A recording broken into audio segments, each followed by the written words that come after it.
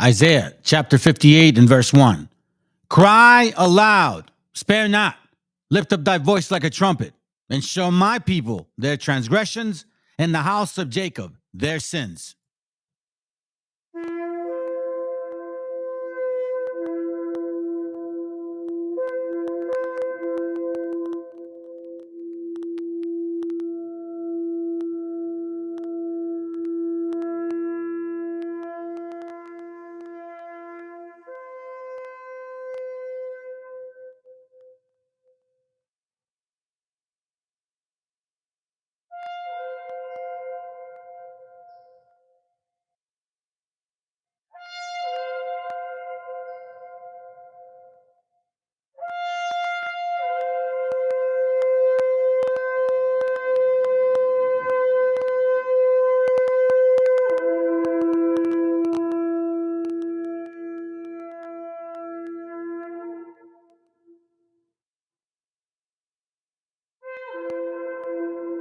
Copyright disclaimer. This content does not belong to Bible Chronicles or claim this intellectual property. The content provided today has and always will belong to the content owner. Bible Chronicles does not have any affiliation with the owner of this property. As mentioned, Bible Chronicles did not intend to make use of any material for the purpose of harvesting gain. However, Title 17 of United States copyright law states material in use can only be done when it's for theological or general educational purposes, and thus Bible Chronicles believes that this principal material falls under fair use, which honors protection under Section 107 of the same U.S. copyright law.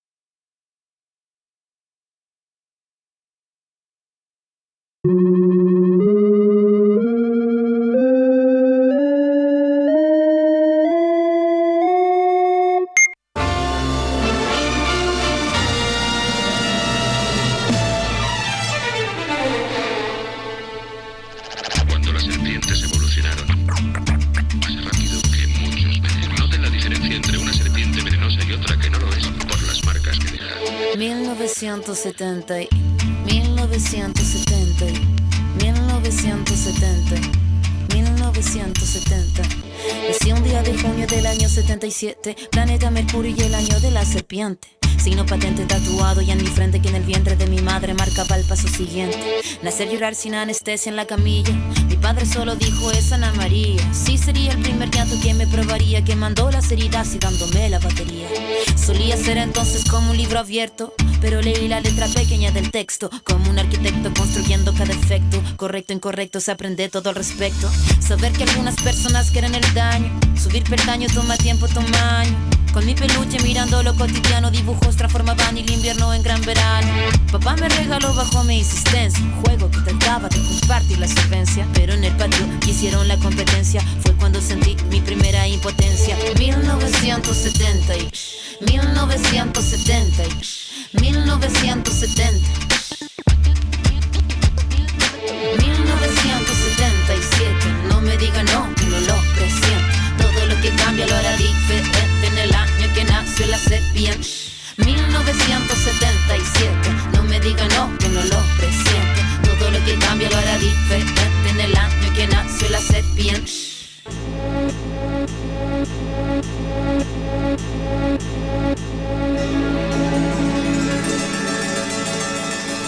Mi adolescencia fue una etapa bizarra. El cuerpo es batería y la cabeza guitarra.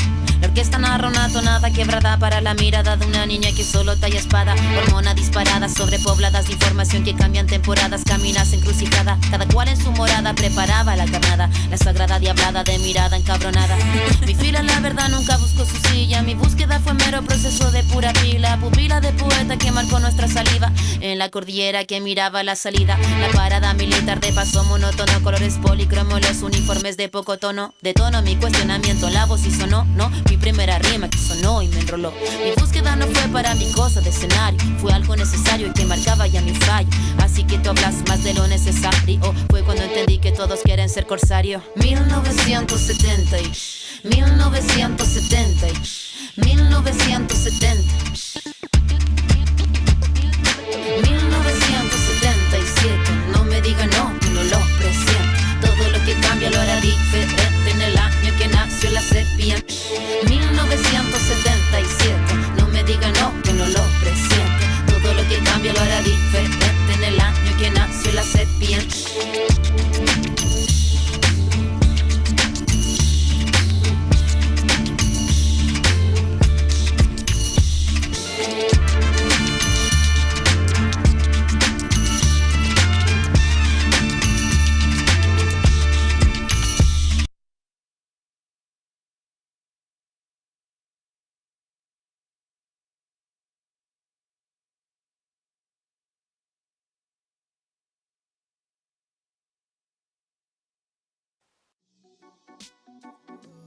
Se ve tan mal cuando miras a otro lado, los fantasmas del pasado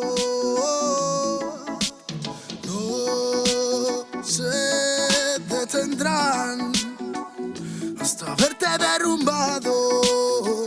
Peores lo hemos pasado. Andaba a golpes con la tristeza, me aportó riqueza, me otorgó sabiduría, pues se dibujaba en todas mis piezas. Yo con alegría le daba color después. La aguja sigue girando, tiempo parece burlar de mí. Dijo que sanaría esperando, pero creo que la espina aún sigue ahí. Con los dedos lo voy palpando. Cierro los puños, escapa de aquí. Agonizando, no me espera el tiempo, no voy a esperar por ti. Nuestras huellas en la orilla se han borrado por la marea. Si esas estrellas ya no brillan, las entiendo pa' que veas. Sea donde sea, bajo la tormenta o dentro de la odisea, donde arañas cubren el cielo de tela, los aviones nadan y los barcos vuelan. Hey, aunque parezca que va bien, no sabes bien si va mal. Besos que pueden doler, ojos que pueden matar. Tengo mi alma en el almacén encerrada, mi corazón está en huelga, mis sentimientos en ámbar. Gente, Calamala dijo que estaría presente. Fallaron como nunca, se fueron para siempre. Millones razones para vengarme, pero a veces duele más actuar indiferente. Como no quieren ver ahogados, tenemos branquias y cerrados los bronquios como la mente de un guardia. Yo soy la montaña y vine con la cordillera. Más cojones que tu ganga tiene una madre soltera. Tú cúbrete si suena mi tu. A mi lado tengo soldados fumando de su palulu. Y un conjuro de grimorio me lo salva del velorio. Pa' tener pila valorio, se matan vestidos de emporio. Yo no quiero una pistola, estoy soñando que la vida que quería me llega a tiempo. Desde que yo la vi sola, loco ando. Vino a verme cuando el sol se estaba poniendo y se dejó una pluma y se perdió en la bruma. Nunca se despidió de mí, ey. Nunca se despidió de mí, ey. Vivo en un mundo que parece roto y sé que no, porque todo es perfecto y lo debo plasmar. Me fumo un trocolor tras otro y lo veo todo otro color. Me siento libre porque vuelvo a conectar. Mi gente sufre y no lo puedo evitar, más que dándole consejos siempre desde la humildad. Es su camino hacia la fraternidad. Solo puedo que enseñarles a respetar y amar. Con esta bendición, como no voy a aprovechar los códigos que llegan, los tenemos que aceptar. Si me reencarné fue para ayudar y no para malgastar mi tiempo en beneficio del mal. En la unión nace la fuerza y eso nos hace juntar las ganas que siempre tuvimos para iluminar a la gente que se le ocurra y la malla armonizar. Vinimos para dar fuego a la que no nos va a quemar. Arda y por dentro la llama, no puedo contener la ras. Churruscao el corazón, el armazón no puede llegar a pesarme más. Si abro la boca, tu tumba al suelo, me muelo a diario y sobrado de gas. Escupo ristas perfectas, paladas de versos eternos, no mueren jamás. Cuando acabé mi condena, me vi muy solo y perdido. Cada vez más negra la flema, más elegante el problema, pero planté cara a todos mis enemigos. Recuperé las ganas, las fuerzas y el garbo. Dedico requiems a mis diablos, que aquí estoy vivo de milagro. Delicadas flores crecieron entre los cardos. Me dicen vienes más delgado que de costumbre. Será de tanto que he bailado en el alambre, que a tanta pena es mejor no ponerle nombre. Llevamos la música en vena, nuestra sangre.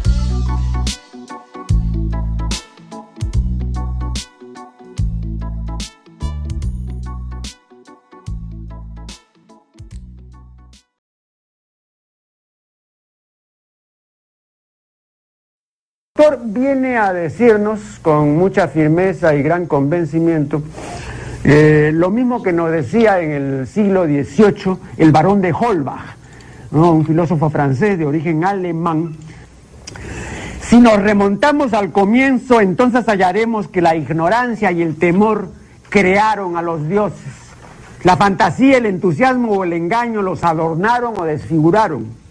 La debilidad les rinde culto, la credulidad los conserva, la costumbre los respeta y la tiranía los apoya para que la ceguera de los hombres sirva a sus propios intereses.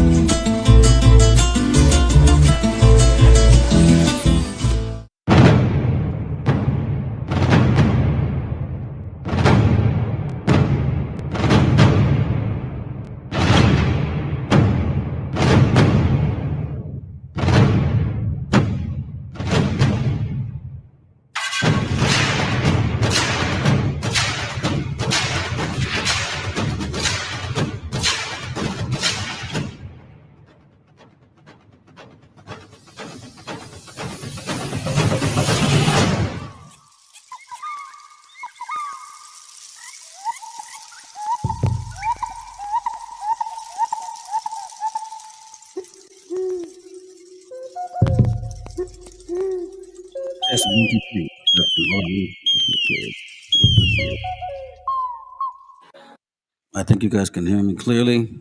I hope you can. Let me see. It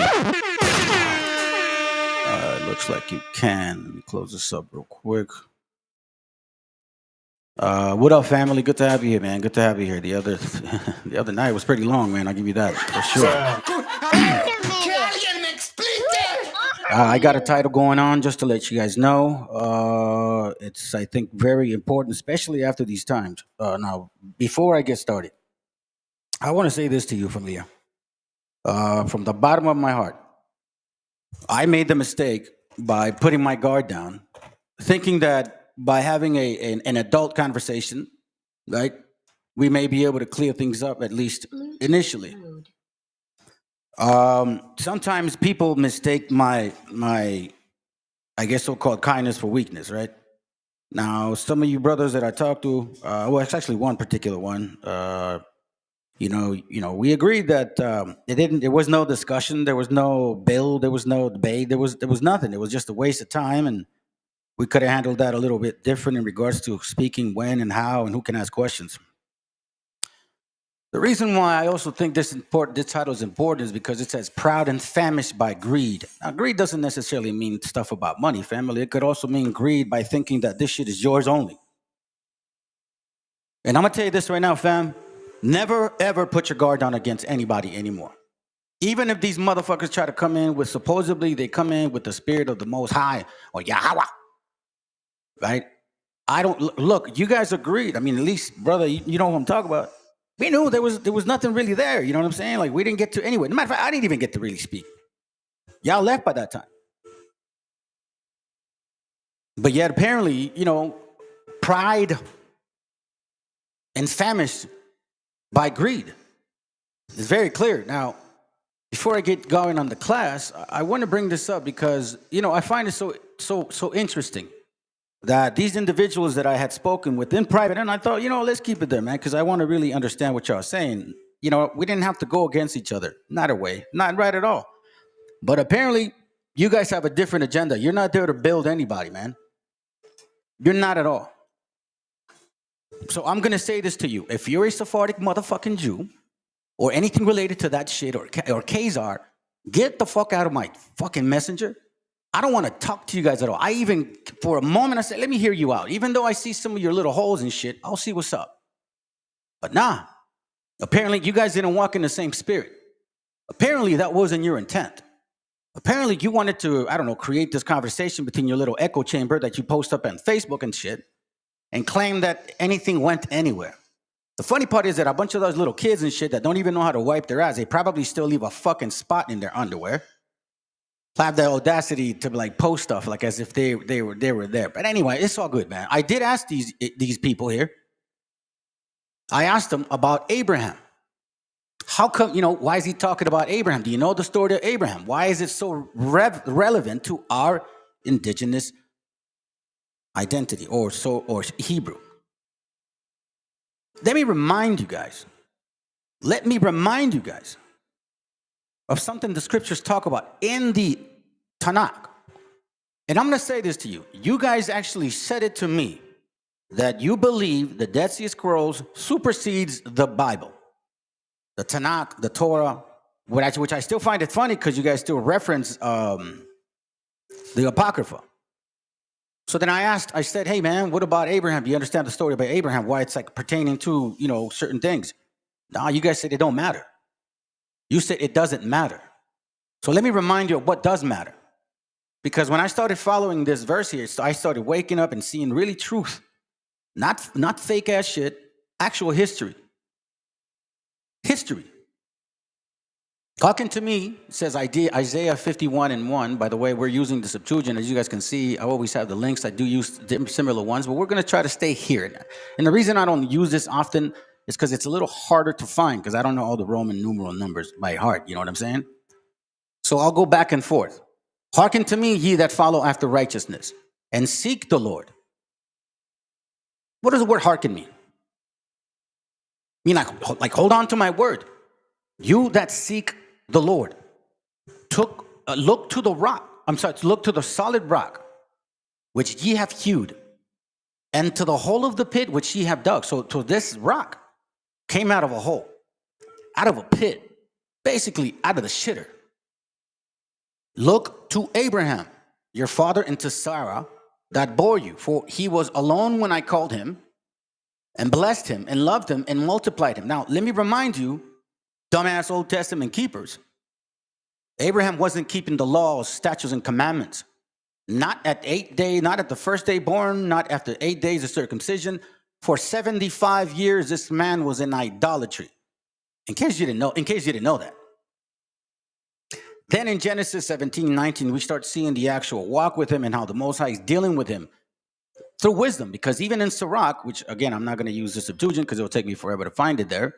But even I think in Sirach, if I'm not mistaken, let me see. Let me see. Is it crooked ways? Sirach 4:17. I was right. I just couldn't remember the verse. Sirach 4:17. For at first she, wisdom, will walk with him by crooked ways. He called our forefather alone, blessed him alone. A man that was not keeping the commandments. A man that was probably in, for example, us in Christianity. For at first she will walk with him by crooked ways and bring fear and dread upon him and torment him with her discipline until she may trust his soul and try him by her laws. By her laws. After 75 years, then Abraham starts walking with and becomes the friend of God. And he's still not keeping the commandments, is he? That's why he was called by faith first. Mercy. Now, explain this to me. Where in the Old Testament or in your fucking crazy ass book that you guys found 70 years ago, which you let the white man translate, by the way, and then you're just like, well, you got. You see what I'm saying? As soon as we say some shit like that, you go and say, well, the white man translated everything. Okay, sounds good, but yet you're believing a new book. Now, let me remind you guys. Let me remind you, because you're the first ones that say you believe in the Torah, but here it says Deuteronomy 4:2, ye shall not add unto the word which I command you, neither shall ye diminish aught from it, that ye may keep the commandments of the Lord your God, which I command you. So since it says don't add to the word, how come you guys go to this fucking Dead Sea Scrolls and add it later in your life?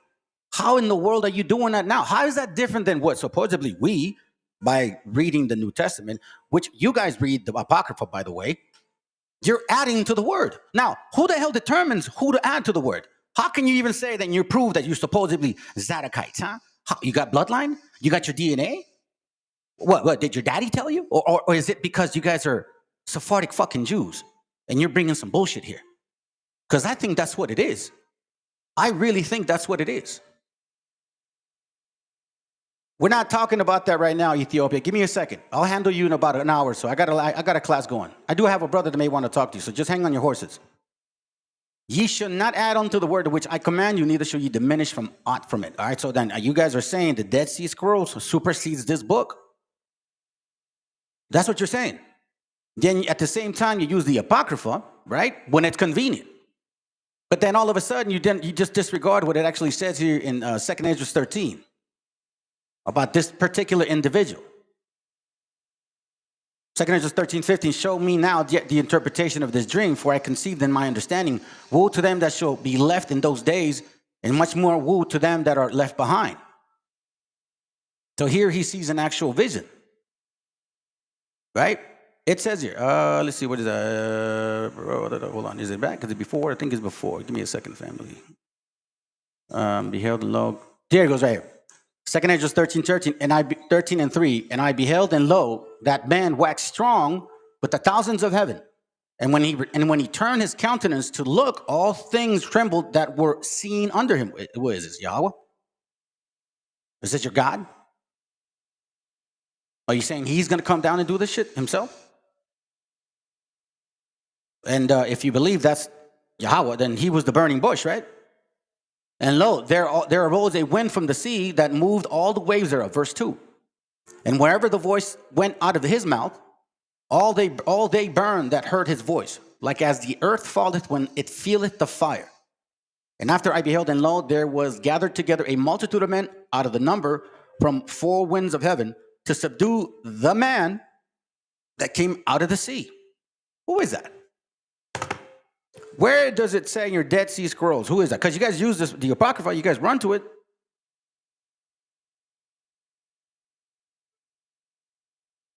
There was no bill, there was no debate, there was no nothing. There was no nothing like that. Nothing got achieved that day. But yet, apparently, young men take that narrative and run with it. 2 Ezra 3:1 says this. Let me remind you guys about how, this is such a great history of ours that has a lot to question every single one of us when we're trying to claim that you know what you're talking about 100%. In the 13th year after the ruin of the city, I was in Babylon and lay troubled upon my bed, and my thoughts came upon over my heart, meaning the mind. For I saw the desolation of Zion and the wealth of them that dwelt in Babylon.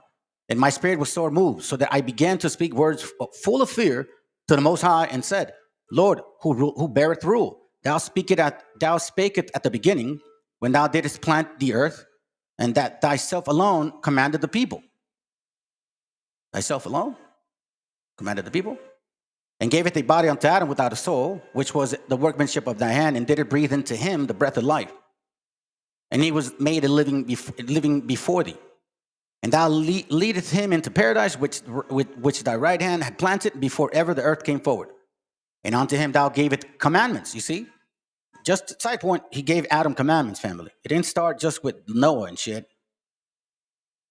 To love thy way, which he transgressed, and immediately thou appointed death in him and his generations, of whom came nations, tribes, people, and kindred out of the number. Now keep in mind that prior to Adam, there was a first people made in chapter 1.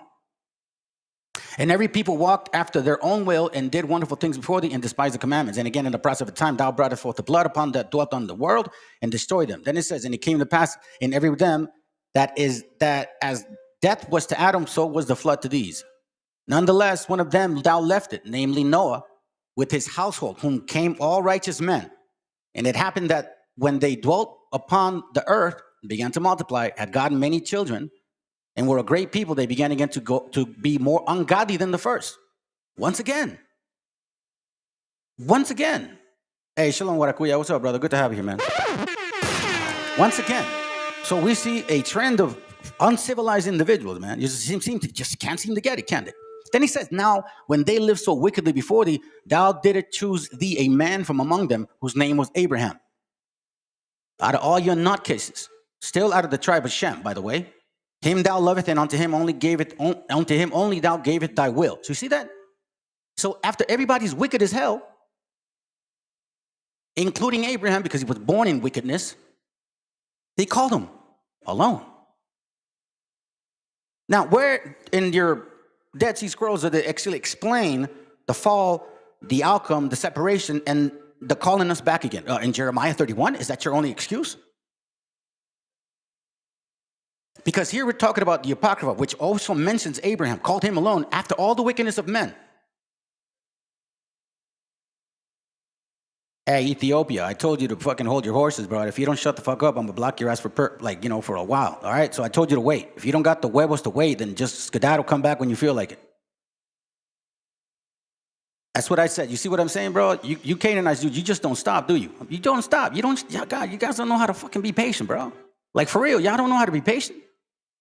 Is your ass that itchy, man? Like, what's the deal, bro? For real. I'm trying to understand this right here. I just told you, hey, listen, let me handle this real quick. I'll handle you in a bit. And what do you do? You just continue. Like, what is the deal with y'all? For real. What's the deal with y'all?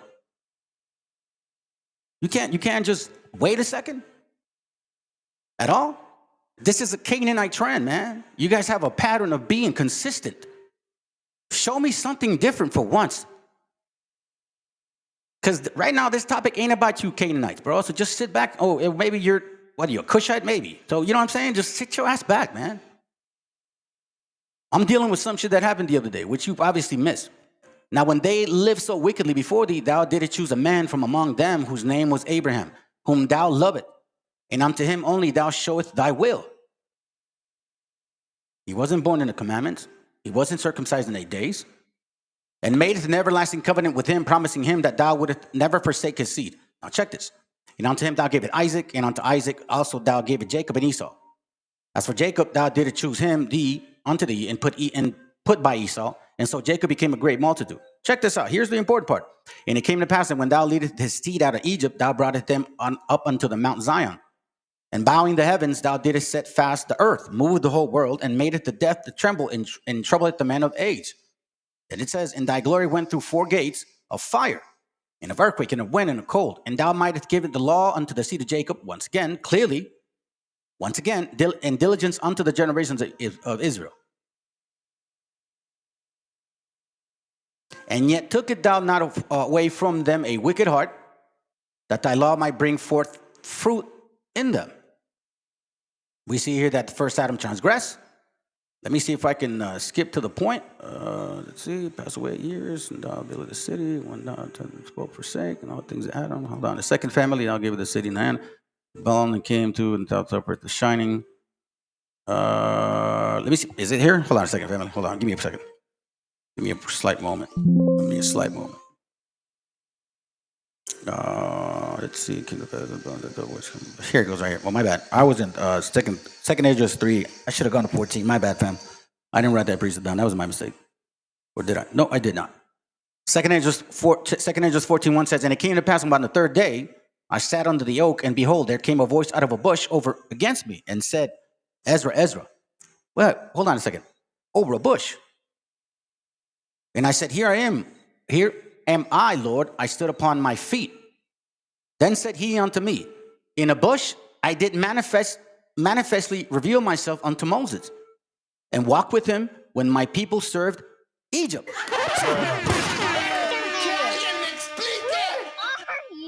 Are you saying that's Yahweh?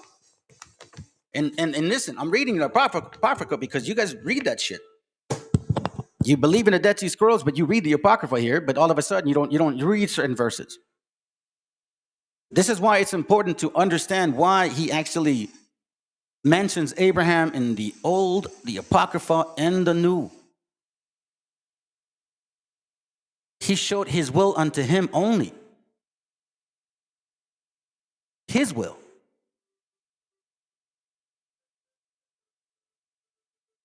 What is the will?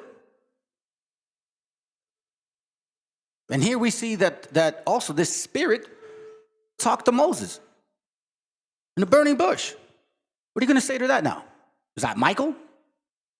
Was that David? I mean, seriously.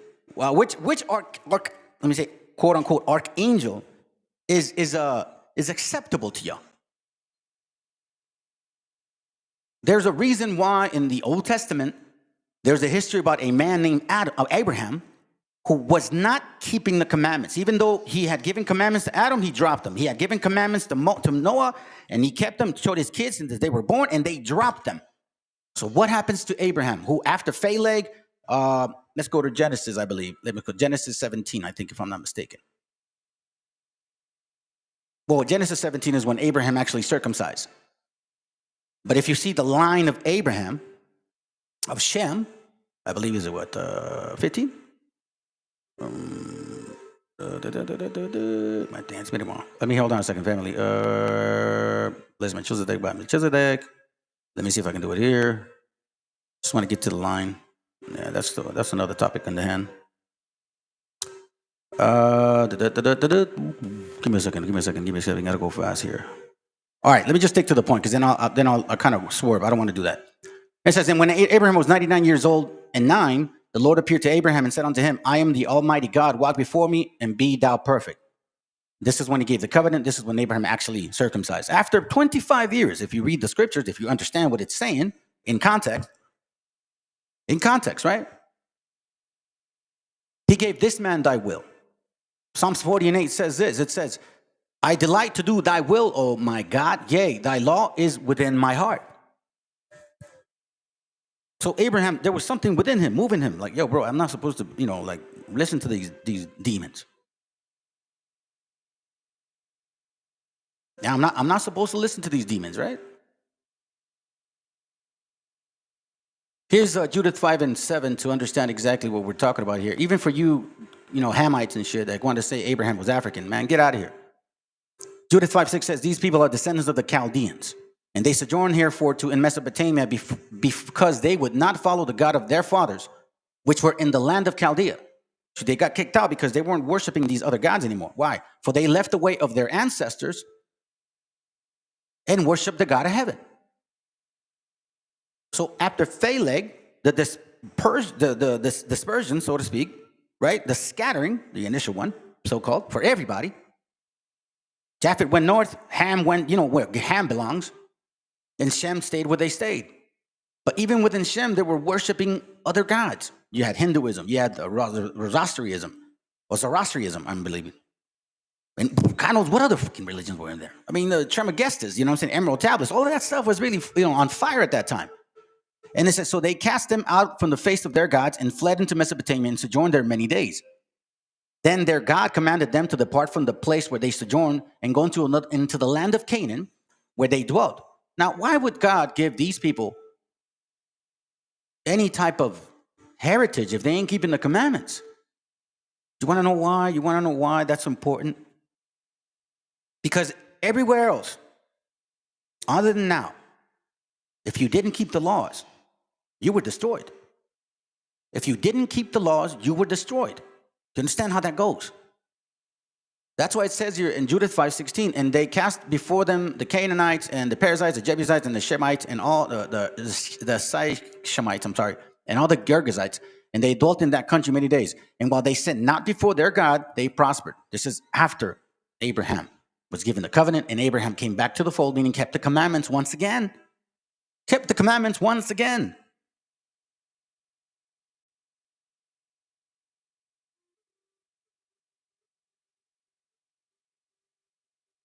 Psalms 40:8. I delight to do thy will, Oh my God, yea, thy law is within my heart. What is the heart? Where can you explain that the heart is the mind in the Dead Sea Scrolls with your Yiddish language? You guys actually wanted me to believe that Yiddish was the closest we can get, bro. That's straight Sephardic demonhood. You want me to believe? I even gave you guys the avenue. Like, let me see, maybe they're right. Let me hear you out, man. But you know what? No respect for y'all whatsoever, bro. None. I came with a humble heart, bro. Now you are not at all gonna be my friend. Righteous man ain't sleazy, man. If you know that shit didn't even actually fruition to anything, and you go around and posting shit about, oh, look what we did, bro. Y'all are stupid, man. Y'all guys a bunch of kids. And no respect for any elder whatsoever. Really, even as considering the age, because I've lived for some time. I've been through probably more crap than you guys could even put together, even to this day. Y'all complain about your little problems and shit about your kids, bro. You don't even understand exactly what it is to see your child in actual punishment. Matthew 7:21 says, not everyone that saith unto me, Lord, Lord, shall enter the kingdom of heaven, but he that doeth the will of my Father, which is in heaven. Now, would the archangel Michael say, my Father? Yeah. David? Yeah. Adam? Yeah. Noah? Yeah. Abraham? Yeah. Many will say unto me in that day, Lord, Lord, have we have not prophesied in thy name, and in thy name have cast out devils, and in thy name done wonderful works? And then will I profess unto them, I never knew you. Depart from me, ye that work iniquity. That's the mind, first of all. We're talking about the mind. And you know what? The funny part is, family, that this started since the beginning of time.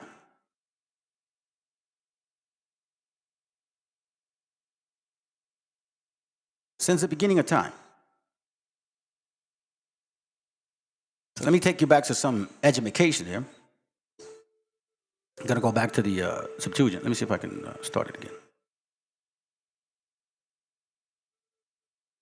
This is why I don't like using it, family, because it takes a while to load. All right, let me just go to it here. Genesis 4, I believe. 4 and 7, it talks about this. It says here, I'll do this. Make it simple. Genesis 4:7. If you have done the right thing, here's where Cain and Abel, right? So how is it that Cain and Abel come and give an offering? They obviously knew to keep the commandments, right? Now, at that time, they weren't allowed to eat animals, fam. Keep that in mind. Then the Lord said unto Cain, why are you angry? Why the scalding in your face? If you had done right, you would be smiling. Because you have done evil, sin is crouching at the door. It wants to rule you, but you must overcome it. How does sin lie at the door? What door? Are we talking about a physical door? Or are we talking about like an actual mental dealing?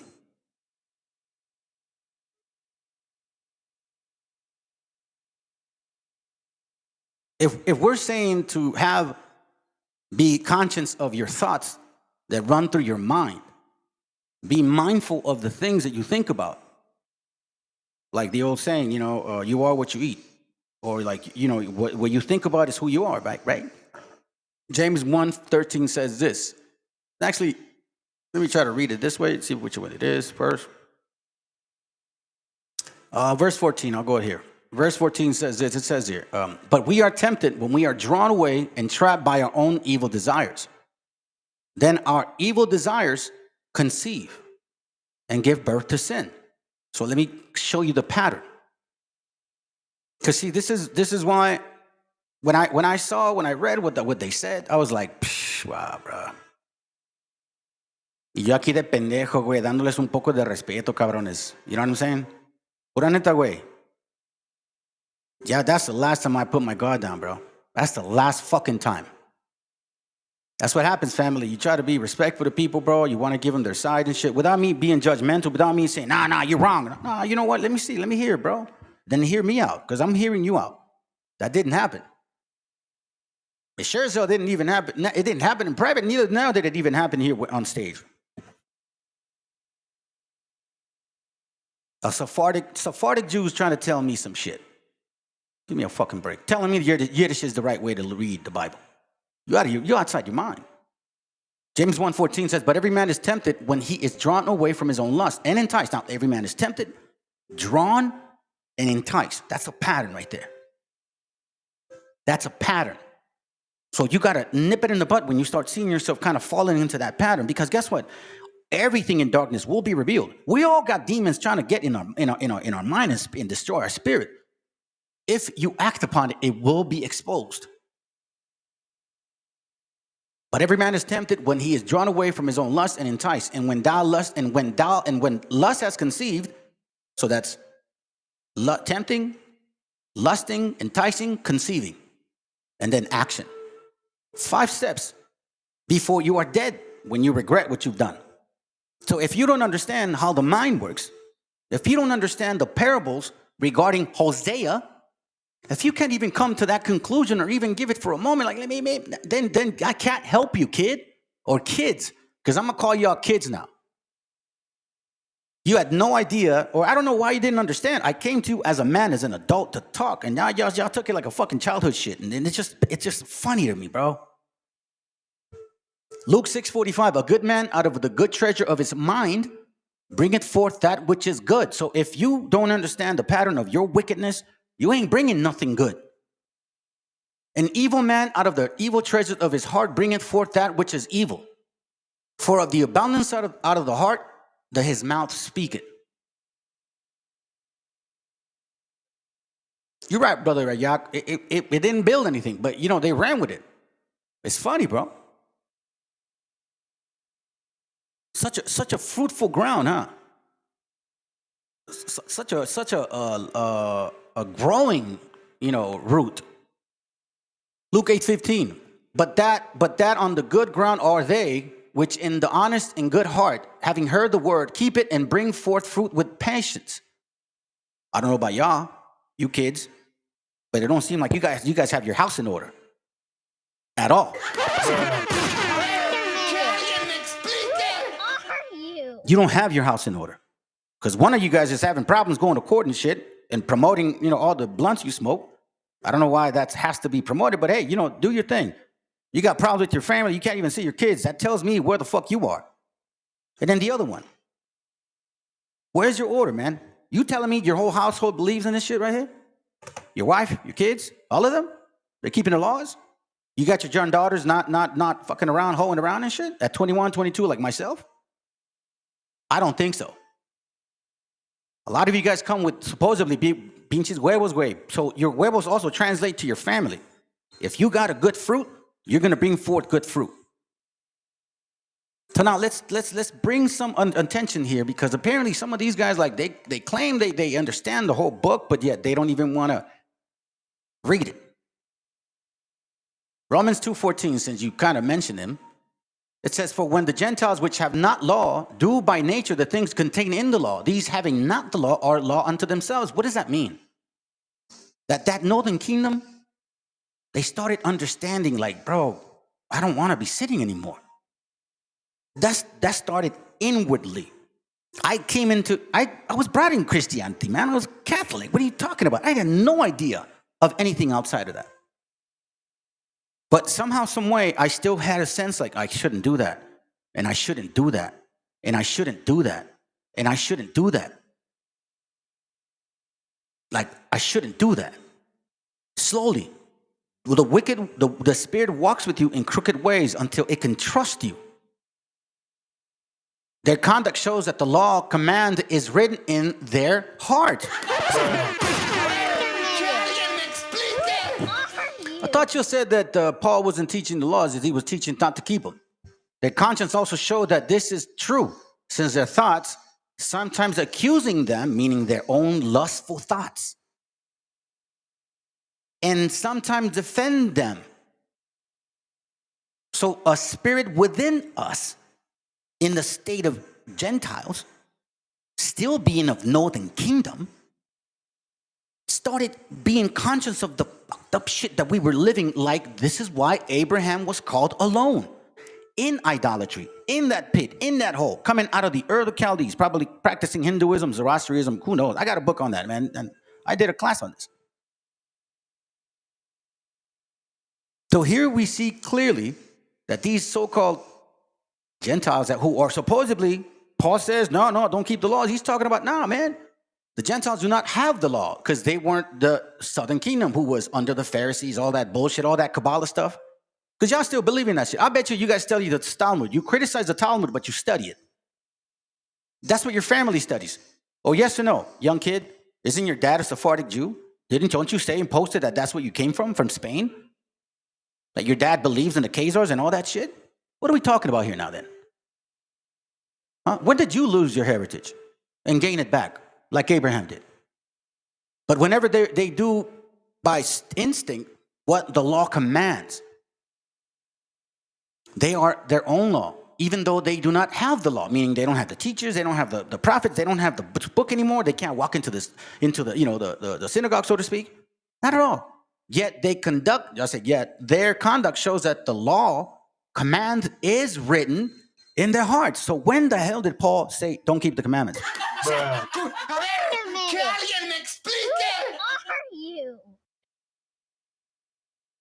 Their conscience also shows that it is true, since their thoughts sometimes accuse them and sometimes defend them, meaning their thoughts of sin.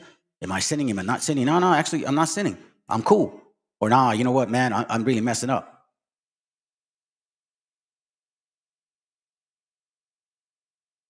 Romans 3:9.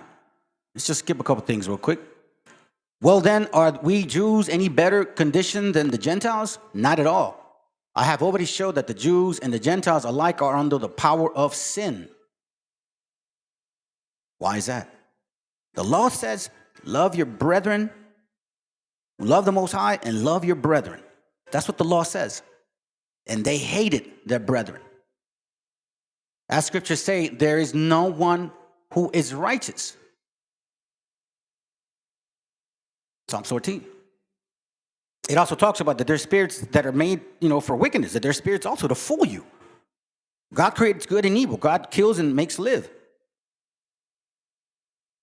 Are those wicked spirits for that to test you? Did you show brotherly love at all? Did you at all? Nah, you ran with it, bro. You took a little snapshot in your Facebook shit and you posted like, hey, look at this. Hey, they didn't even tell up. They didn't even, protect Matthew, whatever, this and that. I was like, we didn't even get that far. This is hate. This is hate right here, what you're doing. You took my kindness for weakness. That's what you did. I call those people fucking snakes, man. Snakes, straight up. Let's go to that one real quick. I think he went here, right? Now he says, Romans 7:6. Now, however, we are free from the law because we died to that which once held us prisoners. What was that, by the way? So, for example, he, as a Southern Kingdom Benjamite, was sacrificing animals constantly, keeping the laws, right? But yet he would keep sacrificing animals because he kept sinning. So the same law that was made for righteousness was the same law that was bringing him into sin once more, because guess what? It's so easy to kill an animal, bro. Kill your brother. Kill your brother, see if you don't regret that. No longer do we serve in the old ways of written law, but in the new ways of the Spirit. Why? Because Abraham, remember, we forget what Abraham did?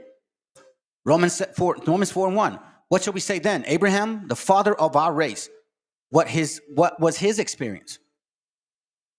He's talking to the Romans regarding, hey, listen, Romans, you guys are Hebrew Israelites who fell, who come from families, dads, mothers, and brothers and sisters and uncles who were keeping sinful ways for a long time. And that's why the nations departed. That's why it says 2 sticks will become one again. How would that happen? By these Old Testament damn fucking idiot keepers saying that the Dead Sea Scrolls are legit, and yet you judge me by that still? Bro, for real?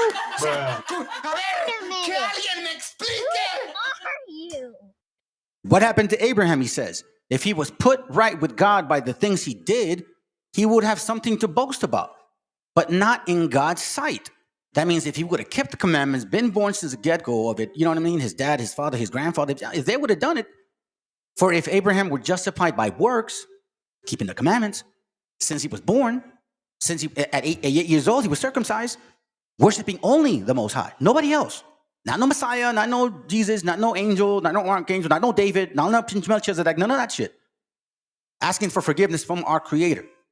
He had wherefore up to glory, but not before God. If he would have kept the commandments since he was born, just like you and I, falling in idolatry. Our parents were in idolatry, just like that. For what say the scriptures? Abraham believed God, and it was counted unto him for righteousness. So where in the Dead Sea Scrolls or in the Old Testament does it actually say this fruition once again? It's funny you guys mentioned Hosea and shit in your little chatter between, like females. But yet you don't read what it says here. Hosea 10:10, it is my desire that I should chastise them, and the people shall be gathered against them, when ye shall bind themselves in their two furrows. What do we know about Hosea? Joshua? Kind of like my name, Joshua. If you pronounce it the way like I write it, not Joshua, Joshua, technically. Here he's talking about us gathering together. And Ephraim is a heifer that is taught and loveth to thread out the corn, but I passed over her fair neck, and I will make Ephraim to ride, Judah shall plow, and Jacob shall break his clods. The clods are idolatry. Sow yourselves in righteousness, reap in mercy. Haha, so much for mercy from you so-called brothers. I showed mercy when I jumped into that car. I didn't have to. You see, I grew up in the hood. I never gangbanged, but I grew up around homeboys. All my life, practically. And one thing that I learned is respect. One thing I learned is when you speak in private and a brother's coming to you in private to talk, if there's some issues, let's handle it in private. But if you want a show, we can have a show. And that's not what it actually occurred. And see, and that's my fault. That's my fault for putting my guard down, assuming. And I should have listened to the brothers that told me, bro, don't even do it. They're snakes, bro. They're going to do that shit. They're going to try to make it seem like they did this and did that. And then like, and guess what, dude? Oh my God, dude, it's crazy.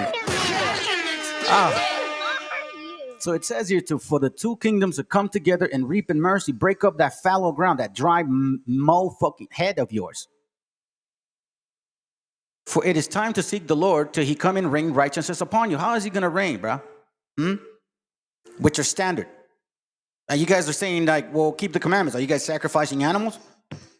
No. Oh, because we don't have no. Okay, sounds good. So when can someone do what based on what? Who chooses what to do? Oh, because you guys prove that your bloodline is Zedekiah. Is that what it is? Where's your DNA? Show me your DNA of Zedekiah, and I'll fucking believe it. Ye have plowed wickedness, and we're still doing it. Ye have reaped iniquity. Ye have eaten the fruit of lies, because thou didst trust in thy way, and the multitude of thy mighty men. What does that mean to both of them? That's why it says the northern and southern kingdom, bro. Y'all both messed up. Why? Because one of them claims like, we were keeping the commandments up. And then you ignore the whole conversation of why Abraham was in the New Testament. And why Paul constantly talked about him. Because he kept the laws, but he didn't initially. That's why Paul said, I can boast about me, a Benjamite, circumcised in 8 days, yada, yada, yada, bro. But I didn't know shit until I understood what this all meant. He understood what the walk of the Abraham was about.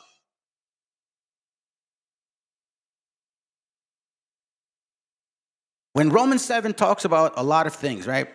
For the simpleton.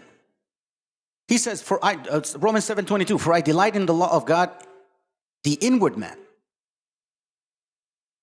For I delight in the law of God, my inner being delights in the law of God. What? I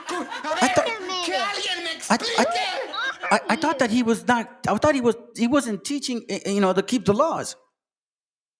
But I see a different law at work in my body, the flesh, a law that fights against the law which my mind approves of.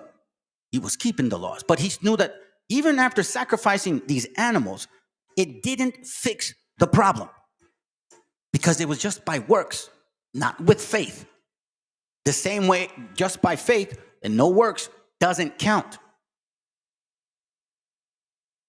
Tell me what that explains it in the Old Testament or in your Dead Sea Scrolls.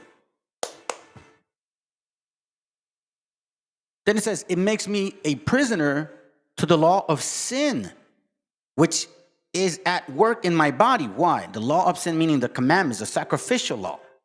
So if, for example, if I look at something or lust for something, I come to the Pharisee, the Kabbalist Talmudic practitioners that were there even at that time, right? The Babylonian one. And I say, oh, I was thinking about this and that. And like, okay, bring me a dove, bring me this, bring me that. I'll go kill it. Thank you. And sprinkles the blood on me and shit. And I leave, right? I'm gone now. But yet, I go and commit the same sin again. Explain that to me.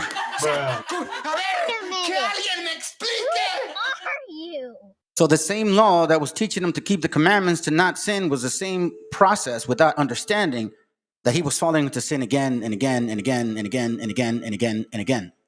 What an unhappy man I am. Who will rescue me from this body that is taken to death? Meaning the flesh. The spirit is weak. The flesh profited nothing. So you have to be able to understand how your mind works. Thank be to God who does this through our Lord, the Meshiacha, meaning the teaching. He didn't come to die for your sins, dumbasses. Nor did we even believe that. But hey, you know what? Go run with your shit. It's all good. This then is my condition. On my own, I can serve God's law only with my mind. While my human nature deserves the law of sin because of the flesh. If you cannot overcome and understand the battle of the mind and the flesh, the spirit will always be weak, which is what Paul is talking about. I was keeping the commandments. I was keeping the laws. Let me see if I can get it. I don't know why it's in capital. Why is it in capital, bro? Hold on. Let me just get it real quick.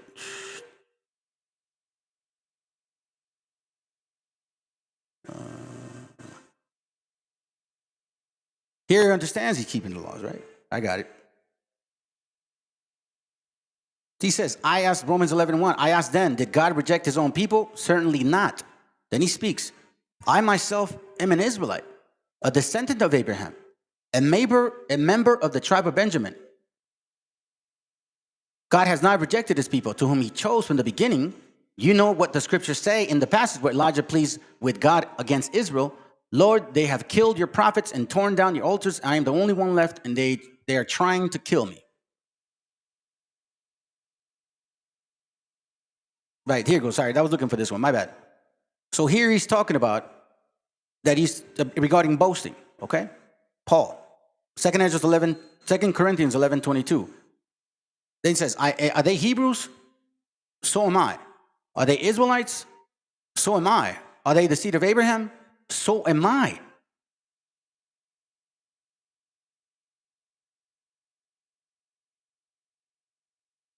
Here we see constantly mentioning certain things. That's why when you look in Galatians 23, and he talks about Abraham again, the law and the promise. Galatians 3:15, brethren, I speak after the manner of men, though it be but a man's covenant. Yet if it be confirmed, no man disalloweth or this annullueth or added thereto.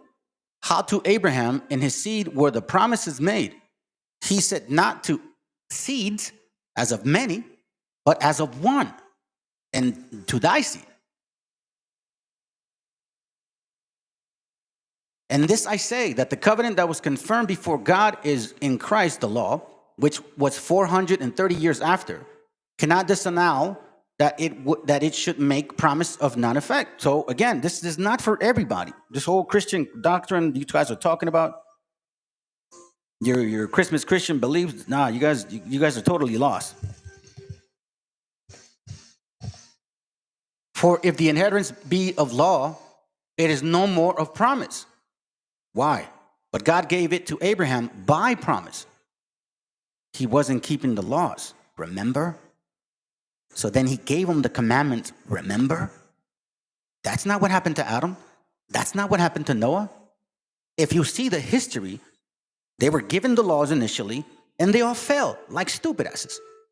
That didn't happen with Abraham, who is his best friend, by the way, who you guys said, it don't matter. He don't matter. He don't matter to you guys.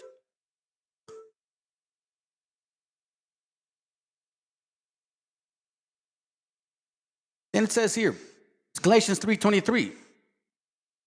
But before faith came, we were kept under the law. He's talking to Galatians. Shut up unto faith, which should afterwards be revealed. Wherefore the law was our schoolmaster to bring us unto Christ, the Meshiach, the understanding. He wasn't getting rid of no laws. He wasn't specifically talking about, oh, I'm the God, worship me, only me. He didn't even say that shit. He reminded us about the story of Abraham. Dumbasses. Y'all feeling so righteous and shit.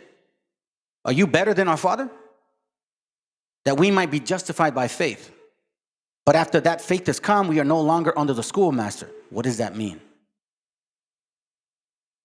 Yet he says that these quote-unquote Gentiles are keeping the laws of God. Yet he says inwardly he knows those things are right.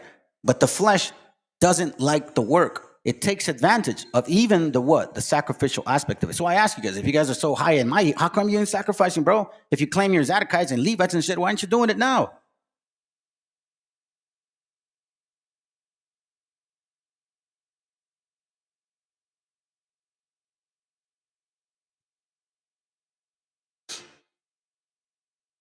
Romans 3, verse 10. As it is written, there is none righteous. No, not one. There's none that understand it. There's none that seek it after God. Look, listen, I've told you, brother, man, I'm probably the least of all people that should be even teaching or even reading this book, to be honest with you.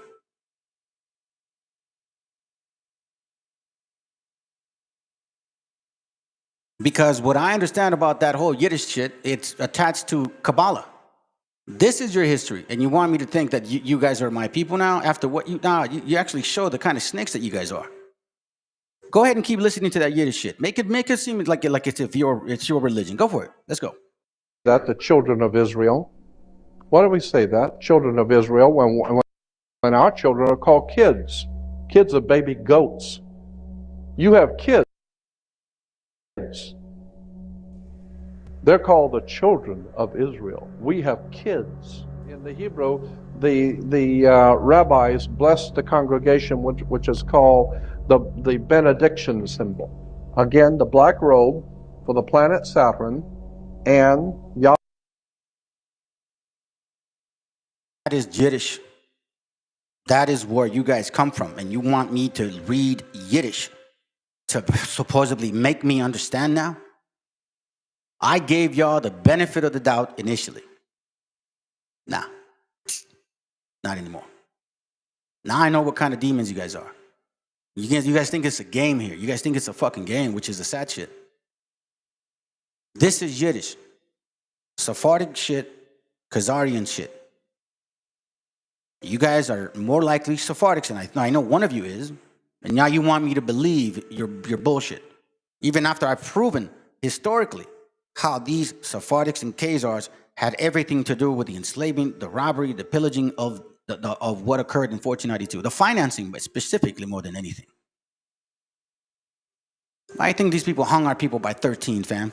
They were mocking the Christian religion because they were still practicing Kabbalah in secret. Let's continue. Yahweh connected to the volcano god Vulcan. This is why Mr. Spock is a Vulcan. It's all Jewish religion, Hollywood, sex, drugs, and rock and roll. You see, I find that funny because it says Akkad. Y'all call yourselves Akkad. Akkad. And your daddy and your mama worship the star. So what root do you come from? How good are your fruits? Can't even take care of your kids. Let's go. Because I am, and I can say that. And the Gentiles just love it. Can't get enough of Hollywood. And that's why God has withheld his protection from our nation. This is why our country is now in the darkest period as has ever been, because we have given ourselves over to ignorance, stupidity, ill-informed religious philosophies, and have not come before God with a trite heart. And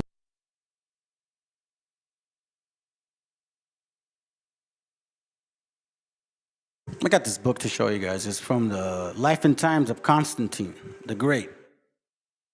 Here he gives us a quick understanding on page 152. Check this out. This is why people get it wrong. Y'all are no different than Christians. No different. The results of Paul's teachings. It is not what happens to Paul personally that's important, but rather what happened to Paul's teachings. Even while he lived, ample evidence proves that the people to whom he preached had misunderstood him. He had spoken in terms of high and noble idealism, of charity, of personal righteousness. Not in the faith of everybody. Like literally, are you keeping the laws? Are you really like, do you have a moral compass? Are you raising your children right? Or are you starving to see them because you're stupid ass fucked up and all of a sudden you think you're righteous? Began to lead a godly life themselves. He urged men to believe in the Meshiach firmly and believing in so perfect an example of godly living, began to lead a godly life themselves. So again, the northern king wasn't, and he was saying, yo, listen, remember Abraham, our father? He wasn't keeping the laws initially, but the Most High called him by faith, and now you are being called by faith first. Such righteous people could have no difficulty in meeting the awful day of God's judgment. Interesting that he's saying that. They would surely survive it, and when the day of resurrection came, such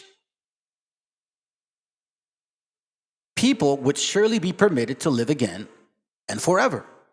But most of the people who listened to Paul and remembered only the connection between believing in the Meshiach and meriting God's mercy and the ultimate resurrection.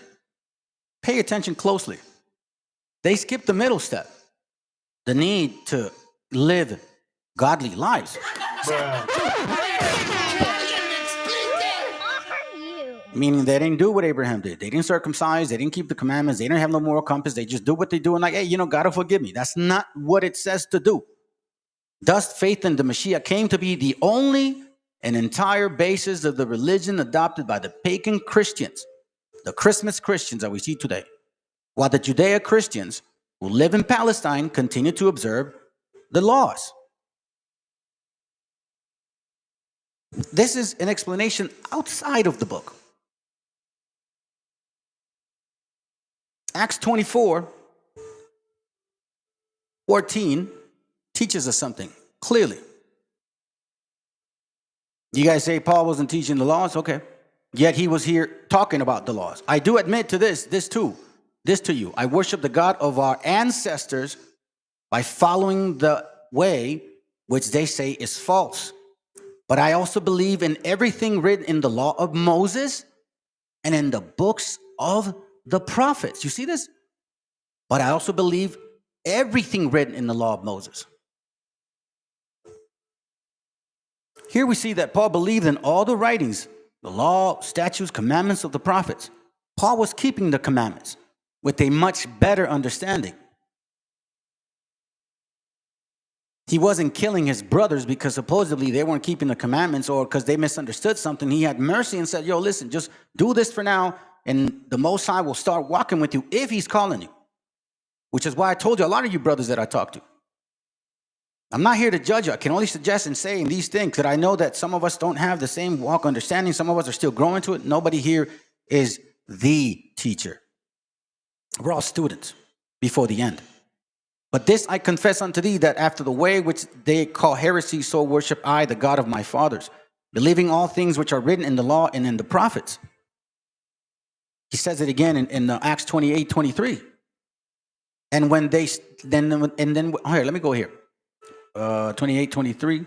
So they set a date with Paul, and a large number of them came that day to the place where Paul was saying. From morning till night, he explained to them his message about the kingdom of God, and he tried to convince them about the Meshiach by quoting from the laws of Moses and the writings of the prophets. Some of them were convinced by his word, but others would not believe. And that's completely what we experience these days. Still teaching, going through the Old Testament to explain himself.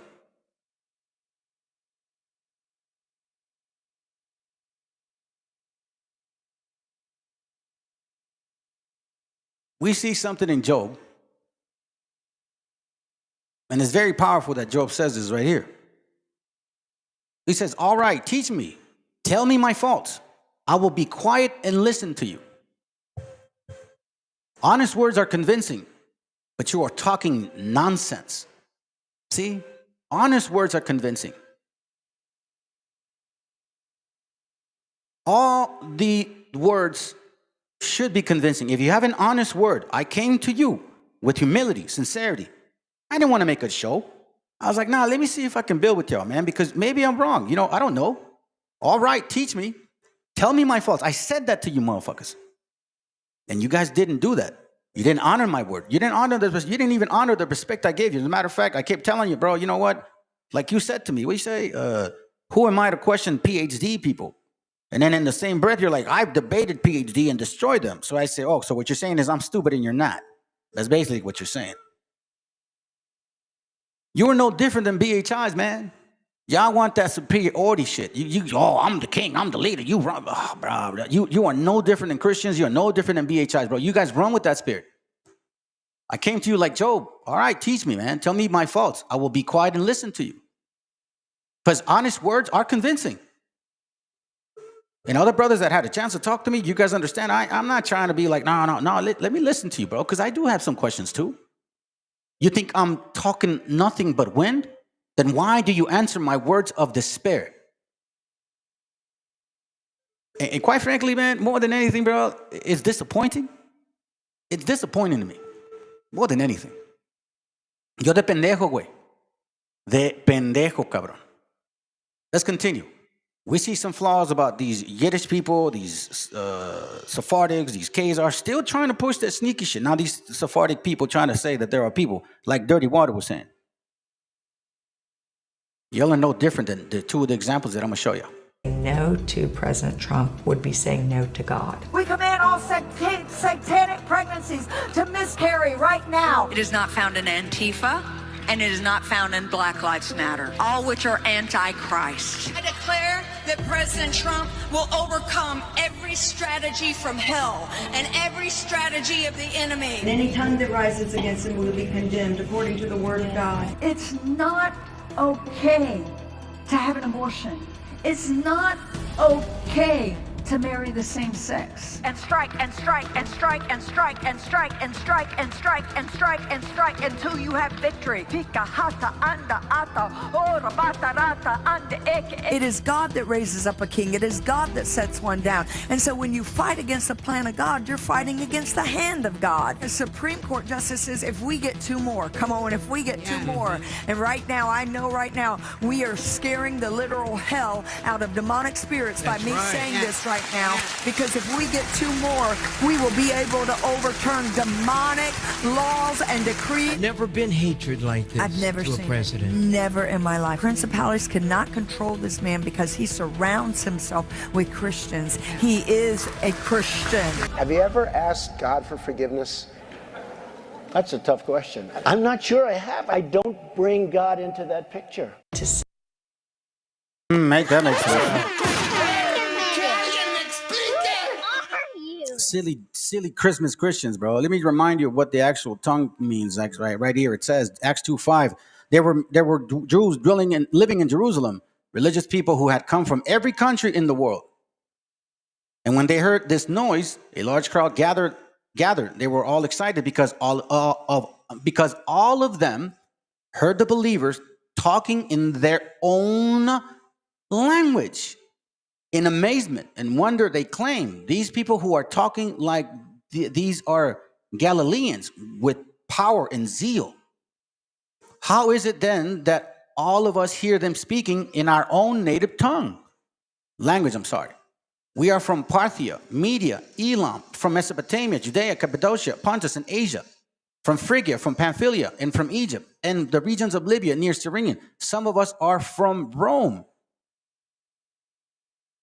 Speaking in tongues doesn't mean yaka, chaka, taka, traka, matraka, matraka, dumbasses. He's talking about them speaking in zeal in their, like, for example, I speak Spanish, I speak English. The zeal is the same. I speak Spanish, I speak English. Let's say Hebrew was the English or Spanish, whatever you want to say. Or let's say Hebrew's the Hebrew. And here I am now prophesying in Spanish and in English. They're like, wait a minute, I've never heard the word of our Creator in that language. I usually have to hear it in Hebrew. Exactly.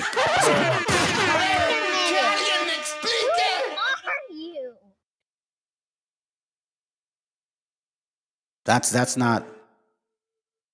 just Christianity. Let's go with the third one. The Black Israelites today, that's cool. I like that y'all keeping that tradition alive here. If you don't know what the Black Israelites are, they're a group of black people. They dress like Ninja Turtles and they just yell at white people. That's all they do. Crack a asshole, but just screaming at white people for no reason. And they think they're Jewish and they're visibly not Jewish, just so you know. Visibly, these people are not Jewish at all. If you've never seen them, though, this is how they work, all right? The Black Israelites, it's one main dude. He has a big megaphone, okay? He's the one that yells at white people the loudest. Crack a devil hole, bitch. Milk is making you gay. That kind of shit for no reason. It's another nigga with him, though, and he has a smaller megaphone. And that nigga just does ad-libs in the background. That's the funniest nigga ever. Because main dude's going off, small megaphone dude is in the back going, go ahead, brother. Go ahead, brother, tell him. Like doing that kind of shit. Tell him. So I love that one. So I'm with my girl and we're walking and we come up on the Black Israelites and I'm with my girl. And by the way, if you're a girl and you want to talk to me after the show, I do cheat. So I'm with my girl, right? Big megaphone dude sees me with my girl and goes, everyone stop what you're doing, stop. That nigga got a white girl, y'all. Look at him. Get away from that white, my brother, defend yourself. Like yelling at me like that. My girlfriend is not white, she's Asian. She's visibly Asian, right? I don't know what that, my last girlfriend was white, she was a rescue. But this one is not. My girlfriend is also one of these girls that doesn't understand the concept of don't argue with crazy niggas. All right, what happened? Hold on, I didn't erase anything. Hold on, what happened?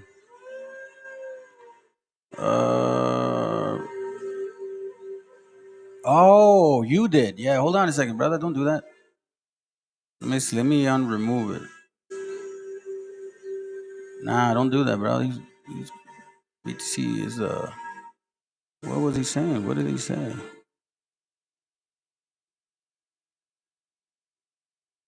Yeah, there you go. Casting down vain thoughts for sure. I don't know why that happened, bro. That wasn't me.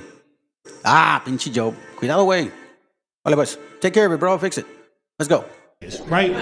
Don't argue with this crazy. Just keep walking. She's like, I'm not even white. Should I tell him? No, but walk. Don't argue with this crazy ass man for no reason. Keep going. She's like, no, I read Brene Brown. I'm gonna speak up. She gets in front of the dude with the big megaphone, goes, excuse me, I'm Vietnamese. And he goes, I don't give a fuck. And then small megaphone dude goes, talk to that Chinese white bitch, my brother. That's what you get. You shouldn't have said nothing. You shouldn't have said, now I gotta act like that's not funny. Why would you?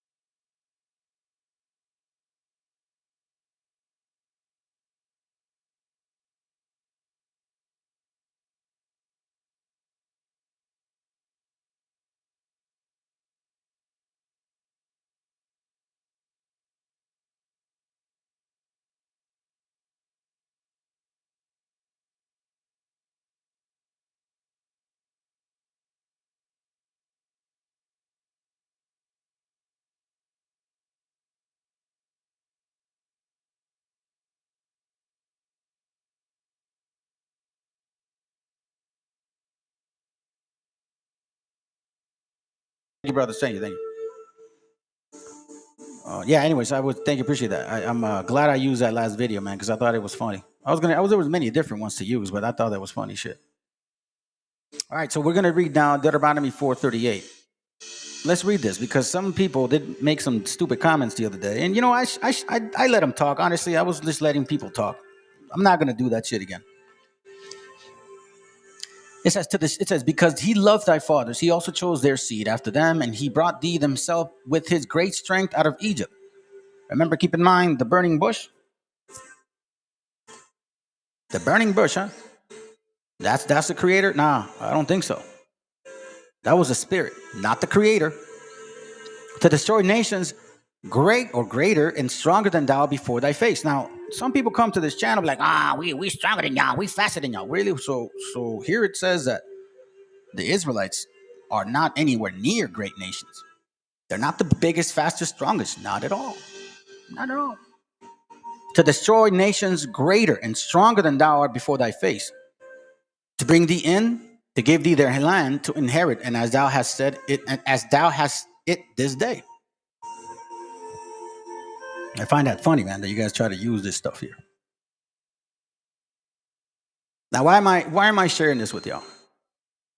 Because we have here, it's not that many pages. It's called Canaan in the New World. You see, some of these people here want to actually claim that you guys are Canaanites.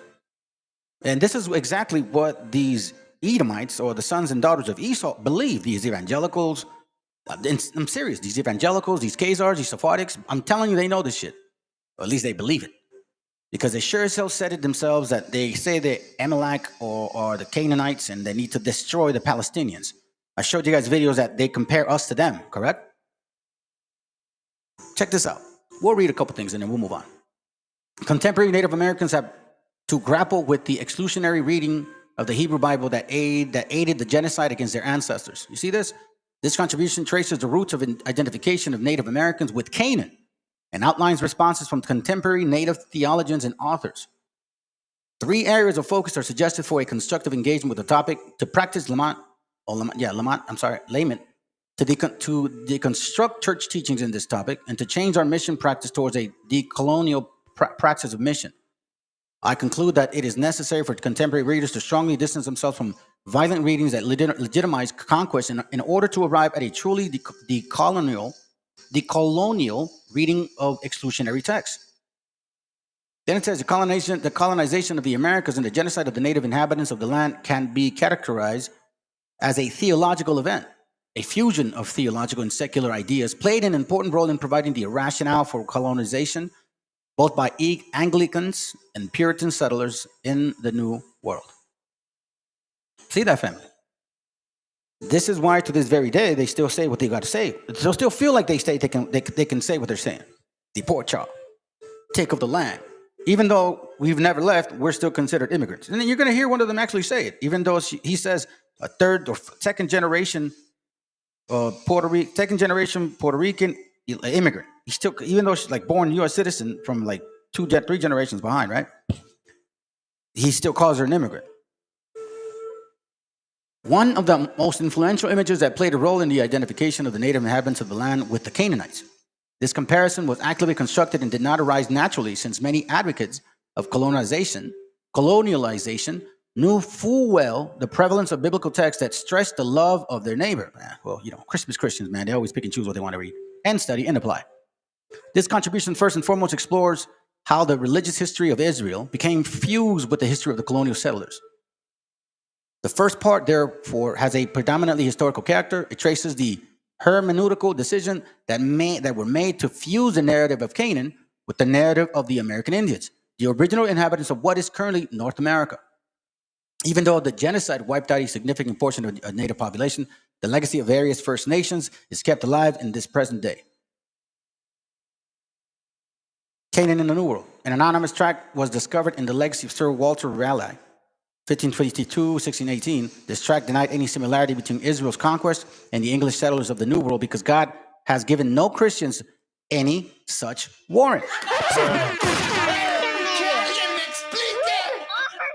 Supposedly, he says, Christians are commanded to do good to all men and to have peace with all men. For Christians who grew up listening to the 10 Commandments with the explicit prohibition of murder, and who heard in the church the Great Commandment with the similarly explicit admonition of Christ to love one's neighbor, it was absolutely it was absolutely not self-evident to make the gargantuous leap to assert that Christians had the moral right to claim North America as their own land and to wipe out the original inhabitants in the process. It says, this quote from anonymous tracts shows that they were aware that one could not so easily jump from the biblical text commanding love for one's neighbor to conquest or to rejoice the perishing of a native population. Let's continue. Here we have the Human Rights Web. John Hubbard, Christian Zionism and the Myth of America. Check this out. It says, recent scholarship has debunked this myth, highlighting the brutality and negative consequences of this early form of ethnic cleansing. But the basic mythic element of story heroic pioneers escaping persecution to give birth to a free land continue to shape Americans' self-identity, as evidenced in seen and ease with the much politicians, most recently President George Bush, are able to rally support from foreign policy ventures, drawing on key elements as this myth. An attack on America is an attack on freedom. I put this before you primarily as a way of explaining what it was otherwise inexplicable how the eschatology of the obscure 19th century British Christians sect managed to capture the imagination of appreciable number of what is the largest and most political powerful non-Catholic group of Christians in America. Those who identify themselves as evangelicals, like the gringa girl, that hata mata traca traca, that one, that right there. The second question is the Plymouth Brethren, who inspiration was named John Nelson Darby.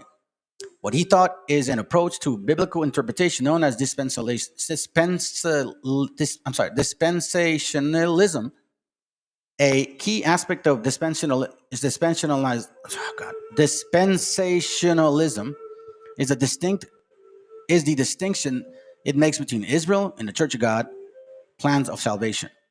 It was Darby's belief that Old Testament prophecies related to the restoration of the diaspora Jews to pre-exilic land of Israel were to be literally fulfilled.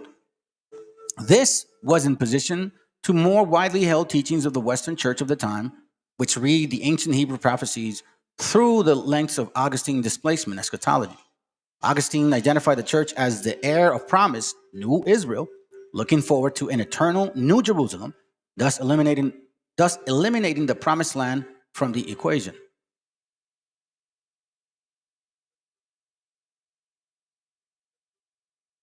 In the eyes of dispensationalists, the pivotal event in the 20th century was the founding of the State of Israel in 1947, which was proof positive that Darby got it right.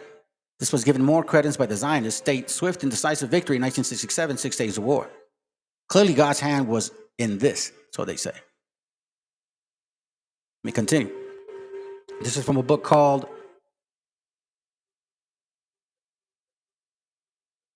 The Red Man and the White Man in North America. Let's continue with this whole theory. This is why they talk the way they talk, family. This is why some of these nations actually say what they say. They don't know what to name you. They call you white and something else and shit, Mongolian, and you know what I mean? Like now it's like this is where we get the history. Because remember, black and white folks came as conquistadors. They both brought their damn dirty disease here. Whether you like it or not, those are facts. Page 63.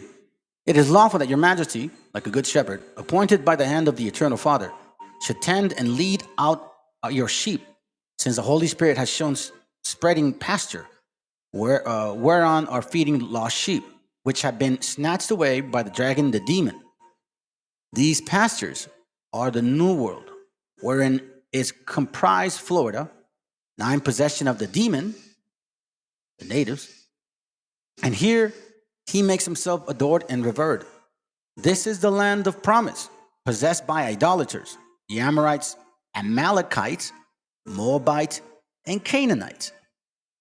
So the funny thing is the Amalekites don't have anything to do with the Canaanites. You get what I'm saying? These are all Canaanites, but Amalekites are not. These are all Hamites right here, excluding the Amalekites. This is the land promised by the eternal Father to the faithful, since we are commanded by God in his holy scripture to take it from them, being idolaters, and by reason of their idolatry, as sin, to put them all to the knife, leaving no living things save maidens and children, their cities robbed and sacked, their walls and households levied. This is from a book called The 10 Tribes Historically Identified. I've showed you guys this many times. Page 105 says this: even though they claim that we are those people, right? And some damn Canaanite came over here trying to get he got all offended, by the way. You guys get emotional real easy. It just shows that you're not Hebrews. You get offended. You bring no proof, no sources. You just talk and talk and talk and talk and talk and talk and no proof, no sources, no scripture. and their customs of shaving their head, sitting upon the ground, and sprinkling dust over their heads as a sign of humiliation. Let me read it here. According to rabbinical doctrine, the accusation of Satan were confounded by the noise of the trumpets, which Moses commanded the priests to blow on their solemn festivals, and which the Mexicans, as it were, in compliance with the precept contained in the 8th verse of the 10th chapter, the priests, the sons of Aaron, shall blow with the trumpet, and shall be to you an ordinance throughout your generation.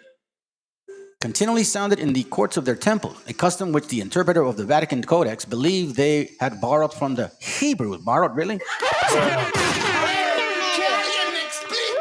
From the Antiquities of Mexico. Second paragraph. The Mexicans believe that the intercession of the children on behalf of men are efficacious with God. We shall quote a remarkable passage from the 21st chapter of Segahun's history, which, by the way, they took a lot of his documents regarding our people. It says here, in confirmation of this curious fact, they say that it is for their sake that God preserved the world, and that they are our intercessors with God, which passage adds aglio, deserves to be considered in connection with what is said of the children of the 8th Psalms. Out of thy mouth of babes and sucklings hast thou ordained strength, because the enemy and the avenger. Here we talk about preserve the world. 2 Ezra 6:54. 2 Ezra 6:54 says the same thing. Watch this. After these, Adam also, whom thou madest Lord of all thy creatures, of him come we all, and the people also whom thou hast chosen. All these have I spoken before thee, O Lord, because thou madest the world for our sake. As for the other people, which also come of Adam, thou hast said that they are nothing, but like unto the spittle, and had likened the abundance of them unto a drop that falleth from a vessel. Same thing. However, they're saying that we're Canaan, right? So now, they talk about Amalekites, right? Okay, let me remind you what these guys said about Amalekites. What Amalek has done to you, says our... You must remember what Amalek has done to you, says our Holy Bible. And we do remember, and we are fighting. Our brave troops and combatants who are now in Gaza or around Gaza and in all other regions in Israel are joining this chain of Jewish heroes, a chain that has started 3,000 years ago from Joshua Ben Nun until the heroes of 1948, the Six-Day War, the 73 October War, and all other wars in this country. Our hero troops, they have one supreme main goal: to completely defeat the murderous enemy and to guarantee our existence in this country. We've always said, never again. Never again is now.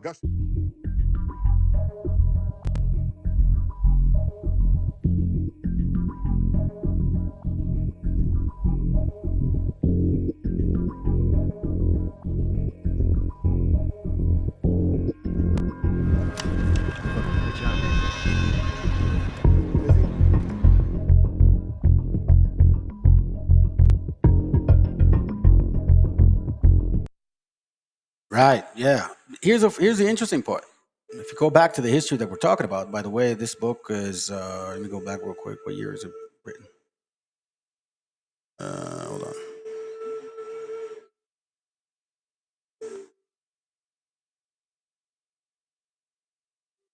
The Red Man and the White Man in North America, from its discovery to present day times. George Ellis, 1882, I'm sorry. Page 63. Get it one more time.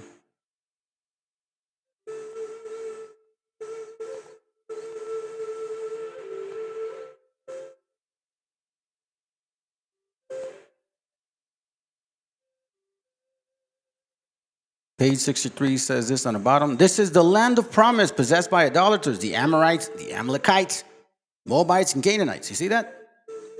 All right. Now, we heard what he says and how he feels about the people in Palestine. Let me remind you of a video that I shared with you guys many times. Listen to what this guy says here.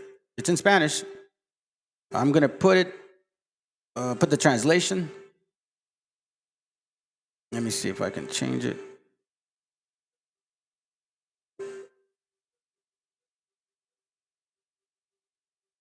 There it goes right. So let's go right here. Okay, we're going to go a few minutes in because we're it's interesting how he basically says it. They look at us like they look at them. And I've said it before. What happened over there is a microcosm. What happened here is a macro, meaning on a bigger scale, prolonged, much quicker. I'm sorry, much slower. Over there, much quicker. Let's go. Es anti-NAFTA, anti-TLCAN, antimigratorio, porque son supremacistas, racistas, blancos, los que tienen el mayor número de armas per cápita del planeta, que son muy violentos, que eso no hay que olvidarlo, y que, pues naturalmente, ese fue y a ellos les fascina lo del NAFTA. Es decir, era un eslogan mercadológico, publicitario, para captar votos, y lo consiguió. Y nosotros no entendimos esa jugada en México. Bueno, con todo el respeto, pero yo me exceptúo. Pero ahí está el Senado de la República, poniéndose camisetas pro Hillary. Lo único que están haciendo, y lo digo con mucha responsabilidad, es que están alebrestando a esos racistas, supremacistas blancos de Estados Unidos, y se puede venir un backlash, donde podemos ver a mexicanos perseguidos. E incluso esta Mariana Gómez del Campo, que es prima del presidente, del que fue presidente Calderón, yo si fuera ella no iría a Estados Unidos. Hay mucha violencia en estos momentos en Estados Unidos. Es un país fracturado, eso es real. Es un país dividido, es un país que vive una guerra larvada, una guerra civil larvada que no se atreve a decir su nombre. Pero entonces cada vez más la realidad estadounidense-mexicana se parece más a la israelí-palestina. Totalmente. Y aquí hay que ver los escritos de Netanyahu, 20 años atrás. Yo recuerdo una ocasión cuando llegó a Dallas Netanyahu, algunos sectores de judíos o israelíes, yo no uso... Listen to this part, okay? This is the point here. This is the point that he's talking about. Netanyahu, right? The same beast that spoke about Palestine in the Amalek kind of way, right? Let's go. Y aquí hay que ver los escritos de Netanyahu, 20 años atrás. Yo recuerdo una ocasión cuando llegó a Dallas Netanyahu,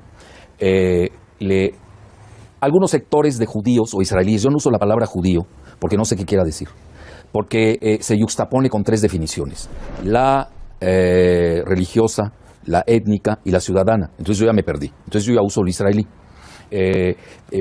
Incluso cuando dicen antisemita, bueno, ok, para que exista un antisemita se requiere la existencia de un semita. Yo soy semita, por ejemplo, yo soy 4 veces semita. Hi, I'm regional commercial actor Neil.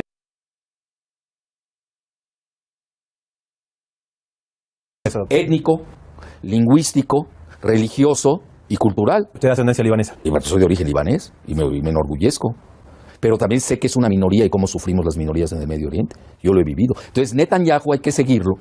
Y hoy más que nunca porque es uno de los grandes vencedores con Netanyahu, con Trump. Incluso Sheldon Adelson, que es el jefe de la mafia de los casinos en Estados Unidos, que es un criminal sionista, lo digo abiertamente, él apoyó a Trump y es íntimo de Netanyahu. Entonces, cuando llegó Netanyahu a Dallas, Texas, que había un grupo de judíos o israelíes, no sé cómo se diga ya eso, le decían, oye, ¿por qué persigues tanto a los palestinos? Y les dice, los palestinos son para nosotros los israelíes lo que los mexicanos son para ustedes en Estados Unidos.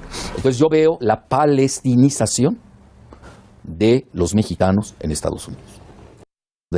¿Por qué persigues tanto a los palestinos? Y les dice, los palestinos son para nosotros los israelíes lo que los mexicanos son para ustedes en Estados Unidos. Entonces yo veo la palestinización de los mexicanos. Read that to y'all real quick so you can see. Jews or Israelis, I don't know how to say it. I told him, hey, why do you persecute the Palestinians so much? He tells them, the Palestinians are for us Israelis what the Mexicans are for you in the United States. You see that?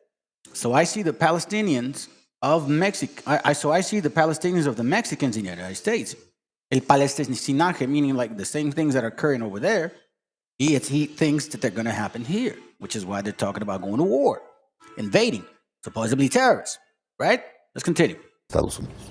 Con todos los componentes. ¿Cómo? Con todos los componentes, porque primero Estados Unidos le roba el territorio a México, después le termina de construir un muro, después los ataques xenófobos y racistas por un componente étnico y religioso también. ¿Qué falta? Bueno, falta el último capítulo. Vamos a empezar a ver, hay que tenerlo en el escenario, una gran discriminación sobre los mexicanos. Eso a mí me queda muy claro.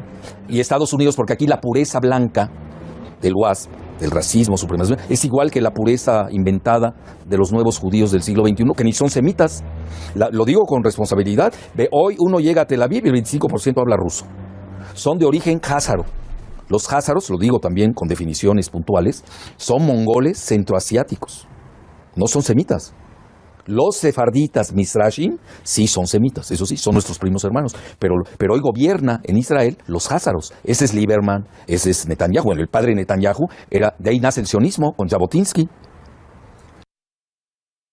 Now you understand a little bit more of the history that's involved, which is why we have to take in consideration the crap that they talk about. This is from a history of the missions of the United Brethren among the Indians in North America in 3 parts. Let me go back to page 175, my bad. It says, I'll start here. It says, the governor of Pittsburgh thought it but just to release the believing Indians who, with Brother Shabbat, I guess, were taken prisoners last year by the Americans in Schombrun.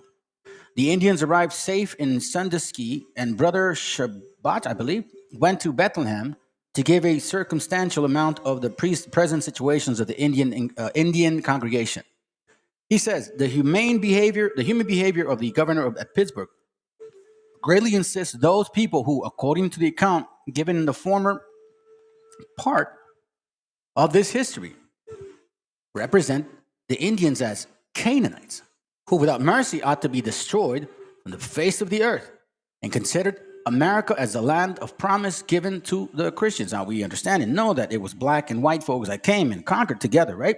Jews, as well as, well, specifically Sephardics at that time, with Muslims and so-called Moors.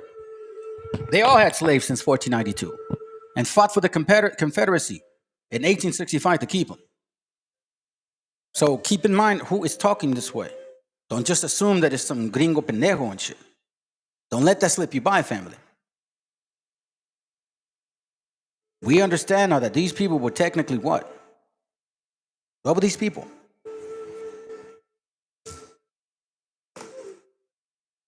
Again, this is a history of the mission, the brethren among the Indians in North America in 3 parts, 1794. Let's listen to this real quick, all right? We'll speed it up. Let's go. And settler colonialism looks like, it's the Native Americans. As the United States commemorates Native American Heritage Month, which seeks to honor and recognize the histories of communities indigenous to the Americas, Palestinians have been reflecting on the inherent intertwining of our struggles, especially this year. While the two communities are literally oceans apart, our joint histories of mass displacement, genocide, and settler colonial violence have maintained a connection between Palestinians and Native communities across the decades, but particularly within this last year. And therefore, it is these very people who have stood side by side with us at the front lines of our struggle against the same violence. While the histories and experiences differ in many ways, the key principles of settler colonialism, whether under the umbrella of Manifest Destiny or Zionism, remain largely consistent, as well as the erasure of their existence within spheres of culture and influence. While the Indigenous American and Palestinian historical models teach us a great deal about the nature of settler colonizers, they have also taught us about the resilience and endurance of these two people that have insisted on survival by rejecting settler erasure. Despite the horror of the Trail of Tears and hundreds of years of settler violence and domination, as well as the tragedy of the Nakba and the ongoing genocide in Gaza, the two indigenous peoples have resisted, endured, and continued to survive. Throughout the bloody history of the American settler project, the indigenous people resisted through literal battles with invading settler armies, but also engaged in other forms of resistance through the assertion and maintenance of their cultures and indigenous languages. These mutual histories of settler erasure in all of its manifestations continues to reinforce the link between the indigenous people of the Americas and those of Palestine, reserving them an indispensable role in our movement for Palestine in the US and across the globe. So while settler ideologies have remained consistent across time and space, so are our calls for collective liberation, for a free Palestine, and for land back. As Israel attempts to erase the Palestinian people under the cover of darkness, targeting journalists and censoring the press, we must rise from the ashes. At Palestine Deep Dive, we are building a multimedia space where our voices, the Palestinian voices, are always front and center. And right now, we just need 3,000 more of you to join our regular supporters and back our work so we can rapidly expand our output. Help us build the future of journalism. Become a supporter at PalestineDeepDive.com. Again, we need to pay attention to the past so we can get an idea of the current event. Canaanites in a promised land. Let me see if I go back. What page is this real quick? Hold on. 285. This is from Canaanites in the Promised Land, the American Indian, and the Providential Theory of the Empire. Let's see, 285.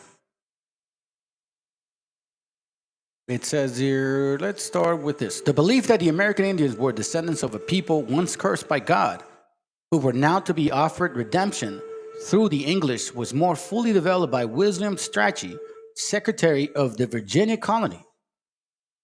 It's in this book called History of Travel into Virginia, Britannia, containing an exceedingly imaginative reconstruction of the pre-contact Indian history. He traced the beginnings of Indian degradation and redemption to the sins of Ham, according to the book of Genesis, that provoked the wrath of the Lord by exposing and mocking the nakedness of his drunken father Noah, driving into exile, condemned to wander the earth under God's curse. Ham taught his children to worship devils.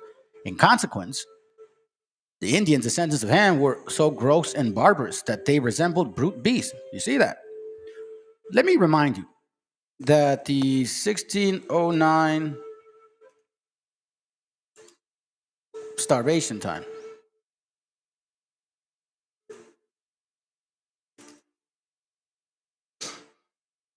refers to the winter of 1609-1610 in Jamesburg in Virginia town. Severe starvation, they say, right? So what did these people do? Since they say that we're the beast, right? They claim we're the beast. We're so savages. We see here that in the starving time in winter, if we really get to this particular part, and by the way, I have the book here. I have this book too. It says here, let me see, go back. There it goes right here. Starvation weakened the colonists and led to sickness such as dysentery and typhoid. The colonists ate shoe leathers and butchered 7 horses brought from England the summer before on the ill-fated fleet. Then, having fed upon horses and other beasts as long as they lasted, we were glad to make shift with vermin, as dogs, cats, and mice. There were charged of cannibalism. Starving settlers dug up dead corpses out of graves to eat them. Others licked up the blood which had fallen from their weak fellows. But we are the savages, right? Driven to exile and condemned to wander the earth under God's curse, Ham taught his children to worship devils. In consequence, the Indian descendants of Ham were so gross and barbarous that they resembled the brute beast. Although closer scrutiny revealed that they were still retained some faint remnants of the impression of the divine nature. God, Strachey declared, had summoned the English to Virginia to inform them of the true God and the weave of their salvation. In order to carry out the divinely appointed task, the colonists must replace the degenerate Indian religion and government with the English church and state. Remember, keep in mind that they're calling us savages, even though they're the same people that were eating horses and their shoes and licking the blood of people and digging up the dead. Strachey believed that the chief obstacle to the reduction of the Virginia Indians to civility was the Indian priesthood. He falsely accused the medicine men of persuading their misguided followers to sacrifice their children to the devil. You see that? Persuading their misguided followers to sacrifice their children to the devil. He accused them and described them as hardcore opponents of the English rule. Furthermore, Strachey called the extermination of Indians religious leaders.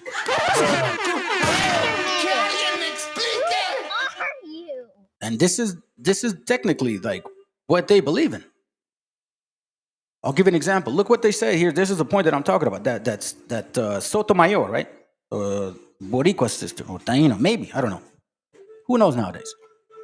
Look what he says about this person. Not him. The guy that's going to speak. The Christian nationalist, the evangelical. Let's go.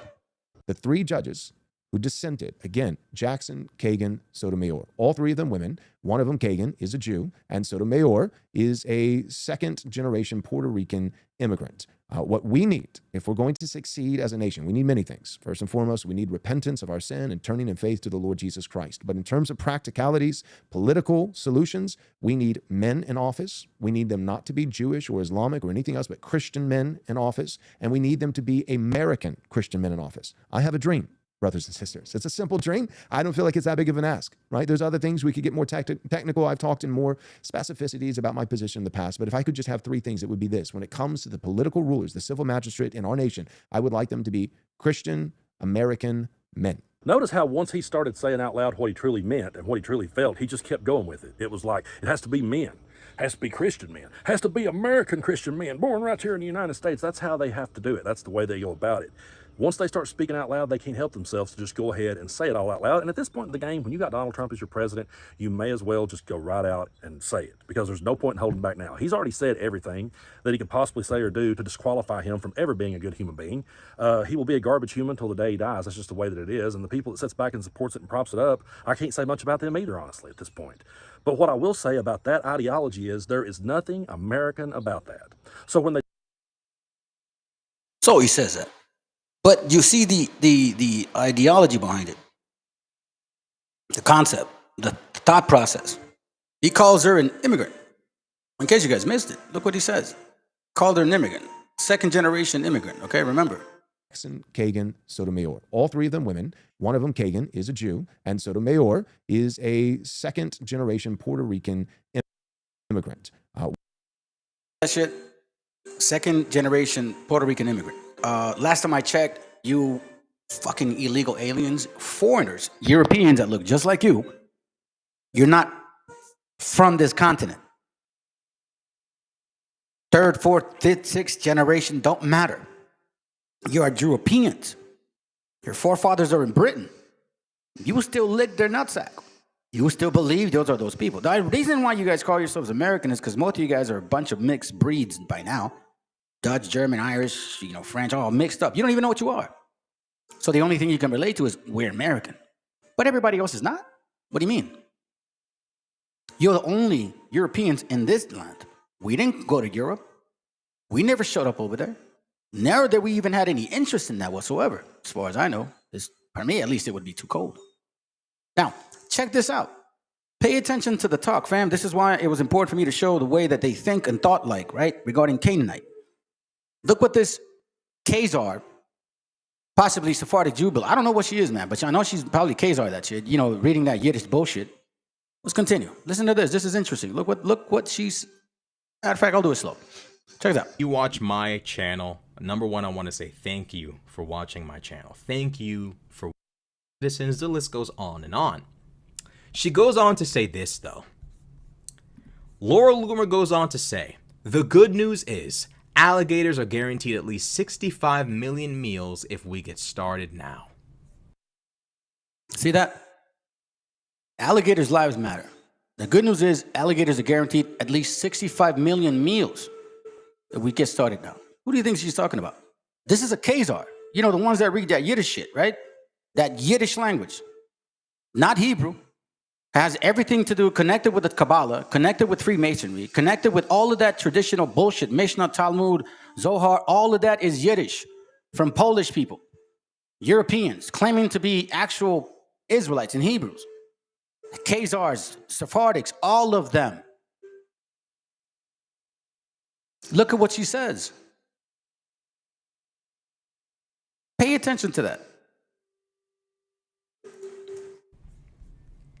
Now, some of you might be wondering, what does 65 million refer to? 65 million is how many Hispanics live in this country today.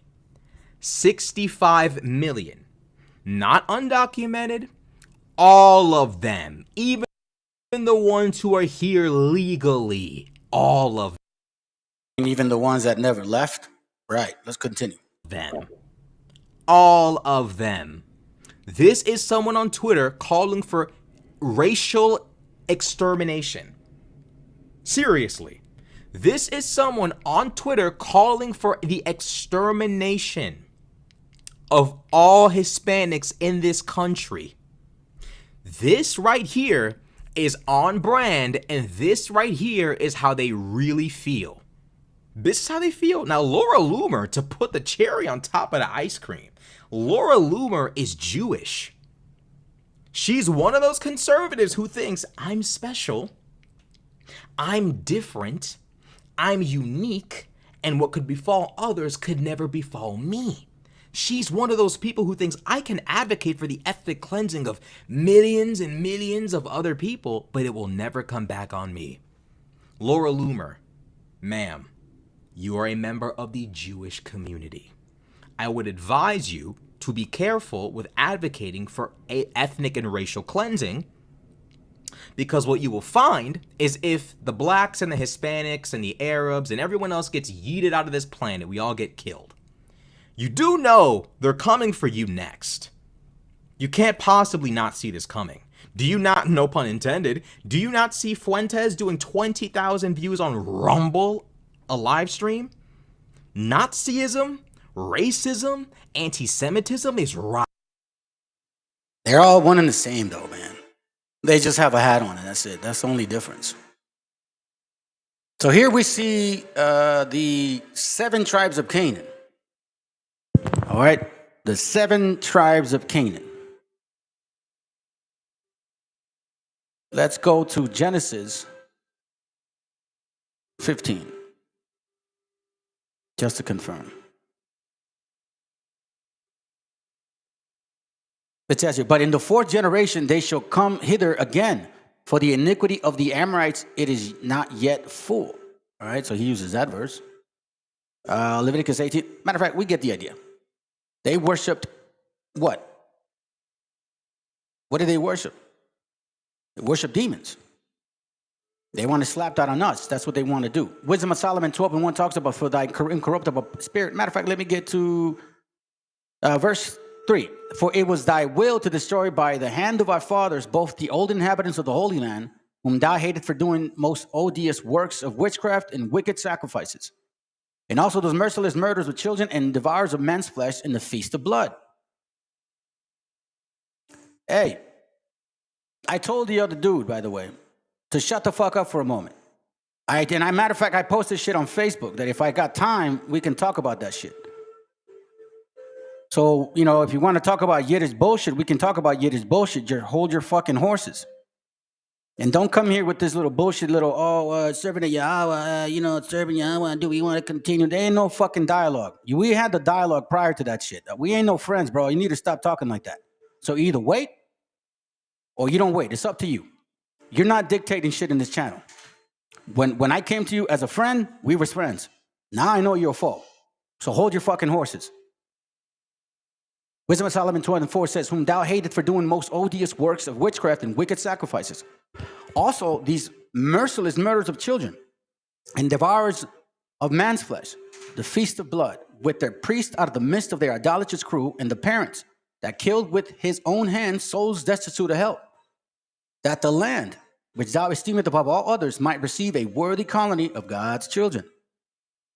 So here we see that the land, so-called of Canaan, was never his in the first place. We could already know we can go to Jubilees, kill that shit and all that stuff, right? Because it was always of Shem. Who are these guys? The Amorites. Hill dwellers.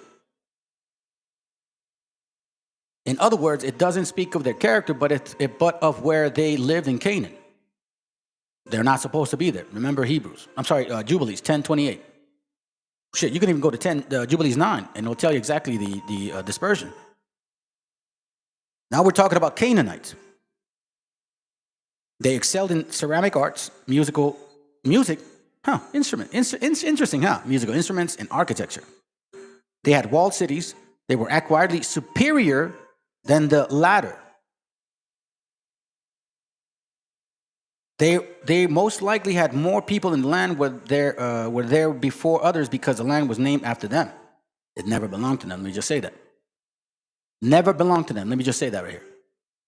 Then it says on the bottom, it says they worship a fertility cult, meaning that they had sex with their priests and priestesses at their shrines in order for their gods to send rain to fertilize their crops. Now, I do recall, I can't remember the video. I recall a video that I heard, and it talked about how the Egyptians, the pharaohs, that in order for you to talk to one of the pharaohs, let's say if you're a man and you wanted to talk to the pharaoh, kind of like what they do right now, you know what I mean? When you want to be in the music industry and you gotta give up that booty and shit, right? The whole concept. It was the same thing with them. So in order for you to talk to the pharaoh, you had to sleep. If you're a male, you had to sleep with their male magician. If you were female, you had to sleep with the female magician. The same thing with a child. Seriously, this was perverted. Yet we see the very similar issues that we see right now. And so that's one of them, right? Not unusual, by the way. El was their chief god, who was noted for his gross, perverse behavior. He numbered his father, his son, and his daughter. He murdered, his father, his son, and his daughter. And it says here, of course, the followers were like him, so murder, hatred, envy, and idolatry were traits of Canaanites. It says Baal, the son of El, was that the god of thunder? That's how Baal, the god of thunder. Where did I read that? I think I read that in the Druidism, the book I have on Druidism, okay? Something similar to this. Baal, son of El, was the god of thunder. By the way, Baal or El, right, originally came from the actual man, which is called Ham. Astarte and Ashima were all female goddess of sex and war who were utterly depraved. Who calls certain people goddess?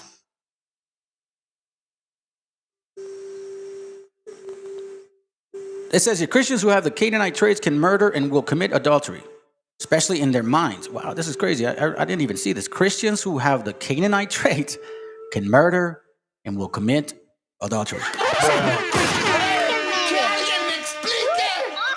Especially in their minds. They're very proud of their intellectual and practical accomplishments, not realize that in their pride that they sin. Right? You will see this now. Na'an was the fourth son of Ham, Cam, Hamitic, Girgasites, draw away. Hittites, terror. They were utterly fearless, powerful, warlike, covetous. They caused terror among the people of the land, and understandably, their neighbors were afraid of them. You see this here. Their chief characteristic was aggression. Their religion consisted of a mixture of Egyptian and Babylonian deities. Not too far from the Cushites. These are the people that believe in the Queen of Heaven, her name in English being Easter, aka Diana the Ephesians, which we see that actually in Acts, it talks about that. And if you really do the history in that land, when they're talking about Diana the Ephesians, that city that they were worshiping this demon god, was basically, they had tents outside of certain areas where you could sleep around, like prostitution and shit. I mean, do the history on that. You'll find out. The Hittites lived over Canaan. The Hittites lived all over Canaan, but had their original abode in Syria. This before Abraham came into Canaan, they had an empire, modern-day Turkey, that rivaled Egypt and Babylon. It says Christians who have these traits are militant Christians, thinking that they will save Christianity from the tyrannical government by military fighting the government. That sounds like these evangelicals. Straight up white nationalists. And remember, we see that Esau and Canaan did mix a lot. They did, which is why sometimes you see some negros that are not technically negros, they're actually white folks. Example, Bob Marley. If Bob Marley's kids ended up marrying all kinds of morenas and shit, you would think that they're totally black. That's still a white man. So these here, the Hivites, were merchant traders. They were scattered all over Canaan. Okay, so these are merchants, traders. That means people that sell. People take on ships. They call it slaves, slavery, right? Traffickers, colonizers. Jebusites. The name Jebusite means trodden hard and fatness and tread down and threshing places or to trample. Warlike, right? So we see now. At the time of the arrival of the Israelites in Canaan, they were ruled by Adonizebet. So here we see, a particular nation of people. We said 7, right? Now the Perizzites seem to be the only group of 7 tribes who may not have their own lineage back to Ham, supposedly. There isn't any biblical lineage, even though it mentions them in that particular area. Now, it says here that the name doesn't offer definitive, definable internal characteristics. Halat speaks of the basic noun meaning country, people, or slaves. Slaves. Who are you? Isolated, separated, right? All of that stuff. Blah, blah, blah. Then it's the summary. We see here the main characteristics of personality of 7 pagan people in the land of Canaan was pride, manifesting in different ways. Pride. What was the name of the class? What is the name of the class? Proud and famished by greed. Who are you? So we see here now. Here's a very summary of what they are about. Aggressive, warlike people in nature. You see, these Canaanites were musical instruments, ceramic arts, construction. This is an intelligent but perverse Christian who may very well be praised in war leaders. Wow, look at that. Look at that. But perverse Christians who may very well be praised and worship leaders. But it's not confined to that. So this particular individual is comparing the Canaanite traits and those supposedly Christians and how they act. The list of Ham's descendants, Cush, which, by the way, where's he at? I think he's still here.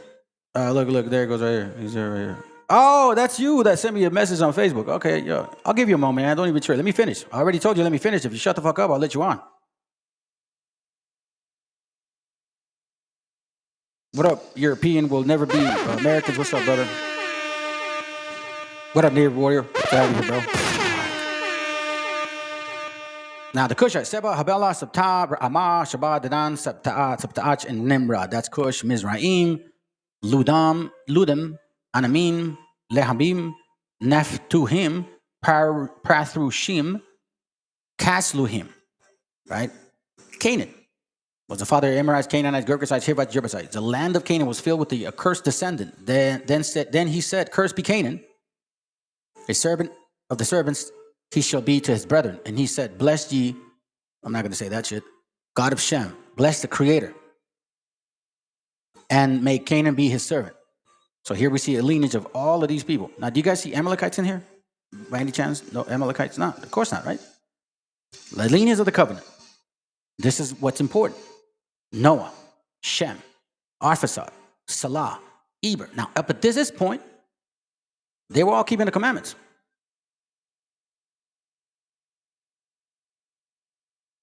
They were all keeping the commandments. Here's where they all stopped. Reuk stopped, Saruk stopped, Terah stopped, and then Abraham was given the covenant. You see how we're kind of coming back twofold from the beginning? I started with Abraham. Abraham 15:18. In the same day, the Lord made a covenant with Abraham, saying, "Unto thy seed have I given this land." Abraham was not keeping the laws, family. Neither was his previous generation or his previous generation. We're talking about many children from this point to this point. Like that's like 400 or 500 years. Hello. Who are you? Same concept. Christian Zionism comes with the whole understanding of manifest destiny. Now let's cover some stuff and shit. Let's see what we got after this. Let's go. To get my phone as I'm driving to record this, I noticed what looked to me to be ICE agents tackling down the fruit vendor. I mean, they had him pressed down on the ground. They had weapons drawn so no one could get near to help him. It just looked like he had been kidnapped. When we approached his little cart, there was one last little box of fruit that he had been cutting up. What looked like the last fruit he cut. And people around me, everyone was in shock and awe. This is the whole ideology of them treating you like this. They came with the spirit, Sephardics, Khazars, Moors, Muslims, white and black folks, claiming to be the chosen. All of them. Now, they came progressively. First, you got the Spaniards, you know what I'm saying? The first ones, with the assistance, but they mainly came within themselves. And then we see the spread of Psalms 83 as it continues from 1492 all the way through 1865. And 1865 is an important year, family, by the way. Let's continue. Oh, by the way, in 15, stick around, brother. Stick around. We're going to get a chance, I guess. This is insane. More cars. There you go. More. That dude, More. what is going on? Doesn't end. There we go. This is insane. I cannot believe this. Oh my God. Señor, no se preocupe, ¿ok? No le tienes que decir nada. No les digas nada. No, you guys think, no les digas nada. No, you guys have a good day. This is some fucked up shit that you guys are doing and you know it. What the fuck are you doing? No diga nada. ¿Qué quieres? The only reason they let him go is because we're here. We stand up for each other. Fuck you. Fuck all of you. Fuck all of you. We'll be recording all the fucking time. That's not right. Si lo van a dejar ir porque nosotros estamos aquí. No, aquí quédate con nosotros. No, wait. We can give him a rifle. No diga nada. No, they don't. That's why they let him do because we're here. No se preocupe, aquí está con nosotros. Texas license plate. All of them. I got everybody's license plate. Everybody. Everybody's license plate. Everybody I got. Thank you, God. Thank you. Yes. No, porque nosotros estamos aquí. Insane. This is insane. Now, check this out. I want to touch this real quick. You know, You guys understand exactly how these people think, talk, and act like. And we're seeing a particular expression once more. The wicked spirit never rests, family. Check this out. Let's go to it real quick.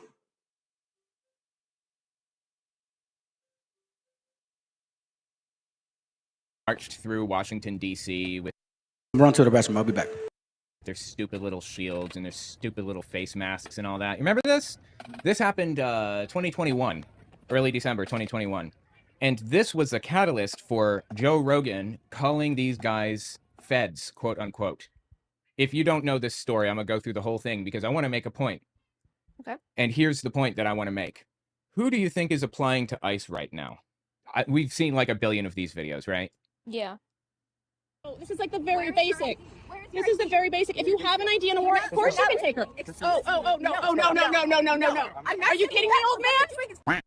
ICE in like, you know, with these face coverings and glasses and everything and hats, covering their faces, protecting their anonymity. Now, who does this seem like? Who does this look like exactly? Does this look anything like those quote unquote feds that people were talking about? They have full face coverings and sunglasses. I haven't seen that clip actually. Does it look familiar to anybody? Is it ringing any bells? This is who is applying to work for ICE. These guys. Now, if you don't know Patriot Front, let me introduce you. They are fascist, and I don't say that as an insult. I simply say it as a fact. Their logo is a fascist logo. Like this right here, this is a symbol of fascism. The symbol of fascism, the fascist party in Italy, where it was invented by Mussolini, was an axe surrounded by a bundle of sticks. Because the sticks are protecting the axe is protecting the sticks. That's kind of the idea. And this is just an axe, I guess, no sticks. This is a fascist, an openly self-avowed white nationalist fascist group. They are neo-Nazis, this group is, okay? And Joe Rogan, a while back, when that one video came out of them, Joe Rogan commented on it. How come they're all wearing the same clothes? Do that again. What the f*** is this? Have you ever seen anything that looks more like feds? Tell me that doesn't look like feds. They knew that it looked really, really bad to have people, right-wing nutcases, wandering around doing marches, wearing face coverings and stuff. Yeah. Because nobody wants this in government. Nobody wants to live in live under a government where government agents cover their faces and just abduct people wantonly with no accountability whatsoever. No They're a Patriot Front, and it was that I'm calling would expect. They could be real. Listen, Matt Taibbi, I'm an unreliable source, and I'm a comedian. But looking at that, I'm calling He was wrong. Of course, he was wrong. Patriot Front. This isn't going to change the country, and now Immigration Act of 1924 of society would be Act, which abolished the Johnson-Reed Immigration Act of 1924. They said, "Don't worry, this isn't going to change the demographics of the country." And now Americans, white folks, changing fast, are on the verge of being a minority. That's just not true. White people on the verge of being a minority are. What are you smoking? Really? These people are jokes. You know what's really, really, I guess, both sad and amusing at the same time? I remember, like, in 2016 when I was starting YouTube, I remember watching this video because I thought it was so ridiculous at the time. I can't find it now, but this dude basically did these calculations and figured out that by like 2025 or something, we're going to be like 80% Muslim in the United States because of how quickly like Islam is spreading and how fast they're having children and all this other stuff. It's like they live in another universe. They live in another reality. It's insane. Literally none of it is true. And don't you love how these people changing fast are on the verge of being a minority? And there's a lot of hate put. Recognizing it for any other group. Americans, white folks, changing fast, are on the verge of being a minority. And there's a lot of hate being pushed on us. Exactly. It's socially valid to despise. I mean, every year, Columbus Day, Thanksgiving, 4th of July. Change the name of Columbus Day and they like Indigenous People Day, or it's like things which are unique about us. Okay. You see the ridiculousness, like they're showing a lot of hate. Oh my God. How long have you guys been doing what you've been doing since you got here? How long? Let's continue, family. We're almost done on this section. Creeping autocracy doesn't just roll onto Main Street with tanks, though under President Donald Trump, one might argue we're closer to that sort of thing than we'd like to admit. More often, autocracy starts with a list, a government list, then more lists, then bigger lists. And the names on those lists begin to face the full force of the state with blatant disregard for the rule of law and for basic constitutional rights. If you followed our coverage, you know the warning. Autocrats don't go after the average person, at least not at first. They start with people they can more easily target. And before long, the dragnet enlarges. And right now here in America, that government dragnet is enlarging again. This week, the Justice Department quietly posted a memo dated June 11th. In it, Assistant Attorney General Brett Shumate gives U.S. attorneys sweeping discretion to strip nationalized Americans of their citizenship in order to, quote, advance the administration's policy objectives, end quote, as Trump escalates his immigration crackdown. Prosecutors are told to focus on national security threats, but the memo also makes clear they can target, quote, any other cases referred to the civil division that the division determines to be sufficiently important to pursue, end quote. Translation, basically anyone Trump and his allies decide they want to target. As immigration attorney Rosanna Berardi tells ABC News, quote, the memo clearly signals that DOJ is going to pursue more of these cases, and not just against terrorists or war criminals. Even cases involving undisclosed criminal records or procedural errors during naturalization are on the radar. In the past 28 years of my practice, the government has generally left naturalized U.S. citizens alone. This is a departure from that mentality, end quote. The target is no longer just children born here to undocumented parents. It's naturalized American citizens themselves. According to 2023 data from the Migration Policy Institute, about 25 million immigrants to this country are naturalized U.S. citizens. That's 25 million people. Now, Trump's DOJ is directing prosecutors to scrutinize those millions and to pursue denaturalization, revoking their valid lawful citizenship through civil cases. Now, this matters because in civil cases, unlike in criminal cases, defendants don't get a lawyer if they can't afford one, and the government faces a lower burden of proof, meaning these cases move much faster. As law professor Cassandra Burke Robertson explains, quote, so if they're really intending maximal enforcement, I think what they're going to end up doing is focusing on people who have not committed any serious infraction or maybe any infraction at all, but people for whom there is a possibility that there are grounds to revoke citizenship. It fits in with the other ways we've been seeing immigration enforcement happening under this administration, end quote. Meaning if the Trump administration really goes all in, it won't just target serious offenders. It'll start looking for anyone where there's some possibility to take their citizenship away, which flies entirely in the face of due process and the Constitution itself. When this country was founded 249 years ago this week, Americans made clear that they were resisting tyranny. They were building a system where your rights aren't left to the whims of those in power. Let's go back to that 25 million naturalized citizens number. To put Trump's effort to redefine who counts as an American into perspective, over the last 50 years, fewer than 150 Americans have been denaturalized. Most of them are former war criminals who hid their pasts when they became American citizens. Denaturalization spiked during the Red Scare in 1919, 1920, when the government targeted alleged communists. but it largely disappeared after the Supreme Court imposed constitutional limits in the 1960s. If you've been paying attention to Trump, though, it's clear who he's thinking about targeting. Political opponents, judges, prosecutors, journalists, critics, and most importantly, dissenters. Case in point, what do the New York City Democratic nominee for mayor, Zoran Mamdani, and the billionaire Elon Musk have in common? Both are naturalized citizens who immigrated to this country. And right now, Trump doesn't like either of them. Since his victory at the Supreme Court a couple of weeks ago, Trump has openly suggested stripping both men of their citizenship and deporting them. Trump allies want to revoke Mamdani's citizenship, perhaps because he's managed to win back some MAGA voters in New York City's recent mayoral primary, making him a real threat to their inroads. Meanwhile, Elon Musk, once a MAGA mascot waving a chainsaw, has now fallen out of favor with Trump. Trump especially doesn't like Musk's talk of establishing a third national political party, so Trump just casually threatens to deport him. Here's what's at stake. It's not just the families who'd be devastated by Trump's immigration policies. It's the heart of our democracy itself. Understand, really understand, that this memo lays the groundwork for a uniquely American caste system. One tier of citizenship that's permanent and protected, what we always all thought citizenship meant, and another lower tier, conditional, revocable, tied to whether you stay in the ruling party's good graces. Here's the absurd part. The white South Africans, whom Trump falsely called refugees who needed to escape a genocide and whom he recently imported and paraded before the cameras, could end up with more protections than longtime naturalized American citizens. Citizenship is supposed to be the bedrock of democracy, a promise that your rights don't depend on who you vote for, where your family comes from, or what you believe. When it's weaponized to punish dissent or to target our differences, that promise evaporates. And this is the reason why we see this video here. Last one. To stop exporting or stop importing North America grains. Germany was the first to outlaw the importation of grains and other legumes from North America because they realized that their diseases were going up every time they imported our food. And so they banned that, and we're only getting their food from Ukraine. I think that wouldn't be too surprising if the Ukraine war was started in part to try to disrupt the economic advantage there. BlackRock and other U.S. companies have gone in to buy up all the farmland of Ukraine now and are implementing chemical agriculture.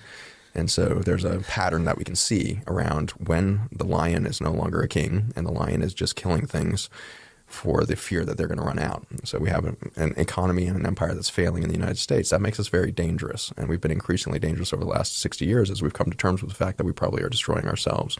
And so that rabid animal stuck in the corner that has no way out is going to be more and more dangerous. And that's where the rabid animal in the cage right now. That's why our politics look like they do.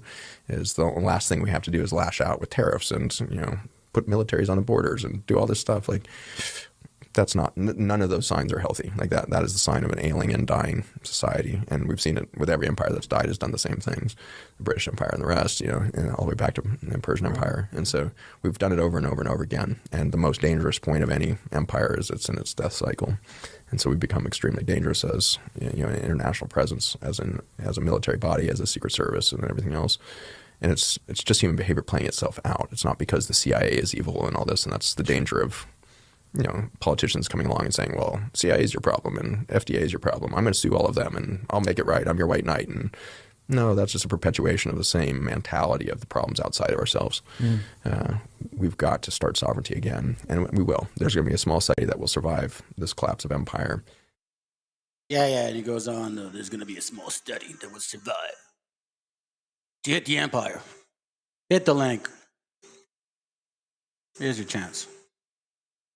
So now we got a good, decent perspective on why they still talk the way they talk and why they say that they can do what they can do.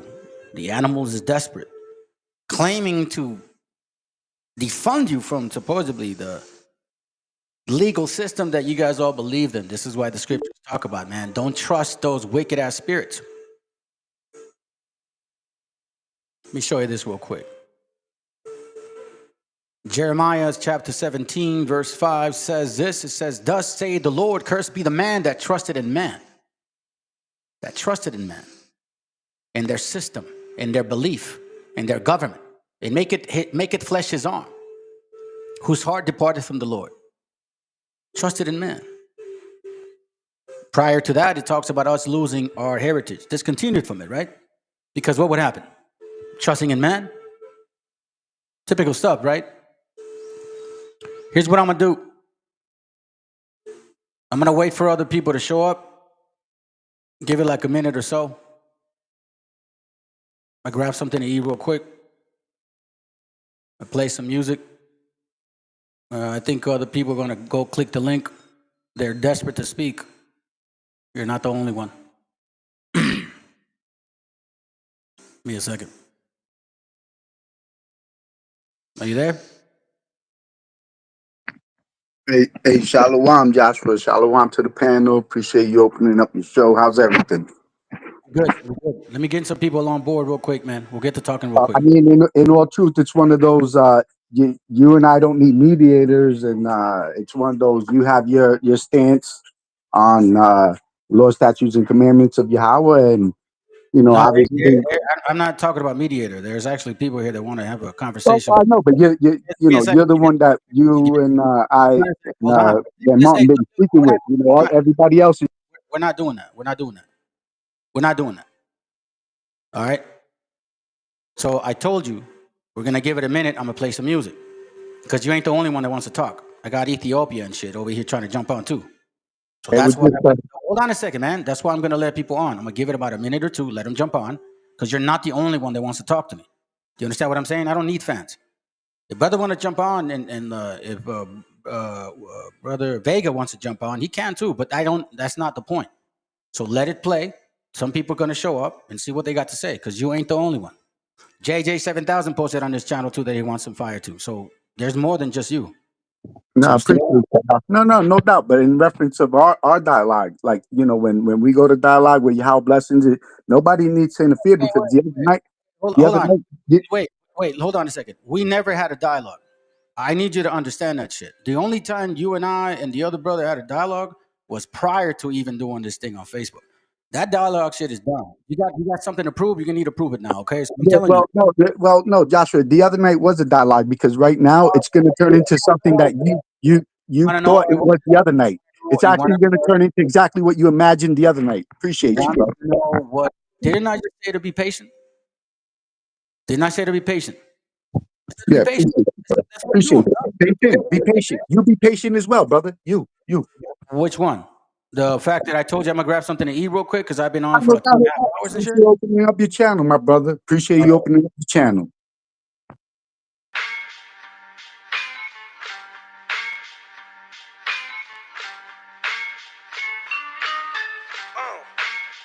En la Plaza de Reyes, Black 50, soplón. Yeah. ¿Qué vas a saber? ¿Qué vas a saber tú? Oye, chibolito, faltomé. Pulpín de los pulpines, batería de Rapunzel, de rapeos, de raptos, de lagartos en cuartel. Cualquier la pega de cruel con un viejo coronel. Soy flojo, se me antojó dormirme en el laurel. Elevé mi level con un label y un Faber-Castell. Ya un papel, lo empape con sangre de todo aquel que se jura Nobel y no ve mis trenes en la riel. What's so man?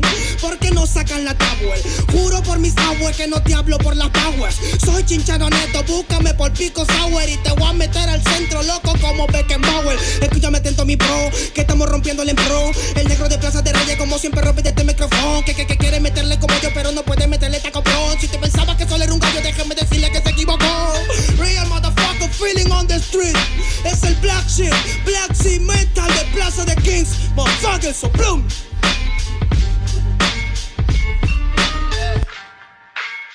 Nero Luigi, man, desde Peña, a la victoria para que sepa. Incas Mo, it's Money Gang Gang, yeah. Yo también he llorado, gente. También me han desplazado por mi rasgo afrodescendiente. Sí, un perro no habla pero siente. Cuento historias callejeras pa' barrios de delincuentes. Soy un perro que te ladra, que te muerde y que te huele, nene. Soy más que Lele, ustedes para mí son pelele. Con mi jauría todo el día en busca de los cheles. Tengo un perro en fiscalía que nos mueve los papeles y otro en la comisaría para evitar el susto. Muchas veces me han llevado por solo como luzco. Perdón, madre mía, si yo le causé un disgusto, pero en esta vía yo crecí rodeado de perros chuscos. Yo sé que me quieren ganar, yo sé que me quieren tumbar y no pasará porque soy de verdad. Está súper rafina la Dodo Style, metido en latina aprendiendo un quizá. Yo tengo el style, no mido la raza del perro, yo mido por la lealtad y yo soy leal. La calle te enseña lo que no te enseña la universidad. Saliste ese peña aquí con una seña te tiran para atrás. La calle limeña aquí nadie la dueña, ya nada es igual. Tiene que respetar, tiene que respetar. La calle te enseña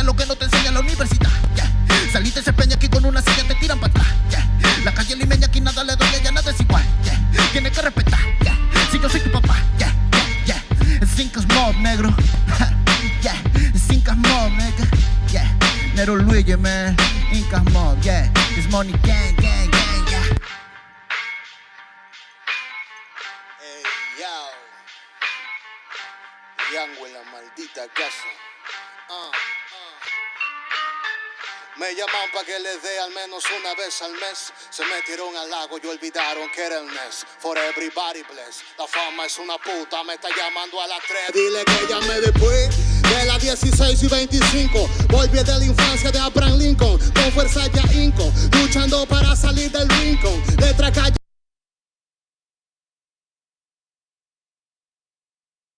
All right, we're back now, family. We're back.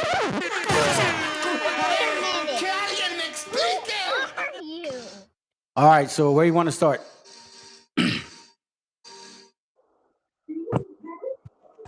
Shalom, appreciate God, appreciate the panel. Your house blessings. Your blessings, Ben Martin. Hey, Yeah, you guys are. but mind you, it's one of those. The discussion was you have to precept, validate, and witness the Matthew 18 passage, the John 14 passage, and the Revelation, and witness that there's no narrative context of that in Yahweh's authority. So they have to go and pick up. I think somebody's talking. Somebody's talking. Well, you have your background, servant. Your background is what's staticky, and I was trying to pause him for a moment so then you could mute it yourself, so I don't mute you. But he doesn't be quiet, so I had to mute you. I was trying to help you because nothing was making sense. So, servant, mute yourself so we can hear him. All right? You understand now? Why? You give me a moment. All right, let's go. And I'll mute myself too. Let's go.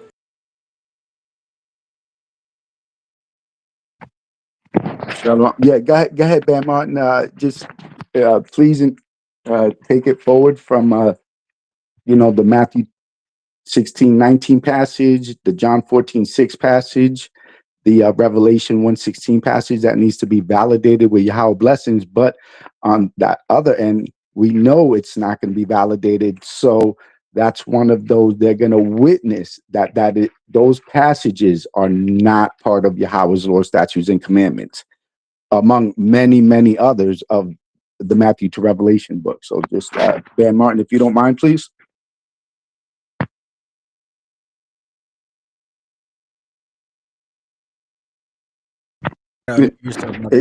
Gotcha. All right, I'm gonna go to. Can you hear me? Can you hear me? Hello? Yeah, we can hear you. Yes. All right, I could go to the John 14:6 passage first. Right, we go to that. Right, that's where you wanted me to go, right? John 14:6. Well, no. Well, just basically in their chronological order of the Matthew to Revelation book. So you would go to the Matthew 16:19 line to validate that that's not part of Yahweh's Torah, and then you could go to the John 14:6, then maybe the Revelation 1:16. So Okay. they're part of Yahweh's law, statutes, and commandments, or the narrative of context. All right, we're on Matthew chapter 16.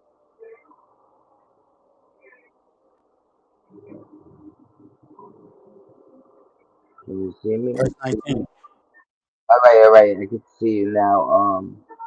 Now let me see if I can. Matthew 16, what verse? 69? 16:19. 16. The keys to heaven passage. That it says, I will give you the keys. I will give you the keys of the kingdom of heaven. And whenever you bind on earth will be bound in heaven. And whatever you lose on earth will be lost in heaven. So here it's talking about some keys to the kingdom of heaven. So we would need to find that somewhere in the Torah where it's talking about some keys to the kingdom of heaven. And I've never heard of any keys to the kingdom of heaven in the Torah. All right. Let me answer that real quick so we can at least prove it. I mean, because it's technically even precepted, like pretty simple. Isaiah 22:22, he said the same thing to David. So you're saying that David's the one that has the keys of heaven? I'm just asking, but let me continue. Isaiah Yes. No, 22, no, no, 22. no, no. Excuse me, brother. No, it's being Wait, done wait. incorrect. Stop. Servant. You're Okay, so breaking up. You're breaking. let me get this right. Is servant gonna talk for you? Because he said he read it and he made statements. Or is it gonna be you? Which one is it? What's servant's job? Is he just reading for you? Because he read and he tried to explain it. So who am I answering?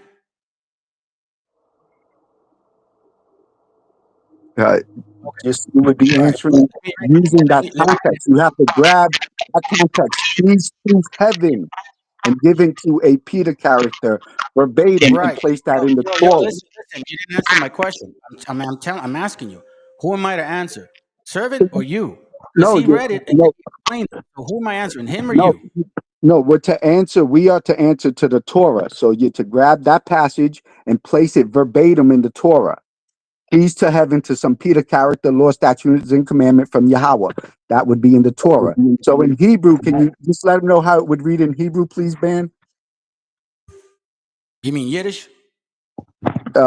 There's no vowel points. We don't use the IEOUVJ lettering system from the Greeks and Romans who translated. Those are who they call the Jews nowadays. Yeah, they translated the Matthew to Revelation book. Those are the guys who translated from their Greek to their Don't English. confuse.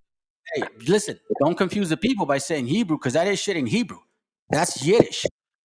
Let's make that Yes. clear. The people who peddle the Matthew to Revelation book and the Kabbalah Talmud, that's all Yiddish stuff because the Macedonians, the Greeks, the Romans, who they nowadays call Do you Jews, not they're all the believe? same people. Hold on. I got your point. Do you not believe in the Dead Sea Scrolls? Yes or no? Blessed be Yahweh, the Hebrew Dead Sea Scrolls that have no Jewish vowel points. Yep. Wait. I just asked you a question. We can go back and forth, man. I don't mind. Gazal Vermes, who you know who this is? Yes, I have his copy of DFS. He is the translator and authority to Dead Sea Scrolls. Do you know that, right? Or no? He's the one who fought against the politics and the politicians and all those. He's the first one who got them to actually start getting the Dead Sea Scrolls. Right. So yes, brother. I mean, please, if you don't mind, can we just stick to you guys putting the Matthew to Revelation book passages verbatim in the Torah and that's it? Nothing else? Do you guys know how to do that or no? Problem with you, bro. This is a problem. You don't know how to be quiet. Because you're asking me things. You're saying that what I believe in is debunkable. So that's fine. I get you. So then, since you're saying Hebrew, I'm like, no, that's Yiddish, and you agreed to it. Then you said the Yiddish people wrote the New Testament. So I'm like, oh, don't you believe in the Dead Sea Scrolls? You said yes. Okay, so sounds good. This guy, I'm gonna let you speak now. Let me just finish. This guy that you say you listen to and you believe his translation is also what? He's a Jew. You know, the fake ones. You said they created the New Testament, but this motherfucker did the same shit with your book. Now we can consider brother. Are you a little confused? Those things were written over 3,000 years ago, bro. Are you okay? Are you okay? He is the Are you honestly okay, bro? 2,000 years and today, this guy lives. Listen, this guy was around. Listen, stop. We can speak one at a time. Okay. So go ahead and say it, and then I'm gonna say something. Go ahead, bro. All right. Can you just grab the Matthew 16:19 passage and put it in Yahweh's law, statutes, and commandments verbatim, Joshua? If you don't know how to do that, just say you can't and you don't know. That's it. It's that simple. You know how to grab the Matthew. Man, shut the fuck up, bro. Seriously, you don't even know how to fucking talk now. We are gonna get to it, but you didn't let me read Isaiah 22. You were like just talking right off the bat. So then we switched avenues and we started talking about something else. So if you want that respect, then give me that respect. Because you brought Matthew 19 or 16:19, and then I'm like, you said, oh, where? Well, he said, where else does it say that? That's why I initially said to you, hey, wait, hold on a second. Am I answering him or am I answering you? You couldn't answer me that. So then I said, when Isaiah 22, it actually says that about David and the keys. You didn't even let me get to that point. So then we swerved over and started talking about some other stuff. Then you said the Yiddish people created the New Testament. So then I'm like, wait a minute. But he also created the Dead Sea Scrolls. So see, we're kind of on the same fucking boat. Anyways, let's go back to Matthew 16:19. Everybody talk.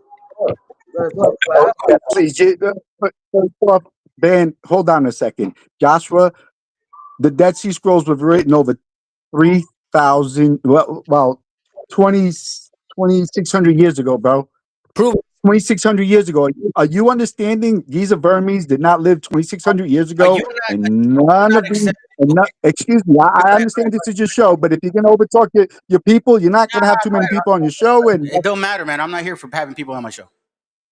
I get it. But if you're in this just for you imagining you're a grand teacher of Yahweh's law, statutes, and commandments, buddy, you're in for a big surprise. So you haven't proved shit. So let's stay to the Yeah, you're the one that just wants to go and ramble about other things. Can you just grab the Matthew 16:19 passage and verbatim? I'm going to tell you this one fucking time. And I told you this shit in private, and you saw my face when I said it. Don't be condescending with me. Don't be condescending with me. Because I'm not being condescending with you. And when you throw these little innuendos about me being fucking dumb, I'm not knowing what I'm talking about, you're talking the same way that you talked to me when I was in private with you. And I'm not afraid to tell you in your face how I felt.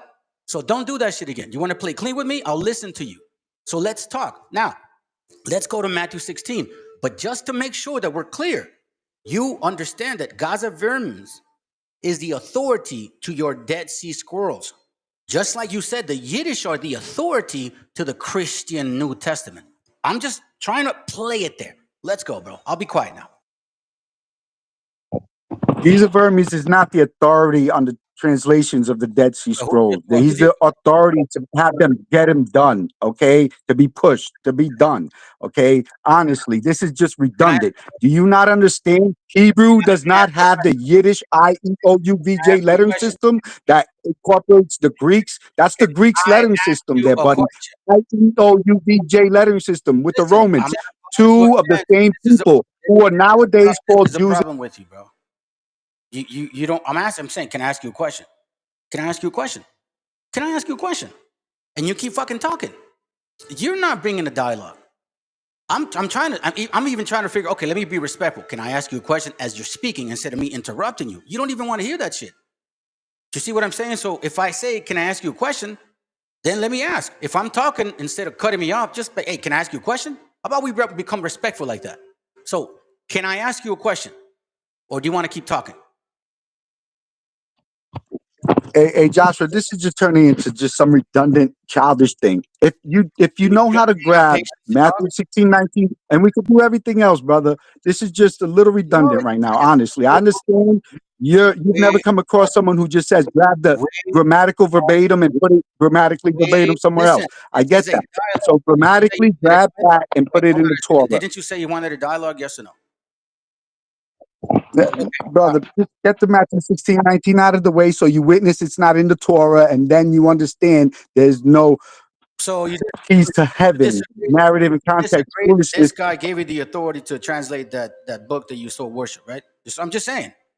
Because, you're talking about... Sounds good. Let's go. Matthew 16. Go ahead and read it. You're looking for Mafatak Shamayim. That's what you're looking for. Mafatak in the Hebrew. Find out in the Torah, please. Put that in the Torah. That's the Matthew 16:19 absurd narrative and context that needs to be put in the Torah. All right, I found you the word. Those are the Hebrew words. Mafatak Shamayim. Those are keys. Mafatak, that's keys. Shamayim is heaven. Mafatak Shamayim, the keys to heaven. That is nowhere. That context is nowhere in the Torah. Can I answer now? Or is he going to answer? So who am I talking to, bro? You or him? No, you're talking to both of us. You have both of us on your panel, big bro. So, I mean, if you don't mind, can you just... Cool, I got it. All right. Isaiah 22:22, right? You guys are talking about that. It's not in the Torah, based on your Yiddish language and shit, right? So let's just make that clear, because no, UBJ lettering system. That's it. It's in the Matthew Revelation book. Hey, listen, I'm speaking. I didn't cut you off. You said you wanted to talk, man. So let's fucking talk. Stop cutting me off. I just literally said to you, hey, let's be patient with each other. We'll go back and forth. If I make a statement, let me finish, and then you can go and rebuttal that shit. So here we see talking about the keys, right? What did you say? How do you pronounce that? A servant. What did you say the word was? Keys, what? How do you pronounce Mafatak. it? Mafatak. Okay. Let me see. Mafatak. Mafatak. Right. Mafatak. Hold on. This is the way Hold your on, language says. let me get it on a big screen for you. Let me get it on a big screen for you so you can see it on the big screen. Right. Now, you said the keys don't mean anything but that. Key, opening instrument, right? Maftat ak. Just like how you said it, opener. Now, let me go back. Let me go back. Hold on. Let me go back. And then you guys can take over. Isaiah 22:22 says, "And the keys of the house of David will I lay upon his shoulder." You said nowhere in the Bible did it actually say anything about keys. So he shall open, and none shall shut it, and he shall shut, and none shall open it. So again, you said there's nothing in the Torah to knock about keys. All of a sudden, Keys it to mentions it heaven. here.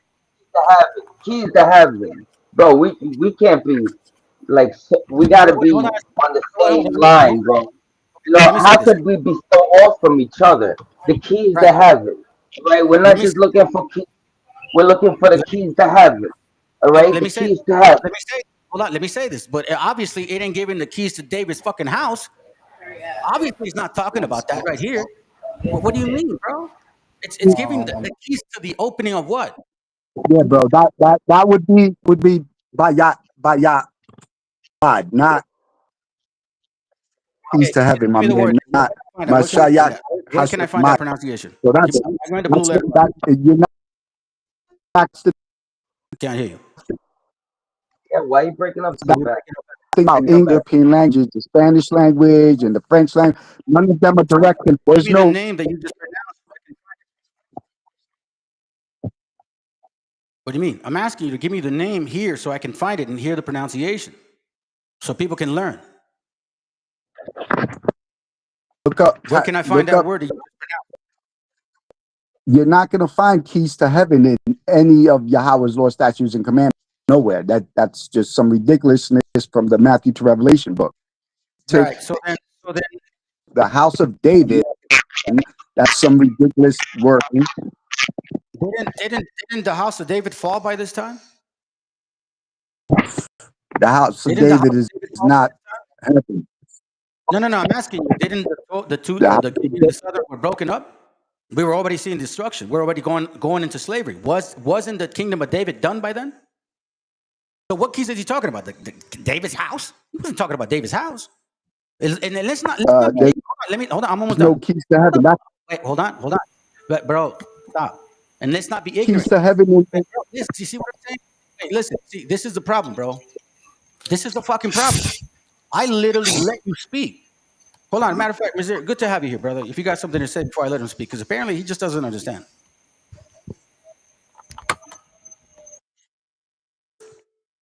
Do you have anything to add to it, Misery, or what? Are you listening just now? Okay. Hey, God's breed. Sit back a bit, all right? This topic ain't about you. So here we see keys. Here we see keys. Now you said nowhere is there keys, but here's talking about key opening instrument, right? Now the root word is H6605. It talks about open, to be free, to loosen, to engrave. Like we're literally. So what do you think it means? Are you saying it's just the house here? So like this verse just happens to be there for no particular reason? You just had to say, hey, here's the keys to David's house. Yeah. They didn't know what they were doing in the Matthew book, so they wrote keys to heaven idiocies. There's no such thing. Any narrative or context, there's not one in any script of Yahweh about some. Doesn't the scripture say that? Doesn't the scripture say that the Mashiach would come through the lineage of David? Keys to heaven. Do you understand? Wait, Keys hold to on. heaven. Hey, Those are the words. Listen to me, okay? Just hear me out. I'm asking you a question. You're trying to make your point. I'm trying to make my point. Don't ignore my point because I actually went to your point. So now answer my point, okay? Here in this question that we're talking about, did the Messiah, based on the New Testament, derive from the lineage of David? Yes or no? I don't know anything about that. All I keys to heaven, big bro. I mean, whatever you're talking about, can you just please point it out in chapter and verse of Yahweh? But as far as like keys to heaven, none of that is in Yahweh's Torah. Joshua, we're trying to show you that we're trying to show you that your book is full of shit. We're trying to show you your book is full of shit. Wait, pause it. So what you're trying to say is use Matthew 16, right? And then go with that narrative. Oh, I don't say keys anywhere else. So is that your only like choice? Okay, you proved one point, I guess. I'll give you that, even though it didn't really prove a point. But give me another point. No, big bro. No, Give me big another bro. No, big bro. You have to understand it's Yahweh's Torah that corrects every creature. Okay, good. So then, because he even corrected his angels. man, you're basing it on keys. You're like John 3:16 and shit. Like just one fucking word. That's what I'm trying to understand. Okay, so if you don't agree with me with the key, No, big bro. You have Okay, big bro. then The read it then. passage is keys to heaven, not just keys, not one word. It's multiple words that combine a sentence, a passage, a verse, whatever term you care to use, so you understand it. That those equate to keys. All right. Mashakat. So you got 1 point across. You got 1 point across. Give me another point. Twice. Please stop that. The Torah got the commandment. It shows there's no such narrative. Stop. You're not doing this shit again like you did yesterday, okay? I just literally told you, okay, if you got a point, I'll give you that point. Fine. Even though you didn't listen to my answer, that's fine. Okay. So now, what other point do you have to debunk this book? Give me other points, because I'm not the only one listening. There's other people listening. There's about 20 or 22 people listening. So it's not just about what I'm hearing, it's about what they're hearing. If they believe this book, then say, okay, sounds good. Maybe that makes sense. Maybe, I don't know, because it's going to basically be on them to believe or not to believe. So now give us another point that you say has nothing that debunks this book here. Another point. Bro, you stay in the same book of the Matthew thing, the Matthew book, and go to where, the Revelation character comes alive again in its book, and people in its story come up. Give verse and chapter. Show me something. This can't be the only tool you're going to use on me, brother. I'm seriously, this is the only shit you got. This is pretty embarrassing. Oh, no. I'm just saying, staying in the same. You could go to the line. That character doesn't exist in the Torah either. What do you mean? Like, you want him to read it or what? Bro, I look up that other thing about them zombies in the Matthew to Revelation book character. You don't know the Matthew to Revelation book when they're back to life and they're zombies and they walk around and go into Jerusalem or something? Let me speak. It sounds to me like you don't know it and you're criticizing it from a distance. So I'm saying, okay, I'll give you this. I'm even telling you, I'll give you this point, bro. Give me another one. Debunk the book. Come on, let's continue to see if you are right. Because one verse, one word does not justify your bullshit. So give me something else.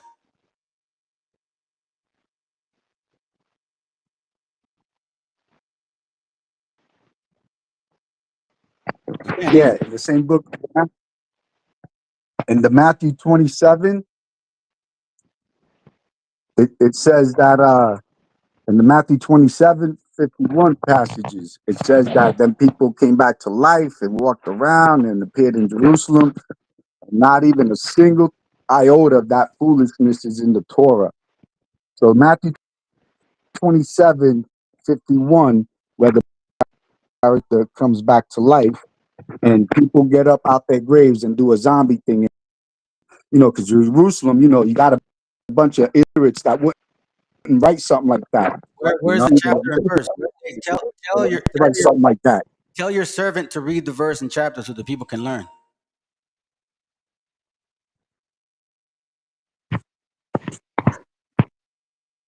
Excuse me, Ben. Would you mind please going to the Matthew book and reading their chapter 7, passage 51?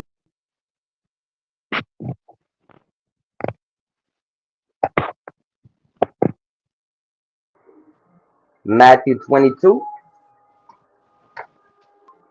27. 27:51.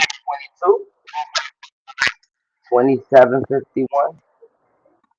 I don't know. Can you hear correctly? Matthew 27. I hear that. Matthew 27. The passage. Okay. Matthew 27 and 51. 27:51. Then Jesus cried again with a loud voice and breathed his last. At that moment, the curtain of the temple was torn in two, from top to bottom. The earth shook and the rocks were split. The tombs were also opened, and many bodies of the saints who had fallen asleep were raised.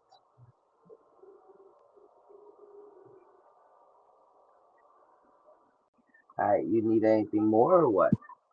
Yeah, you got it. All right. Then the zombie appeared in Jerusalem. It says the tombs also were open, and many bodies of the saints who had fallen asleep were raised. After his resurrection, they came out of the tombs and entered the holy city and appeared to many. Now, when the centurion and those with him who were keeping watch over Jesus saw the earthquake and what took place, they were terrified and said, "Truly, this man was God's son." Many women were also there, looking on from a distance. They had followed Jesus from Galilee and had provided for him. Among them were Mary Magdalene and Mary, the mother of James and Joseph, and the mother of the sons of Zebedee. You want me to keep reading? Well, the reference was those passages. They're not part of the Torah, and no Hebrew servant of Yahweh ever wrote anything like that, and no Roman, no Greek, no Assyrian, no Hamites That's for sure. ever heard of anything like that and wrote it down in their tablets, papyruses. That's a hell of a happen. You know what I mean? All right. Can I answer Yeah, that? this never happened. Oh, you don't This never happened in history. need to answer it. Just go to the Torah and show it. Just show You me. don't need Just you show me. me. You go Can I to the answer Torah. it That's the now? whole Yes or point no? of this. You're not telling me what the fuck to say, bro. You're not here to tell anybody what to. I just asked you, can I answer that? That's all I said. Can I answer that? Or do you want to continue talking? Of course. All right. Let me read Psalms 82 real quick. Just try to prove a point. Actually, you know what? Let me go to Proverbs 21 and 6, man. Let me just do that real quick, because this is very, very, very obvious. Proverbs 21:16 says, "The man that wandereth out of the way of understanding shall remain in the congregation of the dead." Now, you know, when you said dead people, it didn't mean like coming up from the fucking ground. It meant like your mind, like what you're talking like right now. Okay. Now, the reason I'm saying this is because you guys always have to.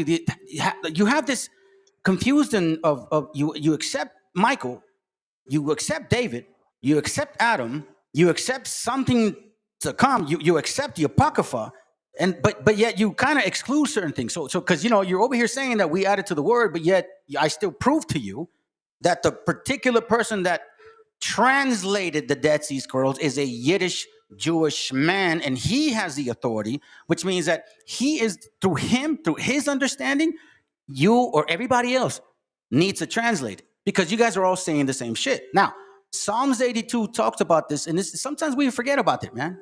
Psalms 82 says, "I have said, ye are gods, and all of you children of the Most High.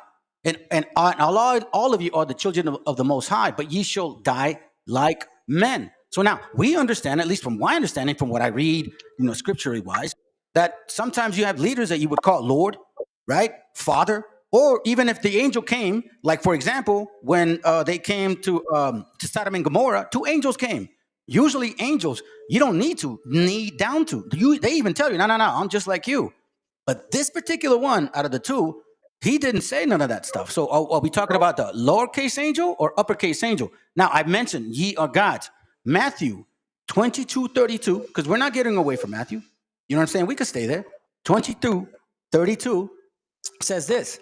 He says, I am the God of Abraham, the God of Isaac, the God of Jacob. God is not the God of the dead, but the God of the living. Now, you said supposedly, you know what I'm saying? Like, oh, we came from, like there is zombies and shit. But wait. But wait.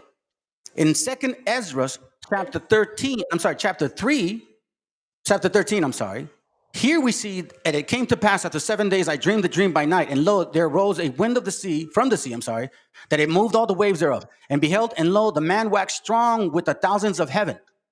And when he returned his countenance to look, all things trembled that were seen under him. Now, you guys embrace the Apocrypha, but it seems like it's pretty selective. I'm almost done. 2nd Ezra 3:1. It actually talks about the bush here, the burning bush. Or is it 14, I believe? 2nd Ezra 14, I think. Yeah, and it came to pass upon the 3rd day, I sat under the oak, and behold, there came a voice out of the bush over against me, and said, Ezra. And I said, here I am, Lord. Here I am, Lord, or God. And I stood upon my feet, and there I'm not done. And there he said unto me, in the bush I did manifestly reveal myself unto Moses, and talk with him when my people served Egypt. So now, if we go back to Exodus, when he actually gave the commandments to Moses, he goes into a bush as well. You guys said that's Yahweh, how you name him. But here we're seeing in the same book that you agree on is not Yahweh. So now, I think, me personally, that you guys have a misconception of what exactly, at least I believe, because I said it very clear.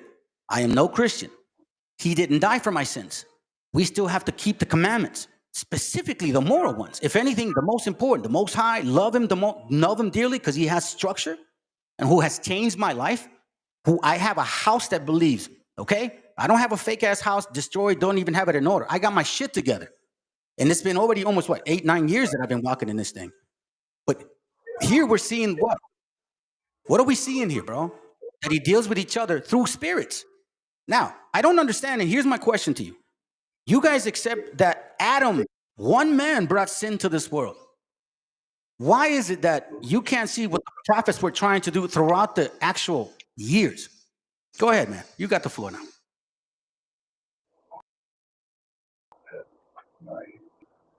Hold on a second. Unless anybody wants to add, Misery, hold on. Let me be respectful. Misery, I know you've been quiet for a while, brother. You want to add something to it? Before... Not right now. I'll okay, cool. Just keep, all right, I'll be quiet. Let's go. Go ahead. I'll continue to dig their grave. Go for it.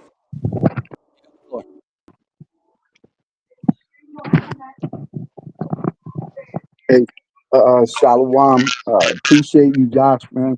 I got to get going in a minute, but what do you mean, man? Yeah, big bro.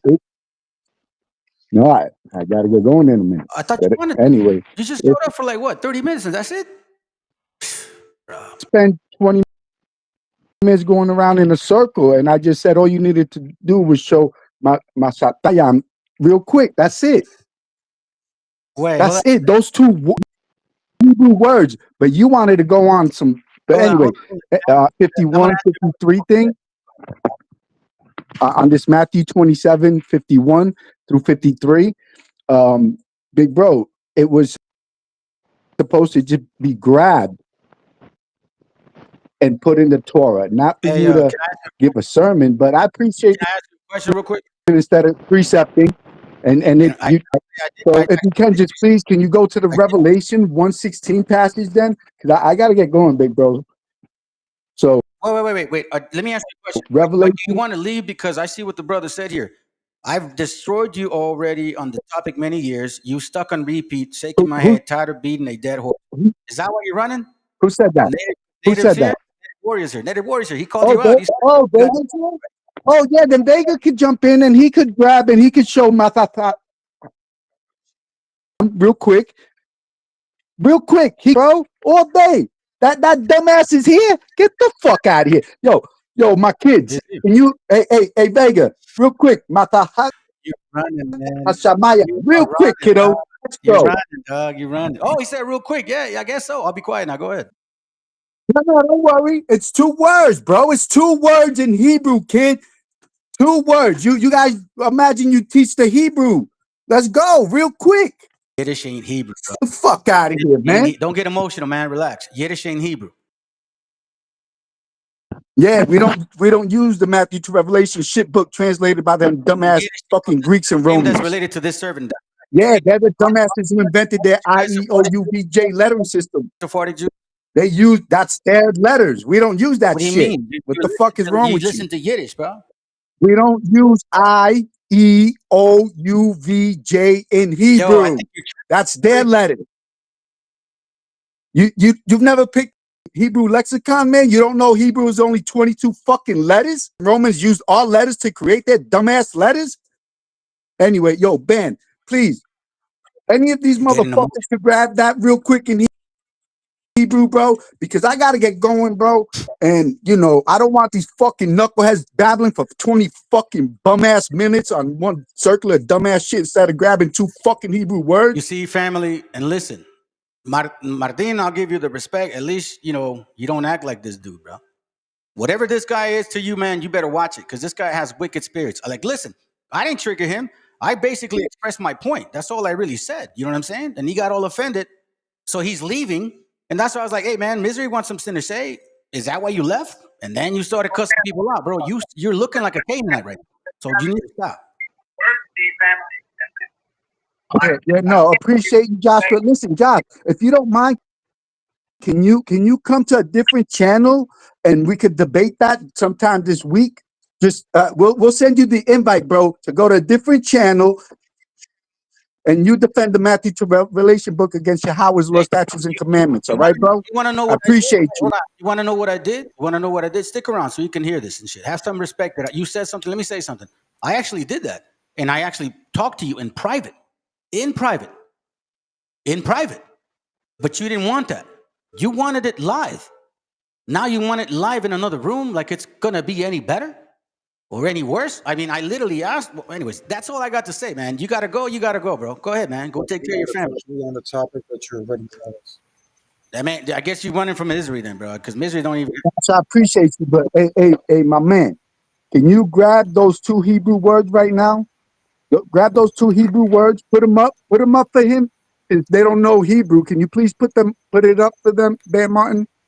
You know, I don't know how to do all that computer stuff. I think you're running from Misery, bro. That's what I think. Oh, really? I'm asking him to go right now and put those 2 Hebrew words in the Torah. Good. I'll be quiet now. Misery, you got it, brother. Go ahead, Vega. How you doing, kid? Hurry up. Put those 2 words in the Torah. Real quick. Anywhere, bro, you have all the Torah to play with. The Dead Sea Scrolls, the Apocrypha. Let's go. Enoch, Jubilees, the Testament 12 Patriarchs. You got all of that. All of those Hebrew words even in Enoch, to find 2 words. To find 2 words. I don't see Vega doing anything right now. All right, Joshua, I appreciate you, bro. He's there. He's gonna say something. Hold on. No, I know. The Torah just beat up the Matthew to Revelation book again. Now, hey, bro, I appreciate you, man. Yahweh bless you, Josh. You actually think that your Matthew 16:19 proved the fucking thing? Seriously, that's all you did. That's all you said, and you said keys. That's why I'm like, okay, sounds good. Maybe I'll give you that for the sake of people listening. So then they don't say, oh, I'm just taking my side. No. I said, okay, well, give us some more. Well, Matthew 27, read relevant. No, man. You see, I dance in the old and the new and the Apocrypha. And if you want Enoch, bro, we can get it there too. The funny thing that I find is that Enoch actually talks about the Son of Man. Apocrypha talks about the Son of Man. So I'm just like, are you guys ignoring it or what the deal is? Yeah, but we asking you to find the keys to heaven. The keys to heaven. You don't know how to finish it. You're saying keys, one word. It's keys to heaven. Keys to heaven. These guys just stop out. It's very simple. Now they gotta go and not witness what I was told. That shit ain't hard, yo. All you gotta do is go to the fucking Blue Letter Bible. Like, go to the Blue Letter Bible. Check it out. Write KEY on the fucking search bar. KEY. See what pops up. That'll give you the Hebrew word for key. That'll be mafatak. That'll give you the Hebrew word for key.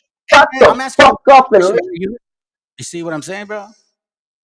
You see what you just did, dude? Oh You just shit! you just Nigga, I'm gonna lost get your off the fucking. low You crazy? fucking You mind.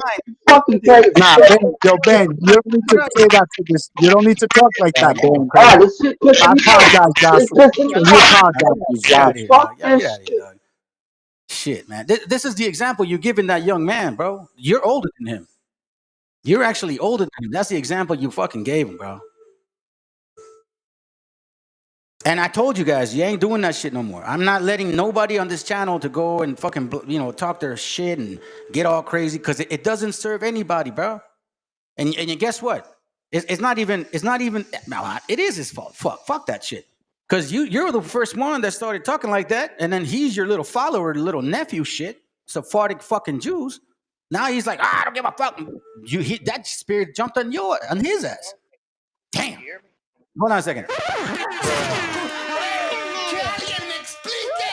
Go for it, bro. I got time for you. What's up, Roz Greeby? Can you hear me?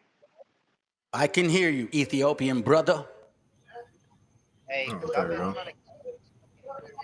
Turn up your mic, though. We can't hear you. You got us on speaker or some shit. Sounds horrible. Yeah, can you hear me? No, you got to get us off a speaker, bro. You got to, talk to me. Damn, man. Angel ran. My fault. Yeah, he ran, bro. Yeah, we can, but it's really low. That's what I'm trying to tell you. Hold on. Let me see if I can turn it up. Hold on. Go ahead. Speak. I got it on a tablet. Every time I try to Okay, we'll do our best, bro. But hold on a second. Hold on. Before you speak, Misery was here a while before. Misery, I think you kind of scared him, bro, because he's like, oh, I gotta go. I'm like, whoa, hold on a second, dude. Like, why? It's only been like half an hour and shit. Go ahead, man. Go ahead. Yeah.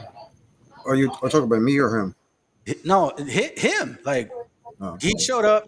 He wanted to debate, and then you show up, and it's only like 30 to 40 minutes now. Now he gotta go. So I was like, wait, hold on a second, dog. You scared of him and shit or what?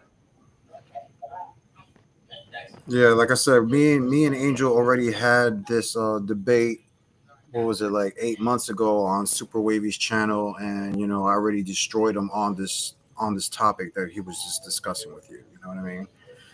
I guess he felt that he could go on a new platform and keep saying the same redundant thing he's been saying for the past 4 to 5 years, and every time I catch him on these channels, I destroy him on these channels.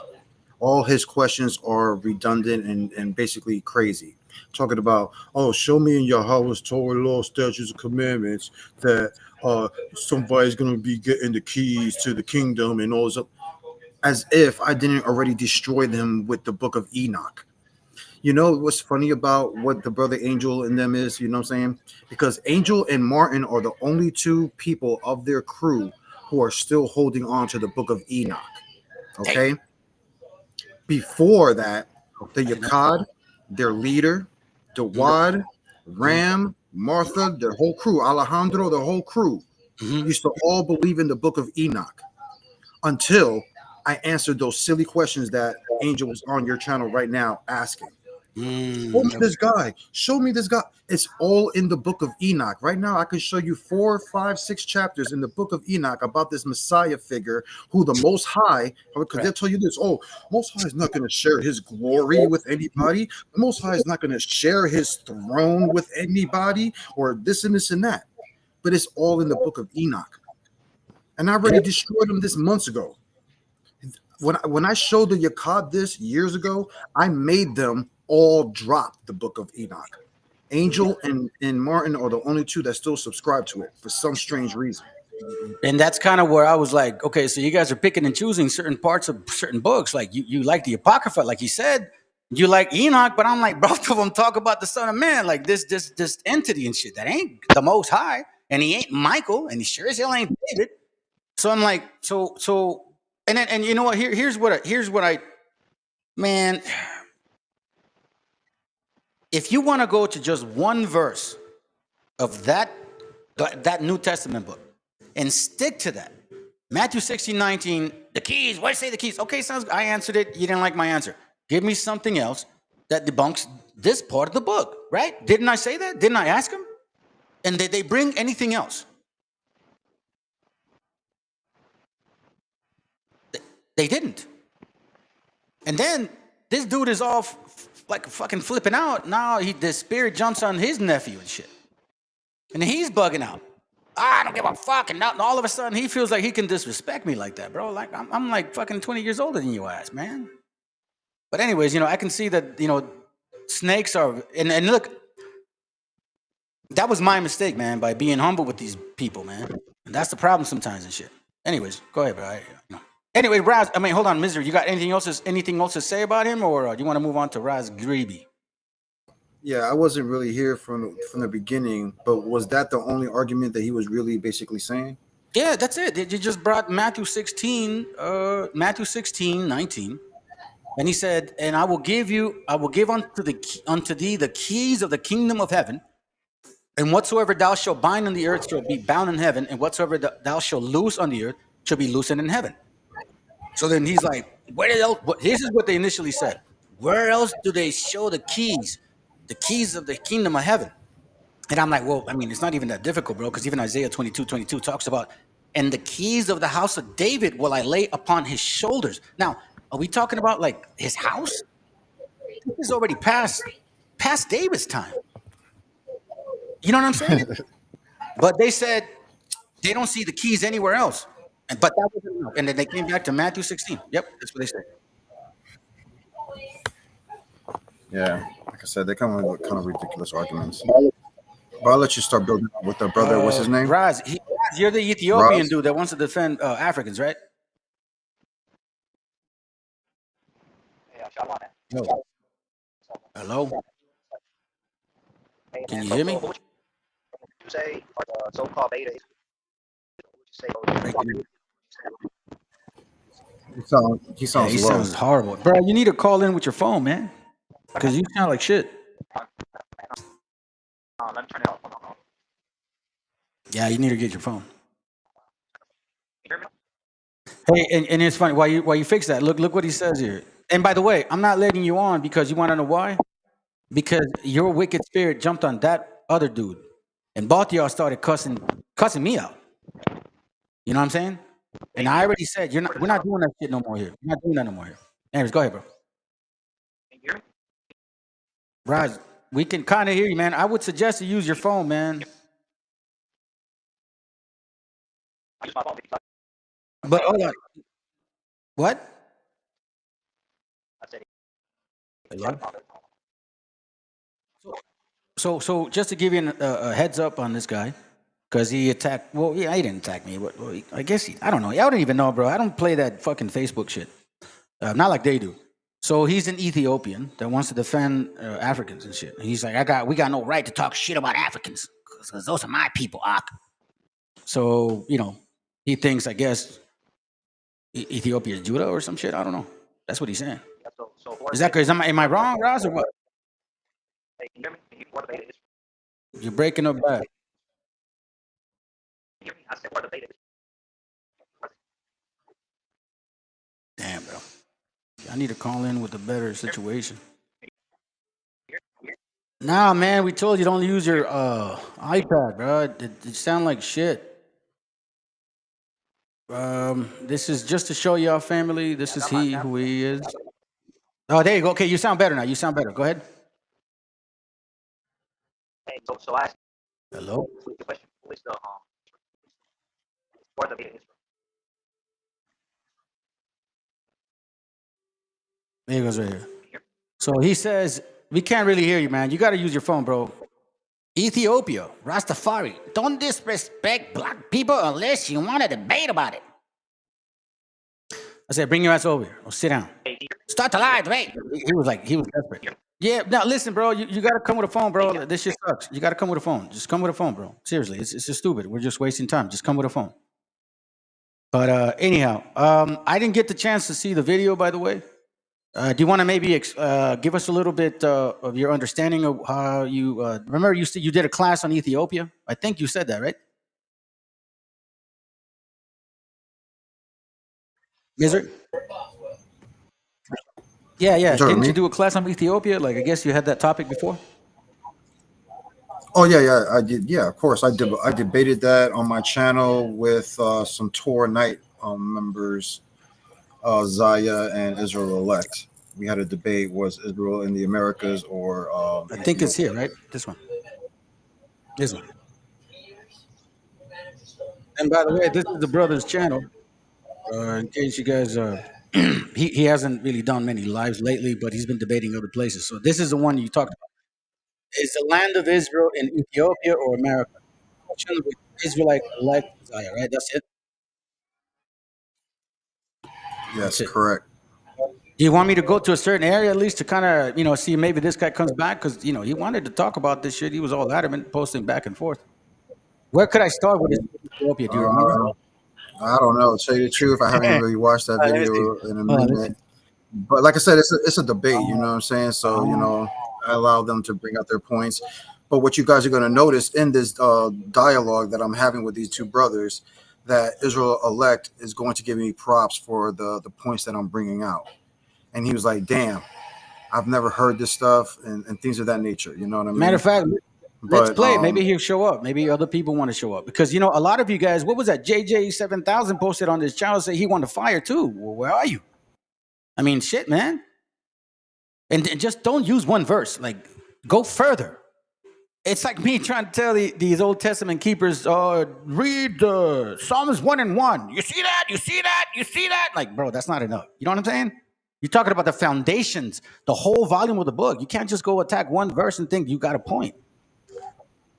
Let's listen in real quick. Let's listen in since we have it here.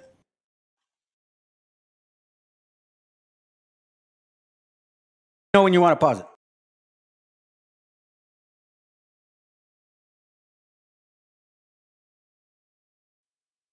My bad, I had it on mute.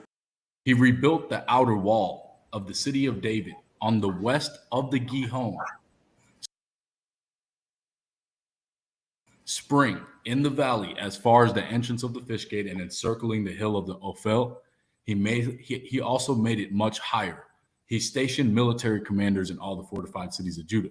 So let's go to it in the KJV, right? It's been a long time, but do you kind of remember where this was kind of a setup, or at least like where you guys were going, or not yet? Oh no, yeah. This is what I was already giving. You got to put mute on the other channel. Mute on the other channel. This is an echo. Yeah, my bad. Okay, let me go back then. Let me go back. Oh, hold on. He's back. Hold on. He's back. Hey, do you have a better connection? Hello? Gaz Greeby. Or Raz Greeby. Rastafari. Oh my God. Anyways, okay, so I'm gonna go back a little bit and see if we can hear better. All right, here we go. Topic. So I guess Sister Kiana and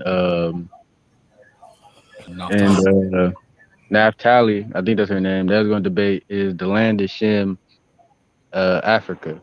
I felt like because Kiana has never debated before, I felt like Naphtali has an advantage because she debated before, and Jeremiah did a whole PowerPoint for her or whatever. It's just like it's no matter how much how much you did a PowerPoint for her, if she's never debated before, she's never had any type of confrontation with people. Like it's a skill you have to acquire because you can debate somebody and be totally 100% wrong, but if they know how to argue, they gonna beat So you're saying the Sister Natalie from FOPI, right? Mm-hmm. Yeah. I've seen she's debated before, correct? Yeah, she has. So why would you say that Jeremiah will be picking on her if she's debated before? I know I've seen her. No, not her. No, I said he did a debate. No, he said he did a PowerPoint for one of our sisters to help her debate her. I was just like, well, she's never debated before. You feel me? She gonna get. We'll probably fast forward. Yeah, we haven't gotten to discussion yet. Right now, I think we're just rapping. Because these are my boys. You know what I'm saying? Like I do it, even though they're part of Torah Nights. I've always been cool with these brothers, many brothers. You know what I'm saying? So we were just wrapping up a little bit right there before we got into the actual topic. And you know what? But I think I'll let them go first. I'll let them go first for like 10, 20 minutes. And you know what, brother? Now that I have you here, I mean, aren't we kind of talking like that, respectfully? You know what I'm saying? I ask you questions. You know what I'm saying? Like we go back and forth, bro. It's not about that. Oh, I know more than you. I'm like, hey, man, let me hear what you got to say. And I can respect that because I gave those other people the same respect. Y cómo se portaron? They fucking insulted me at the end, bro. Like, fuck you, motherfucker. Damn, dude, that's crazy. Hold on. He said something. Jose Vega, you're a babbling, uneducated fool. There's Yiddish some shit in Yahweh. Laws, statutes, and commandments. Uneducated Matthew to Revelation book. Garbage, peddling bullshit. Hey, can you hear me? Can you hear me? Can you hear me? That's a lot better. Yeah, that's a lot better, bro. Hey, if it locks me off, we'll start a live on Facebook and we can have a discussion or a debate. It doesn't really matter. But I wanted to debate about the Solomonic dynasty. I'm not trying to debate about the location or whatever. I'm trying to Hold debate. on. I'm trying to debate about. This is the brother Sir. Hold on, wait, Sergio. Yeah. What up, bro? What's good? What's good, Sergio? Yeah. What's up, bro? Wait, Sergio? All right, sure. I thought you were Ethiopian. Yeah. You said what? Nah. Yeah. No, that's- he's a Mexican. Nah. I'm he's a Hispanic, confused but I Mexican. follow Ethiopian faith. Yeah. Oh, okay. So you're defending another raza over your raza. That's just what I believe. Yeah. That's just what I believe, bro. I believe in the The answer is yes. Ethiopian Okay, canon. Yeah. I'll be quiet now. What's your question, bro? What's your question? Damn, you crazy. I'm just if you wanted to have a discussion about the Solomonic dynasty, about the kings of Ethiopia, like Yeah, we can talk about Haile Selassie. We can talk about Yakuno Amlak. We can talk about his sons. We can talk about because I don't know if you teaching that those are Hamites, but I teach that those are the tribe of Judah. So we can have a discussion about that. You know what I'm saying? Just let me know. Because I have the information, bro. I got the you know what I'm saying? I got the sources and shit that proves that that they descend from Judah. Before Misery may add to this, all right? Let me share something with you. Because I think this is important. Okay. I speak to a couple people. Yeah, I just want to if it locks me off, well, you're not getting locked we up. can start a live this week, and then Cállate, güey. Fucking shut up. because it keeps logging me off every time I'm on my phone. It keeps logging me off. That's what I'm saying. Nah, fuck you, nigga. Bro, You called me you're out good now. yesterday, bro. So defend your shit, bro. I'm not playing with your dumbass, nigga. You called me yesterday, bro. You talking all that shit today, nigga. So defend your fuck shit, nigga. Emily, look. See this? You hear me, pussy ass nigga? This is I ain't crazy. playing with you, bro. See this? Look, you hear me? You hear me, bro? Listen. You say, bro, you kicked me out of your. You see this? Now, I don't know what it is, family, but I trigger these Canaanites all the time. Or these ones that think they came out of the nutsack of them. It's pretty sad. So you know him, Misery. You know this guy? You called me out yesterday, bro. You called me out yesterday on your show. You told me shut the fuck up. That's what I'm saying. Yeah, I did tell you to shut the fuck up and wait. So I'm just doing what I'm supposed to do. I'm supposed to defend myself. I'm supposed to Telling defend you my the same people too. shit to shut the So fuck up. let me know. You can't come in this channel try to tell me some bullshit. Man, bro.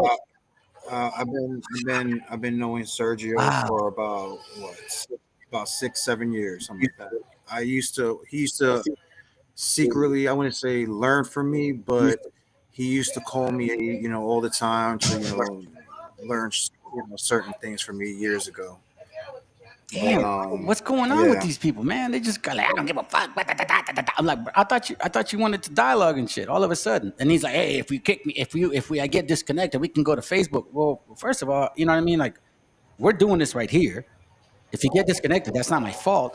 And we didn't even get nowhere. And then all of a sudden he starts like, you know what I'm saying? Like insulting me and shit. But it's all good, man. Like that shit is like. Anyways, maybe he'll come back. You want to continue listening to this video?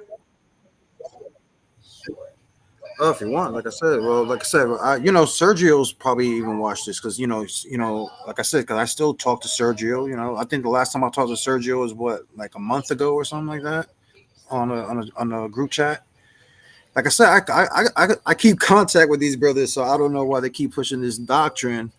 When he even asked me about it, and I even referenced this debate, and I told him, hey man, just watch the debate, and I proved to you how the land of Ethiopia can't be the land. You know what I mean? Just watch the debate because I'm gonna bring up some. Do you want to know what I noticed about these people, bro? I noticed that they all resort to name calling, some like type of aggressive tonality. That they think that works on everybody. It almost seems like they were either raised that way, or they learned it from someone else. You get what I'm saying? It's like you guys all. Every single one that's done this, BHI, you Rastafarian, the Old Testament keeper, and your little son, you guys all resorted to that shit. Even the guy from yesterday. Remember the guy? 2 days ago. All right and shit. I don't give a fuck. I'll fuck all y'all. Remember that shit? I basically am just admiring, like I don't even know, bro. The lack of control of your spirit. You're back on. So you're here now. Hey, can you hear me? Yeah, we can hear you. Before you Hey, start like I talking, said, bro. Hey, like I said, I already know. quiet, bro. Quiet. You don't dictate shit. Be quiet now for a second, okay? I'm gonna let you back Hey, on. nigga. Hey. Bro, and I'm not black. Don't call me that shit. All right. I grew up in the 90s and shit. We don't use that word. So I'm gonna let you on. Hey, I'm calling you out. Shut the fuck up, bro. I'm gonna let you on. I'm gonna Defend let you on. yourself. Oh my dear Jesus, bro. Shut the dude. Listen, are you Defend married? yourself. Hey, Are you defend married? yourself. Are you married? Jaffet. Oh, hey, wait, hold Jaffet. on a second. Hold on. Hey, by the way, Misery, that's one thing that blows my mind. So he calls me Japheth even though he's Rasa? Esau. Defend yourself. Well, let's do it then. Come on, bring your questions. Edomite. Defend yourself. Sounds good. Come on, give me your questions, bro. Come on, hurry up. Hey, so are you gonna Hey, yo, debate sir. the Solomonic dynasty? Are you gonna debate dynasty? No. Are you gonna debate the Solomonic dynasty No. Hold up, kings? Sergio. Are you gonna say that those are Hamites? Debate it or not? He'll probably talking- listen. He'll probably debate it. Yeah. I know this, but hold on, Sergio. No. Put him back on. No, I didn't say take him off. something. He jumps off. And shit. Get a better phone, bro. You see what I'm saying? Y'all saying you're the power of the Most High, but you can't even get a fucking good ass phone. Like, You know what's funny that you said something earlier that was kind of powerful, and you were saying how Angel and you and Angel were having a private conversation, right? Right? Because that's the way our people are supposed to deal with each other, brothers and sisters. If we have issues with each other or whatever doctrinal differences, we're supposed to be keeping that shit in the closet and behind closed doors and discussing these topics behind closed doors. When they come over here and try to disrespect their own brothers and sisters, bro, why are you guys acting like the Canaanites, man? That's what they do. When you go on Sinetta, when you go on Torah Nights, when you go on all of these black platforms, that's all they do. They argue with each other, yelling at each other. Oh, drop your address. Let's meet up and fight and blah, blah. All this crazy stuff. Why would you go online in front of your people and act that way? hold on. Let me give you some of this. Let me read this real quick. California Western Forces, bro. Why spend time arguing with about a book written 2,000 years? Rasa has real problems. Have you heard of? Yeah. So here, let me educate you on this. So obviously you don't watch my fucking channel. So that basically means that you're disrespectful because you have no clue how long I've been teaching this shit since 2022 on this channel, specifically about our people. The fucking nerve of you to assume. Listen. Just for common sense, skip the Bible. Common sense, educated men with wisdom say, hey, listen to the matter first and then judge it. But you didn't do that. You just showed up and assumed that I don't even talk about that shit, bro. Anyways, go ahead, bro. I just wanted to say that. Go ahead, man.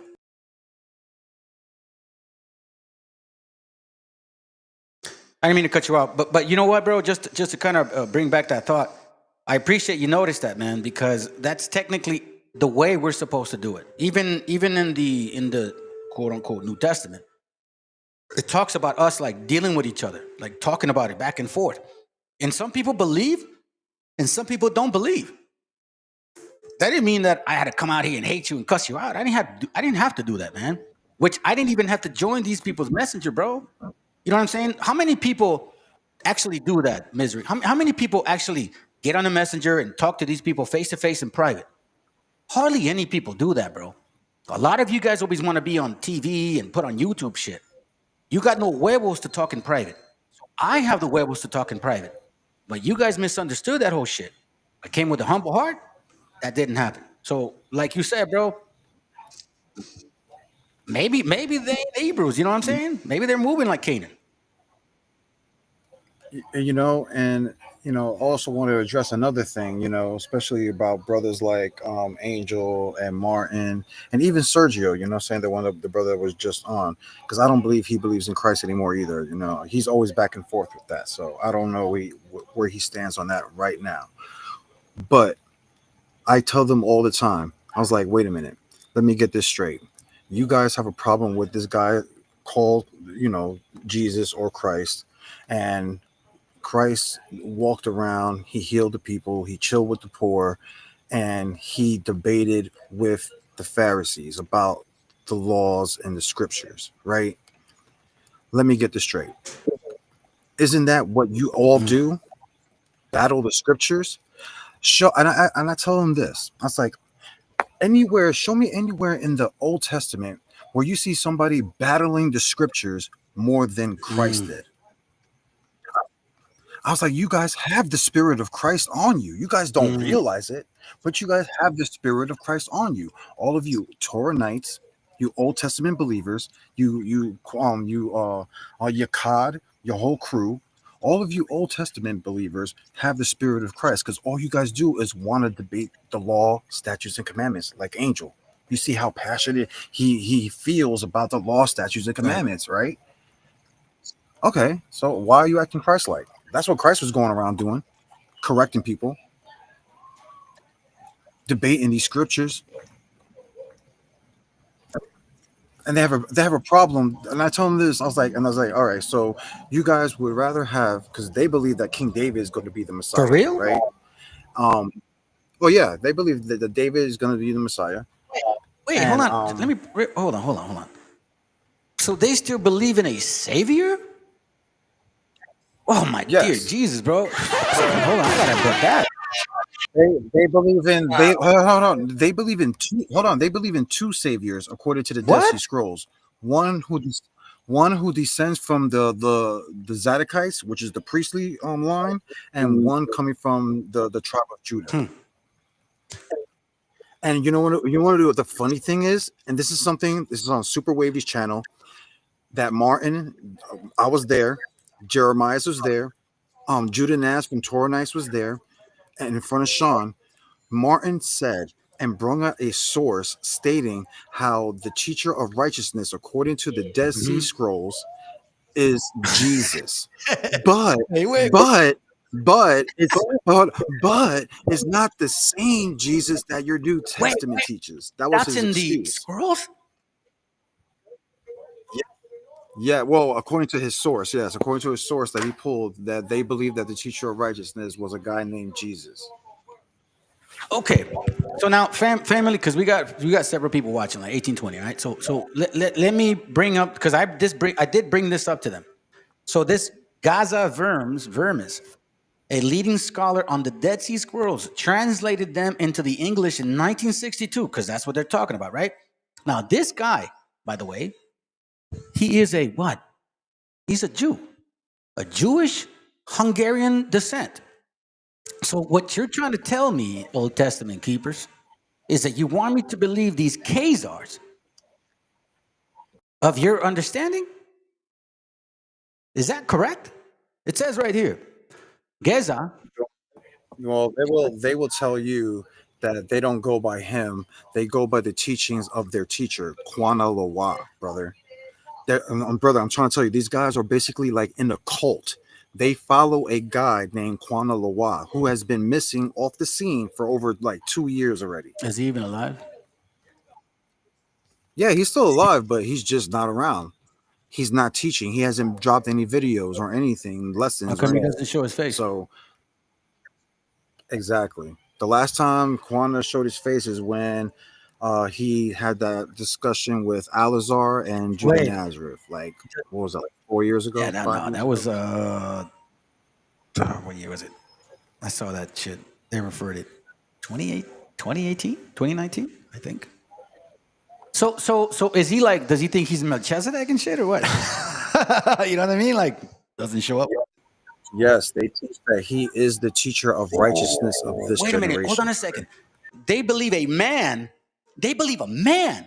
of flesh like you and I, with flaws and probably, God knows what he's doing in private, right? They believe that he came to teach them? Is that correct?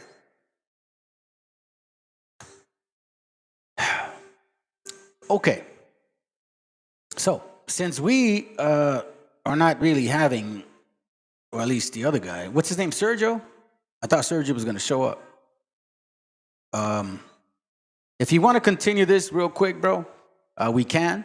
I don't mind sticking around, you know, because maybe they'll show up again. But it's like, I really thought that ese vato Angel would stick around for a little bit. But apparently, as soon as, I don't know, bro, he just wanted to skedaddle and then he got mad and cussed people out and shit. And so does his servant and shit.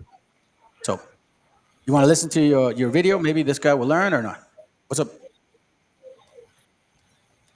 Oh, brothers, Yeah, up let's to do you, it. brother. I'm probably well, I was going to tell you, man, it's already late over here. It's Yeah, I like know, 12 bro. o'clock. I was probably gonna, you know, get off real quick. Nah, let's just leave it like that. Let's just leave it like that. Because there's no need for it. I'll let you get back to what It's you're all good. doing. I'm almost done anyways. You see the roaches scattered. Now we stop. Apparently, bro. Hey, you know what? Like I said, wait, hold on. Do me a favor. So for the brothers and sisters can see it. Where in Enoch does it talk about the Son of Man? Do you remember? Oh yeah, hold on. There's a few chapters, brother. Yeah, And these are beautiful and powerful. Hold on. And my gente, listen, my gente, this is what I'm trying to do.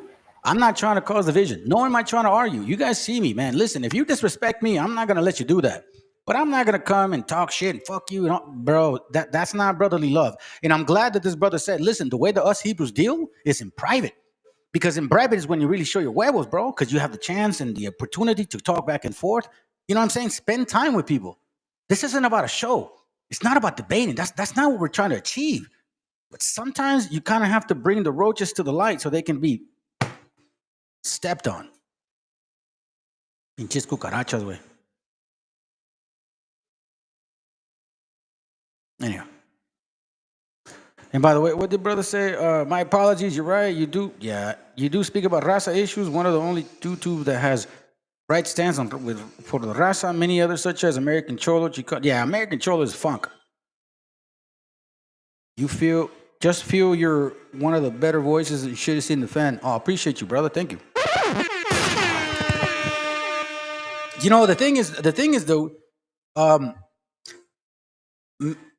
okay, so I was born in Guadalajara, right? And I came here in 1983, 84. So my gente, my family, you know what I'm saying? They experienced all of that, you know, inmigración and all that shit, getting deported back and forth and all that, right? So me nowadays, when I see what I see, and now that I have this understanding, which by the way, what you said, you said this book is 2,000 years old. Let me read something to you, bro. I'm gonna read something to you, okay? This is from a book that I have, The 10 Tribes of Israel Historically Identified. Look what it says about people like you. This is on page 105. Religious observance. According to the rabbinical doctrine, the accusation of Satan were confounded by the noise of the trumpets, which Moses commanded the priests to blow on their solemn festivals, in which the Mexicans, like you, Meshiacha, as it were, in compliance with the precepts contained in the 8th verse of the 10th chapter of Numbers, and the priests, the sons of Aaron, which, by the way, we talked about that yesterday, brother, shall blow with the trumpets, and they shall be to you an ordinance throughout your generation. So here we see that these Mexicans were keeping certain laws that related to the Hebrews. Now, this is just one page of many in this book. So I advise you, California Western Forces, get this book. The 10 Tribes of Israel, historically identified by Barbara Simmons. You can even start on page 7. Matter of fact, here's what I'm going to do. Are you still looking for that, brother? Yeah, he is. Okay, cool. Yeah, go. I got like. Let me read this real quick to the brother real quick, and then I'll move on to it because I never seen him post. So check this out. I think this is hold on. It's Barbara Simmons. Barbara Simmons, and I need to look for page 7. Check this out. Page 7. Sagahun, which was here in the 1500s, further complained that he was forcibly deprived of the very valuable paintings representing the great temple, with the cord by which it was surrounded, which he says was sent to Spain. You see this? It is very evident that everything in Mexico calculated to draw attention to the ancient. Okay.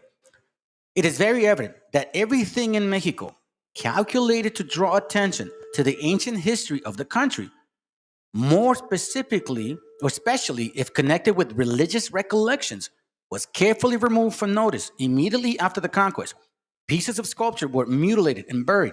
Paintings were burned. Temples and edifices, which from their size it was impossible to destroy, were suffered to fall into oblivion. The magnificent monuments of ancient art, such as El Temple of Palenque, the Palace of Mictlan, were passed unnoticed by Spanish authors. He says, Sagahun, when engaged in the compilation of his history, after it had been taken away from him and again restored, received 3 cautions.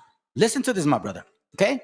This is for you indigenous brothers and sisters in this continent, Taínos and Arawaks, all of us right here. Mexicas, Taínos, and Arawaks. This is who it's talking to.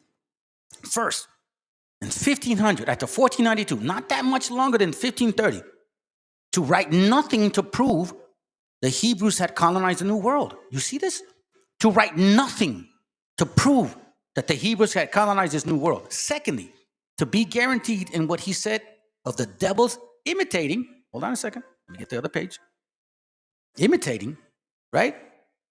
God's people, so to speak. God in taking him to himself a chosen people in the New World and counterfeiting the rites and ceremonies of the Jews. So here's where he's saying that the devil basically try to act like we were Hebrews. Then he says here, thirdly, not to advance the hypothesis that Christianity, meaning the actual book, not Christianity, the book, had ever been proclaimed to the Indians, or to treat too largely in the history of Quetzalcoatl.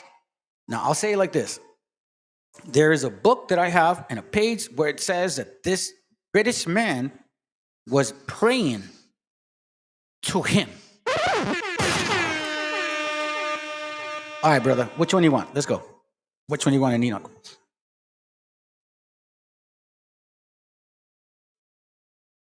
Yeah, let's go. Let's do it. Yeah.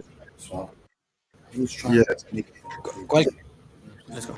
Go to Enoch chapter 46 first.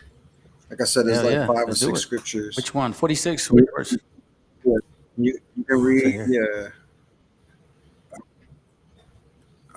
Enoch chapter 46. You can read verse 1. Let's do it. Through this is the book 6. of Enoch, chapter 46, verse 1. It says, There I beheld the Ancient of Days, whose head was like white wool, and with him another, whose countenance resembled that of a man.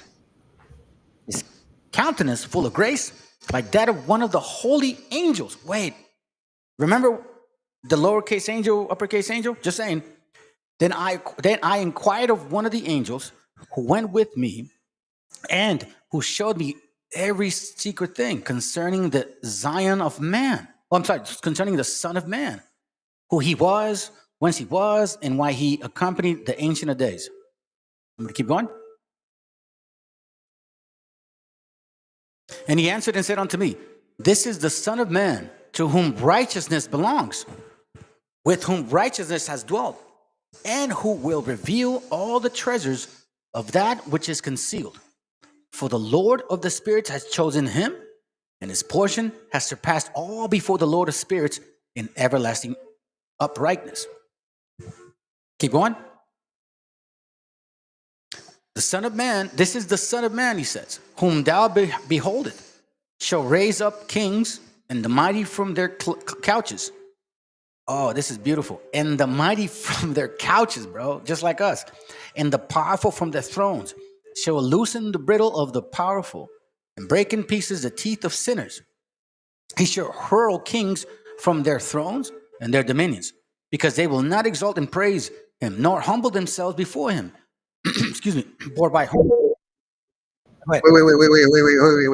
You see how it says that they will exalt him and praise him. But according to the Yakad, they claim that only Yahweh gets the praise and the glory, and the throne and sits on the throne and things of that nature. And this is what I mean right here, is scriptures like this that debunks them. Let me read it again. This is what usually debunks them because they don't believe that any man's gonna, not even David. He shall hurl kings from their thrones and their dominions, because they will not exalt and praise him, nor humble themselves before him, by whom their kings were granted to them. Keep going. The countenance likewise. Yeah. Read the last verse. Read verse Got it. 6. The countenance likewise of the mighty shall he cast down, filling them with confusion. Darkness shall be their habitation, and worms shall be their bed. Nor from their yeah, good. Now, you can stop right there. Now, brothers and sisters, like I said, I got 5 scriptures for you, and each I'm gonna tell you right now, each one gets better and better and better. Okay, and this is why I'm telling you that the book of Enoch, it clearly is about a messianic figure, and they can't get around it.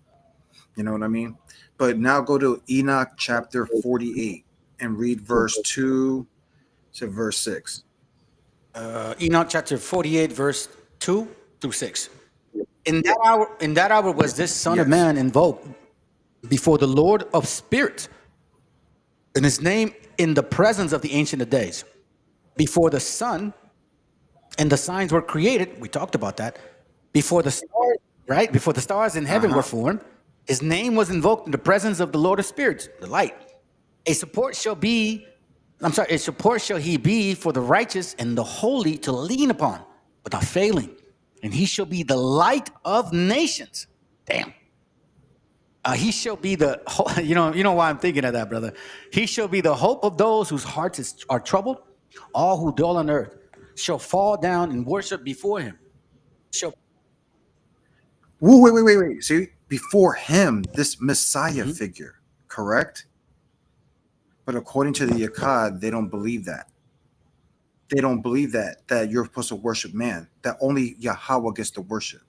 And these are the arguments that I had to show these brothers that believe in the Old Testament, that they need to throw out the book of Enoch, because it thoroughly proves a Messiah figure. As you see right now. Let me read it again. He shall be the hope of those whose hearts are troubled. All who dwell on the earth shall fall down and worship before him, shall bless and glorify him, and sing praise to the name of the Lord of spirits. Therefore, the elect and the concealed one existed in his presence before the world was created and forever. Now go to Enoch chapter 49 and read verse 2 through 4. It says, and in that day of trouble, Enoch 49:2, it says, and in that day of trouble, evil shall be heaped upon sinners, but the righteous shall triumph in the name of the Lord of the spirits. Another shall be made to see that they must repent and forsake the works of their hands.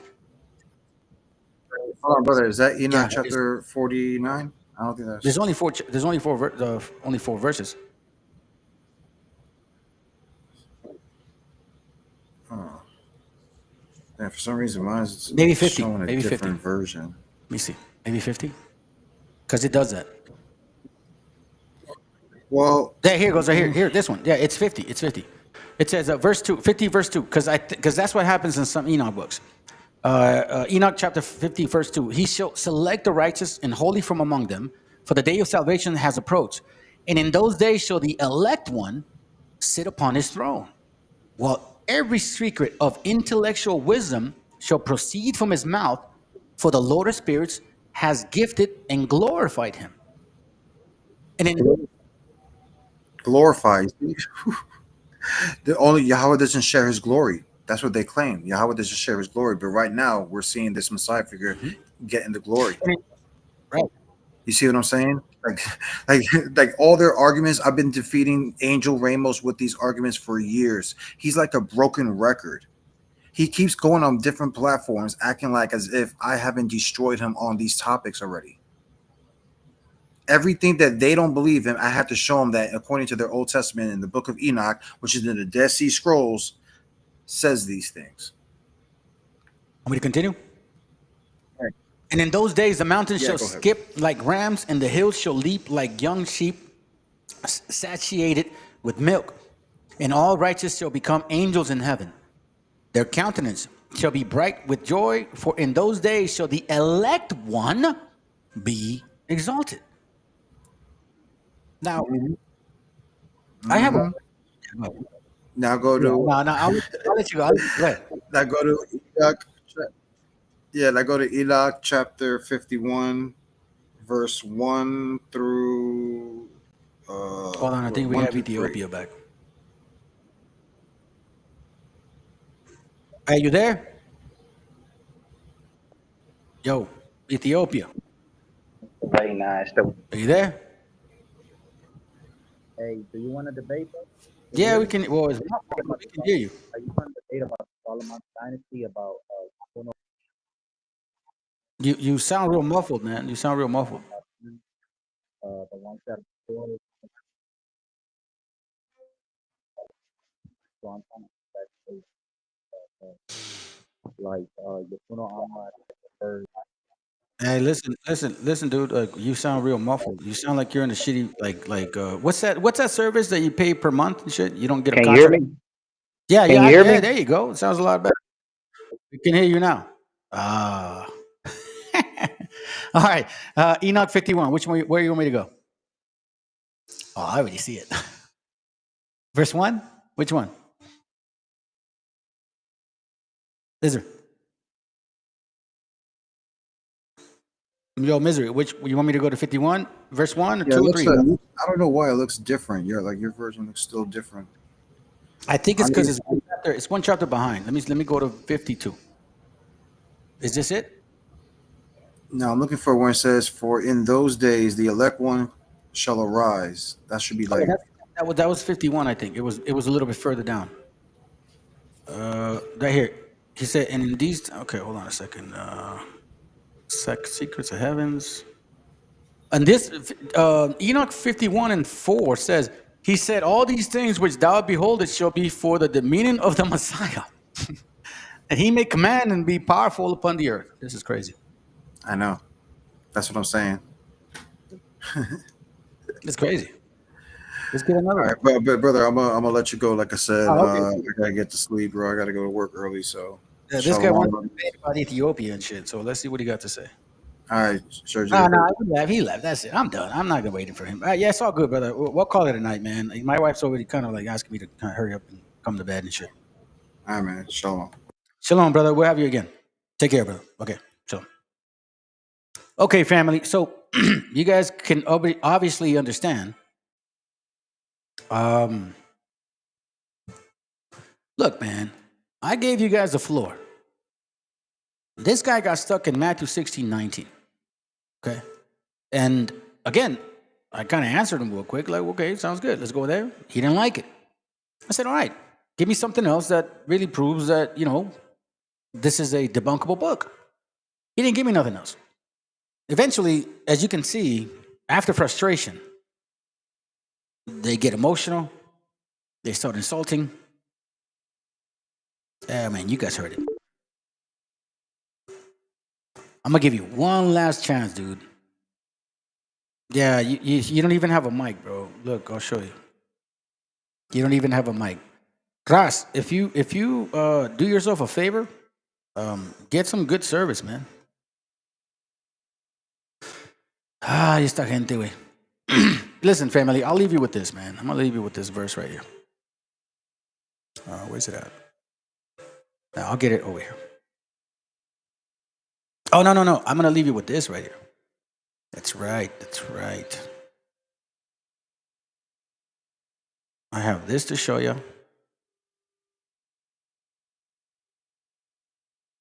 And I have this to show you.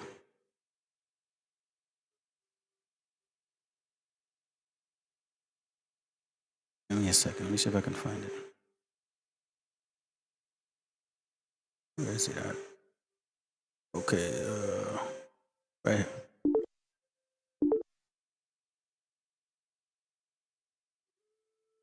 Nah, man, I'm not dealing with your eyes no more, brother. You take too long and shit. You need to fix your phone because you have a camera on, but you don't have voice. You don't have the speaker. Get a better service, man. What are you still on those cheap ass fucking month-to-month shit, bro? Anyways, so here we have called People Over Papers. Nah, wait, yeah, olvídalo, way. We'll talk another day. I'm almost done. People Over Papers. So here it's showing us certain locations of La Migra, way. Right here. Walmart Superstore, I don't know what they're there. San Bernardino. Hold on, let me go close. Riverside. What is it? Fontana. Rancho Cucamonga. Covina. So basically, this website here identifies where these migras are. Migras. The migras. You know, y'all look through it, man. They're predominantly in LA County. I guess this is called Orange County. I think this is Orange County, right? I think this is Orange County. And it gives you a map of everywhere they are, so-called. San Diego, San Jose, you know, all these places. Okay? Now, thank you, brother, for sharing this to me. And I did tell you guys that this is going to happen, man. Let me see if this is it. Right here. So, our gente is tired of you. That's it. It's starting to show. Dice, el cambio de México, las noticias del pueblo mexicano. No se salvó Luisito Comunica. Le dieron para llevar en la marcha. So this is a foreigner who's like promoting to move over there. And they're like, that's it, bro. We're kicking your ass out. Listen.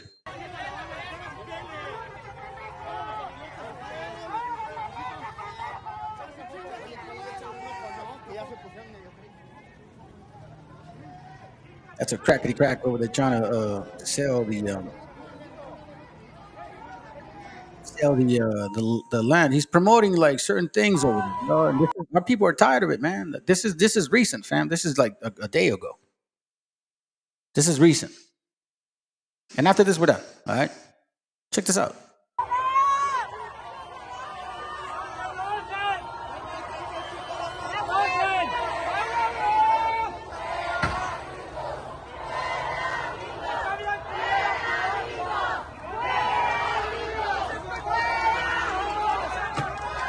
Pega gringo, güey.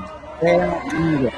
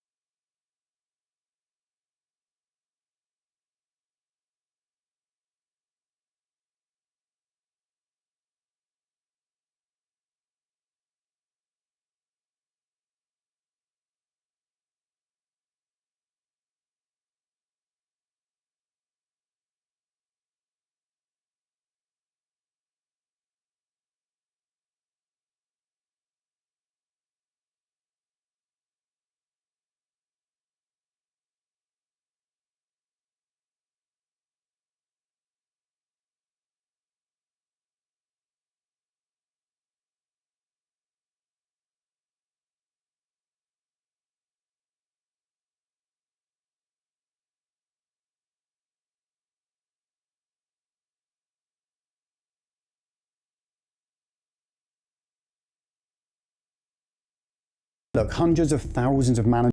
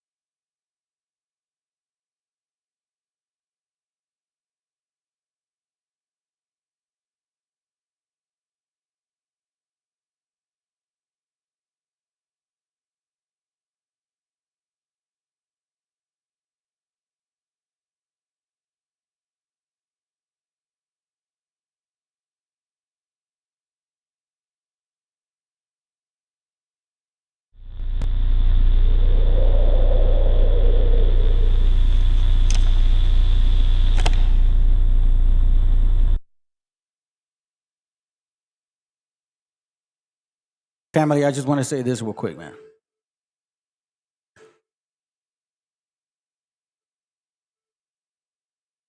I had sympathy for you when I came to your channel. When I joined your messenger call. You came over here and you had no sympathy for me. Matter of fact, you and your young man just bugged the fuck out. You see, I gave you the floor to prove that you guys have a point. But instead, you embarrassed yourselves.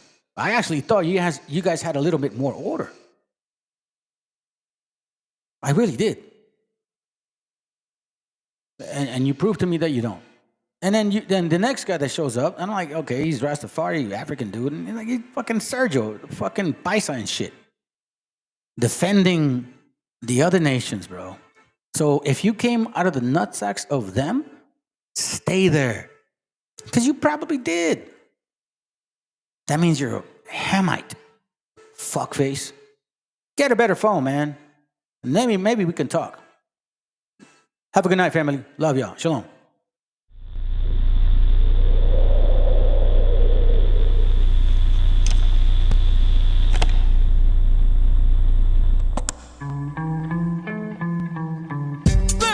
Con la fe.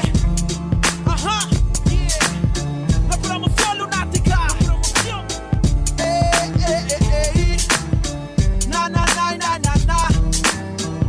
Ey. Ey. Considera la decisión.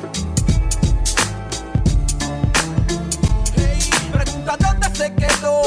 Pregunta cuándo fue que la muerte por su casa pasó. Pregunta por su vida y mira su cuerpo tiro en la mitad de la cabeza. Y se pregunta si es su muerto más. Si la muerte vino por él, llevándose alegría. A su hermana la puedes ver llorando todavía. Todos se preguntan quién, pero nadie puede responder. Hasta que pega el fierro en la mano del muerto. Ahora es un fantasma que vive pintado en una pared. El mismo que anda penando en el barrio. No está tranquilo porque caminando con otro la ve. Por la que se mató sin pensarlo bien. ¿Y para dónde es que se van? Cuando por una tonta razón se van aquellos que más quieres. Pregunto para dónde irán. Es uno menos en el barrio y uno más para el recuerdo. De pocos a pocos mi gente se desvanece. Pero casi siempre son los que no lo merecen. La muerte de un inocente lo sabe la gente, pero nadie dice que él se lo llevó. Se rompió un corazón, lágrimas de madre. Sangre en sus manos y no lo comprende el padre. Recuerda que la vida no tiene un valor y grita al cielo. Mejor recógeme a mi Señor. Pase lo que pase hoy, siempre con la mente tu recuerdo en mi corazón te llevaré. Para donde quiera que yo voy, pienso diferente. Es que el amor ahora está presente. Pase lo que pase hoy, siempre con la mente tu recuerdo en mi corazón te llevaré. Para donde quiera que yo voy, pienso diferente. Es que el amor ahora está presente. Dime dónde están los que desaparecieron, los que no volvieron, los que de uniforme se vistieron. ¿Dónde están los que ya no están del soldado Juan? Que una bala traspasó su cuerpo con el ruido de una. Son historias como mi prima Gloria, que su cuerpo no aparece pero queda su memoria. Niña de 5 años que su aliento ya es agónico. Encuentra cuerpo pero un hueso está en periódico. La vida es una tumba que la suerte te depara. La muerte está en la mano de aquel hombre que dispara.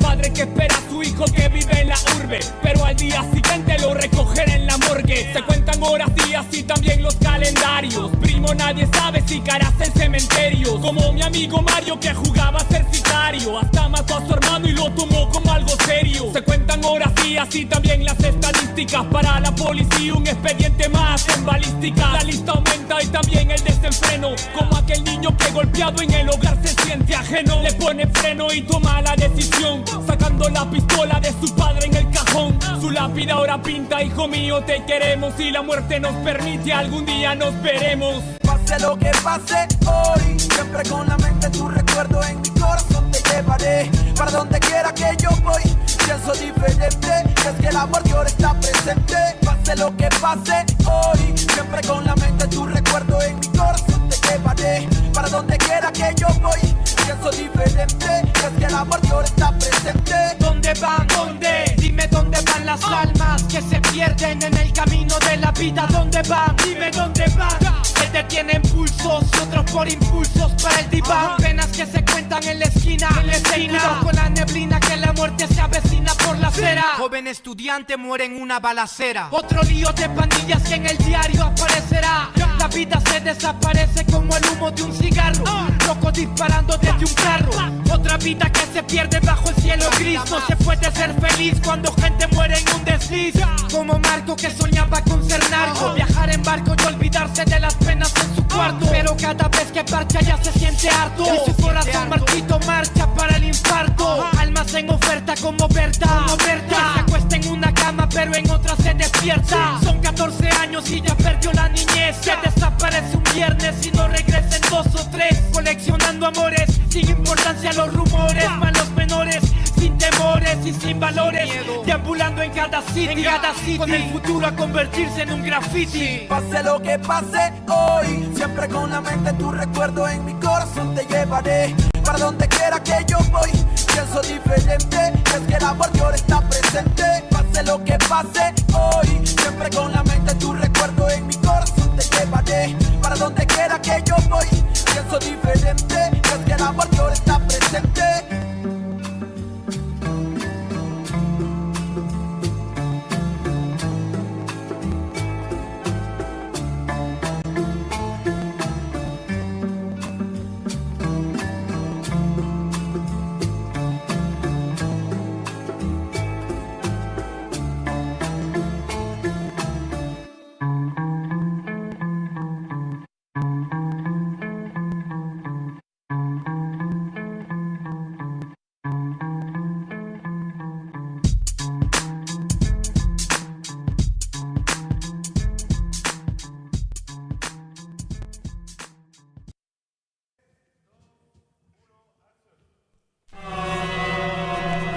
Yo,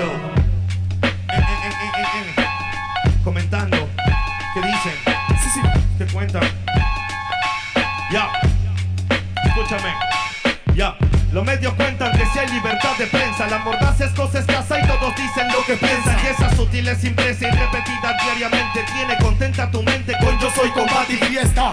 Presta el control, Tarantino no es tan gore como los crímenes de amor que a toda hora se nos muestran. Pues tal vez la estrategia impuesta, pánico en el público y manejarás encuesta pal. Político en vez de patrullas en vez de camilla para un hospital. Como si esa mierda de tombo no diera seguridad. No será casualidad que el otro dueño del canal sea el cerro sobrino pero bueno de tu primo hermano pariente papá. Que esa nostalgia no es noticia, su codicia se evidencia. Propicia violencia y plástico, panémica belleza. Fútbol, patriotismo falso, culos, vasos de cerveza. Pele cáncer pa' tu mesa y el domingo en misa pesa. Sobre su cabeza pesa el atraso mental del pueblo. Oposición vendió trasero, dictador grupo Romero. Pero se confundieron acá la palabra es cruda. Autoeducación en camino se afroja la lucha a través de cultura. Es como genera de uno, tal vez otro loco se suma. Ya saben cortina de humo que explota la mina que mata la cuna. Primo, vengo que trata la friuna, no una pura canción de aventura. Así no censura, emite basura, no le conviene que sepa verdura. Hay extorsiones, violaciones, robo, llanto y más. Con tanto muerto el morbo están alimentando, ves no hay paz. Solo un odio contenido en bilis para que vivan en la fantasía algún día cambiará. Hay extorsiones, robo, violaciones, llanto y más. Con tanto muerto el morbo están alimentando, ves no hay paz. Solo un odio contenido en bilis para que vivan en la fantasía algún día cambiará. Sensacionalismo, amigo eterno de la prensa, el mismo que forjó al humano sumiso, callado y muestra. En el noticiero, en el artículo del diario, la vida de una bebé que poco invierte al vecindario. Sirven como fieles feligreses a oscuro intereses, mienten todo el día, crean solo estupideces. La historia afirma, indica que siempre negaron información alternativa que todo pueblo merece. A cada instante pareciera su labor asesinar una memoria colectiva que hace una nación, con una prensa cómplice que juega con humor, desconociendo ese dolor que nos dejó ese dictador. Cortina de humo es su mejor función, para apartarte de la fuente harán de todo, pues miró hoy como venderte el culo de Sharon Stone, cagándose en tu derecho a la objetiva información. El narco, el almirante, el presidente, el congresista, algún ministro, algún delegado, de seguro es el patrón de ese periódico morboso y amarillo que al leerlo 2 minutos te vuelve en un show. Los medios son culpables, responsables de toda propia basura que te ofrece la TV. Pues será mejor que se autoeduque, pues my friend, porque el comercio de los medios te carcome hasta las 100. Hay violaciones, extorsiones, robo, llanto y más. Con tanto muerto el morbo están alimentando, ves no hay paz. Solo un odio contenido en brindis para que vivan en la fantasía, algún día cambiará. Hay extorsiones, violaciones, robo, llanto y más. Con tanto mordo el morbo están alimentando, ves no hay paz. Solo un odio contenido en brindis para que vivan en la fantasía, algún día cambiará. Que algún día cambiará. Que algún día cambiará. CPF. Y ahora los colores de nuestra bandera. Shoshoki, Istak, Chichiltik. Sin duda, una hermosa bandera. Y ahora los colores de nuestra bandera. Shoshoki, Istak, Chichiltik. Sin duda, una hermosa bandera.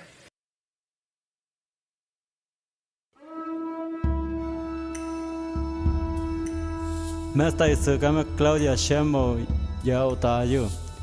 Shabete ya komera javeni. Kenam pokayube. Tita pero yem que ak. De donde soy, no nos rajamos. Cualquier tierra la trabajamos. El sacrificio jamás es en vano, que hasta el espacio hemos llegado.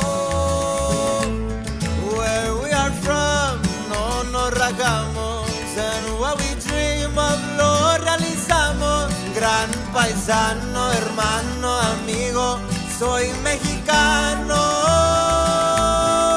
Y cambiamos de lugar, no de bandera. Verde, blanco y rojo lo llevo en las venas.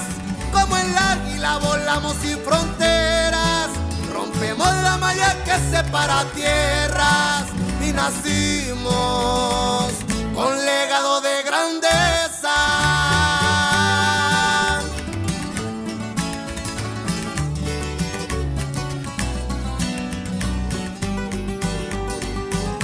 Extraño mi rancho, también mi familia. Pueblo querido que no se me olvida. Aunque de este lado me trajo la vida, siempre para Adela como Pancho Villa. Y cambiamos de lugar, no de bandera. Verde, blanco, rojo lo llevo en las venas. Como el águila volamos sin fronteras.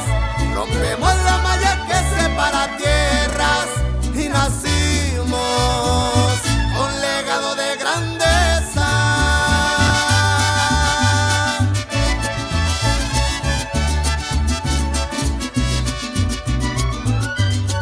Nuestras mujeres y madres inmigrantes, un ejemplo de fuerza y valor.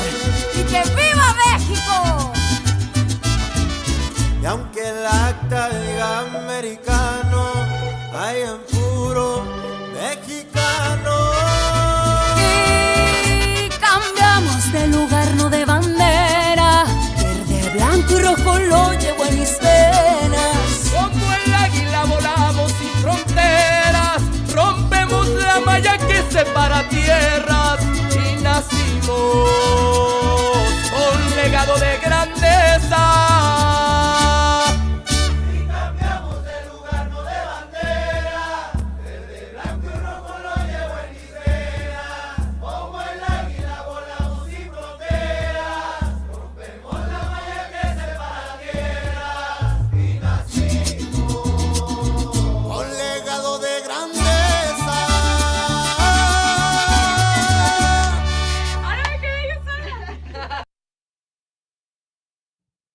Isaiah chapter 58 and verse 1. Cry aloud, spare not, lift up thy voice like a trumpet, and show my people their transgressions, and the house of Jacob their sins.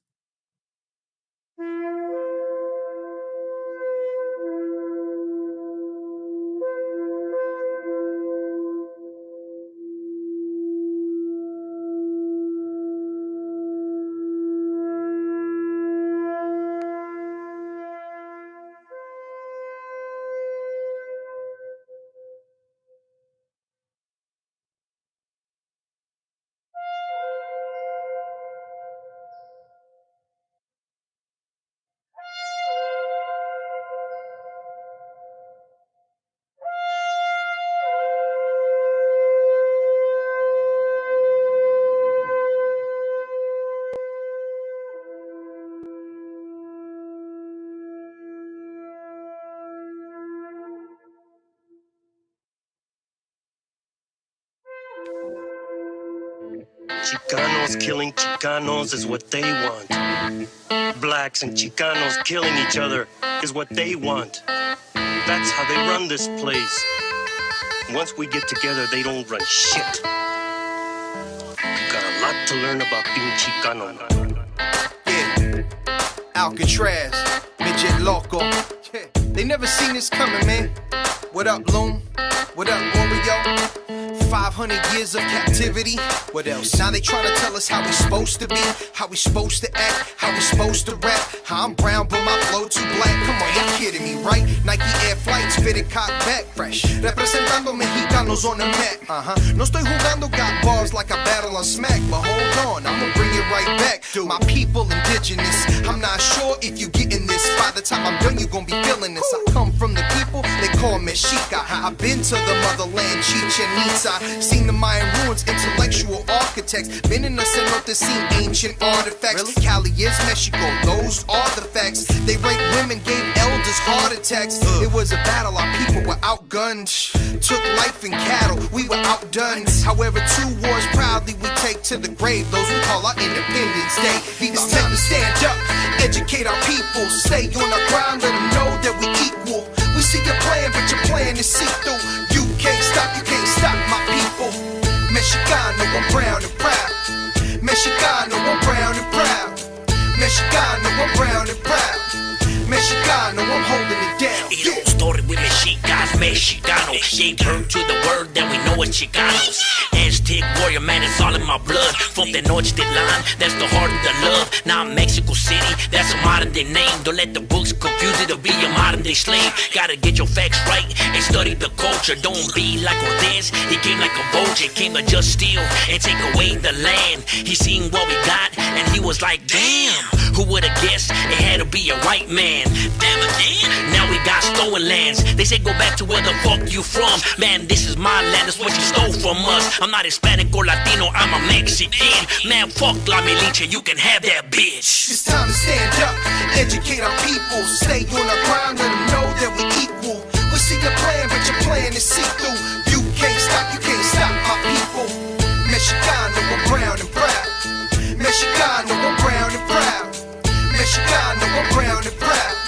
Mexicano, I'm holding it down, yeah. When I think of all the years I struggled without complaining, like when I came here walking all the way from Michoacan, and what your mother went through to bring you back when you were a baby, so you grow up to be a man with respect. Don't you have any pride? ¿Tienes conciencia? ¿No tienes dignidad? Fuck la dignidad! Fuck it, and fuck your struggle. You think anybody cares about it here? Huh? Not la dignidad. And it don't matter how you get it, as long as you get it. I wanna be like no Mexican? You think for 1 minute I wanna spend all fucking day pulling up weeds and mowing lawns? You got another thing coming, a la chingada con eso. It's time to stand up, educate our people. Stay on our ground, let them know that we equal. We see your plan, but your plan is see-through. You can't stop my people. Mexicano, I'm brown and proud. Mexicano, I'm brown and proud. Mexicano, I'm brown and proud. Mexicano, I'm holding it down, yeah. Mexicano bandido, todo el barrio prendido. Siempre ando bien juido, siempre poniendo ruido. Mexicanos al grito de guerra, yo defiendo mi tierra. No me dejo de nadie, yo cuido a los míos, mi raza se aferra. Soy mexicano, esa es mi bandera, yo la levanto por donde quiera. Verde, blanco, rojo hasta que muera. El barrio prendido ya quemó afuera. Soy mexicano, esa es mi bandera, yo la levanto por donde quiera. Verde, blanco, rojo hasta que muera. El barrio prendido ya quemó afuera. Me voy tendido, me voy empinando mi bote. Un poco mareado por la bebida y el borlote. Me tiene hasta la riata la gente con su mitote. Pero me despreocupo, me pelan todo el garrote. Me para la chota, ya es por mi apariencia. Que hay tantos delitos, que hay tanta demencia. Yo no cargo nada, no más mi presencia. Pinche puerco joto, atente a las consecuencias. Si no topa el boy en breve nos para en la calle. No puede salir uno con mi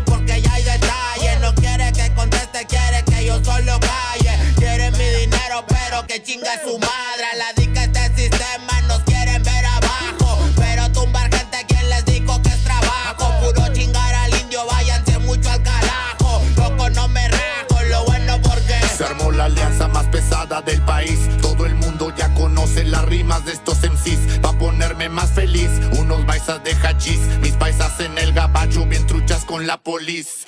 Loco en Guanajuato, con los ojos bien tumbados, de coto con el quesada, rifando por todos lados. Atento si prendo un blunt en cabina cuando grabo. Represento Nuevo León junto a mi carnal el Davo. Cuando voy pa' Jalisco el pasado está olvidado. Con el perro de la C bien grifo, pedo y enfiestado. Chécate mi banderón, unido como había soñado. Bien bajado ese balón, compa lefty bien bajado. Puro hip hop mexa hasta que amanezca. Pásenme un mezcal y que no se apague la yesca. Ya saben que aquí andamos pilas pa' lo que se ofrezca. Si escribo estas rimas es pa' que se enorgullezca. verde marihuana, blanca cocaína, roja la sangre que escurre de una nueva herida. Yo salí de la ruina, nunca se me olvida. Con disciplina y respeto sigo en siempre la movida. Ando bien high, la vida es un freestyle. Disfruta lo que hay, vivo entre el bien y el mal, carnal. Crazy life todo el día, viendo live. Pinto tu barda con spray, lo que canto es real. Azules y rojas las sirenas que me persiguen. No suben pa' la virgen, salen todos cuando chifle. Mi barrio no lo pisen, que andamos todos grises. Maldito policía, no quiero que me revises. Prende la mota en canala o en hitter. Ando con mi flota y el dealer. Tenemos lo que se te ofrezca, tú nada más pide. Me dijo mi madre que de la envidia me cuide. Soy mexicano, esa es mi bandera. Yo la levanto por donde quiera. Verde, blanco, rojo hasta que muera. El barrio prendido ya quemó afuera. Soy mexicano, esa es mi bandera. Yo la levanto por donde quiera. Verde, blanco, rojo hasta que muera. El barrio prendido ya quemó afuera. Ya, ábranse cabrones, llegó el mexicano partiendo sin necesidad de palanca. Todos jugamos en la misma liga, yo soy titular, tú ves desde la banca. Disfruto cada cosa que me pasa, colaboro y mi carrera se levanta. El mismo cabrón que antes no tenía nada se la pasa viajando y dice que canta. Por eso me caga enfermarme de la garganta. Pero aguanta, traigo mata natural y humo de planta. 2, 3 cabrones dando lata y yo haciendo más plata. De esto la vida se trata y pa' que sepas no es barata. MC Davo los desbarata con cada escalón que sube. Yo tuve la suerte de hacerme fama en YouTube. Hay 2, 3 raperos de antaño que me bajé de su nube. Los mandé pa' su casa y de premio hasta les pagué el Uber. Si alguien me tira es porque sabe bien que domino el negocio y quiere de mi parte. No quiero darlas de grande, pero si me tiras la neta me toca humillarte. Soy capitán, llevo el estandarte. Somos muy pocos los que hacemos arte. Este flow si es de Marte, tú dale like y comparte. México lindo y bandido, diario a Diosito le pido que me cuide a la familia si un día el cora ya no late. Estoy bendecido porque me cuidan los míos. Orgullosamente me exatamos locos de remate. Jaque mate, no hable de volar si viene gateando. La cosa por la frontera se pone violenta, no importa el rango. Toda la raza jalándole duro, si hay algo seguro es la muerte en donde ando. El sudor y la sangre en la frente, los de alzada controlando. Se roban la atención, ya saben quiénes son. Vatos locos con sazón como el de un corridón. No quiera tomarme el velo si ando todo pelón. Levantando la bandera, viva México cabrón. Es el perrito de la C. La bandera con un águila, Simón, mi tierra es esta. Me vale si mi piel o si mi acento les molesta. Acá jalan horas extras, nunca duermen la siesta. Están los que van pa'l jale y los que la viven de fiesta. Otros que en el pintón se tatúan de corazón. 3 colores en el pecho, morirían por su nación. Aunque su puto gobierno los puso en la situación de no terminar la escuela y terminar en la prisión. ¡Viva México, ladrones! ¿Qué hubo, les presidente? Ya saben que por mí policías chinguen a 20. Y ahí están mis 20 pa' la cagua. Aguas, que es tierra caliente de Chiapas hasta Chihuahua. Wow, wow, wow, yipi-yo, yipi-yucas. Buenas, Montegreen, Aguas, Tijuas y San Lucas. San Luis Potoyes, Mataulipas, La Puebluca. Dime si o no, loco, acá tienen lo que buscas. Soy mexicano, esa es mi bandera. Yo la levanto por donde quiera. Verde, blanco, rojo hasta que muera. El barrio prendido ya quemó afuera. Soy mexicano, esa es mi bandera. Yo la levanto por donde quiera. Verde, blanco, rojo hasta que muera. El barrio prendido ya quemó afuera. Puro hip hop mexa, perros, 2023. Ey yo, ey yo. Somos la santa.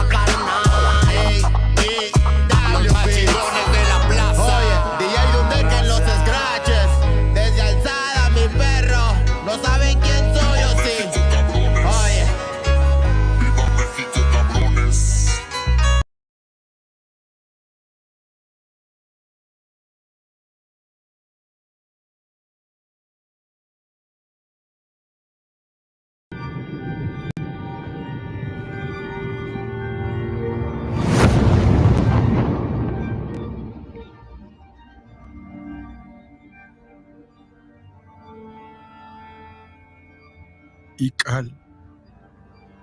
Hijo, abre los ojos.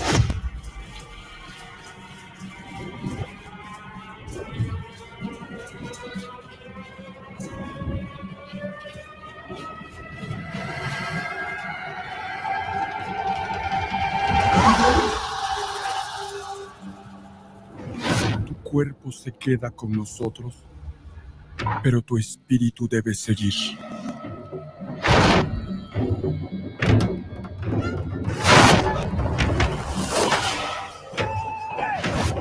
Busca la luz. Aléjate de las sombras.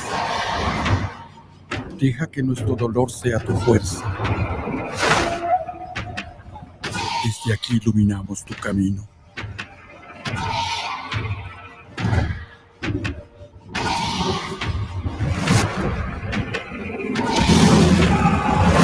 Lucha como nosotros ante esta pena tan grande.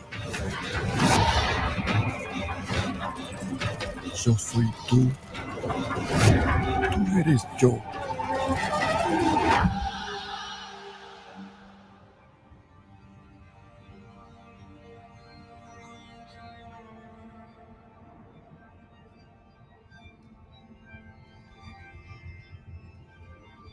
La muerte que hoy nos separa,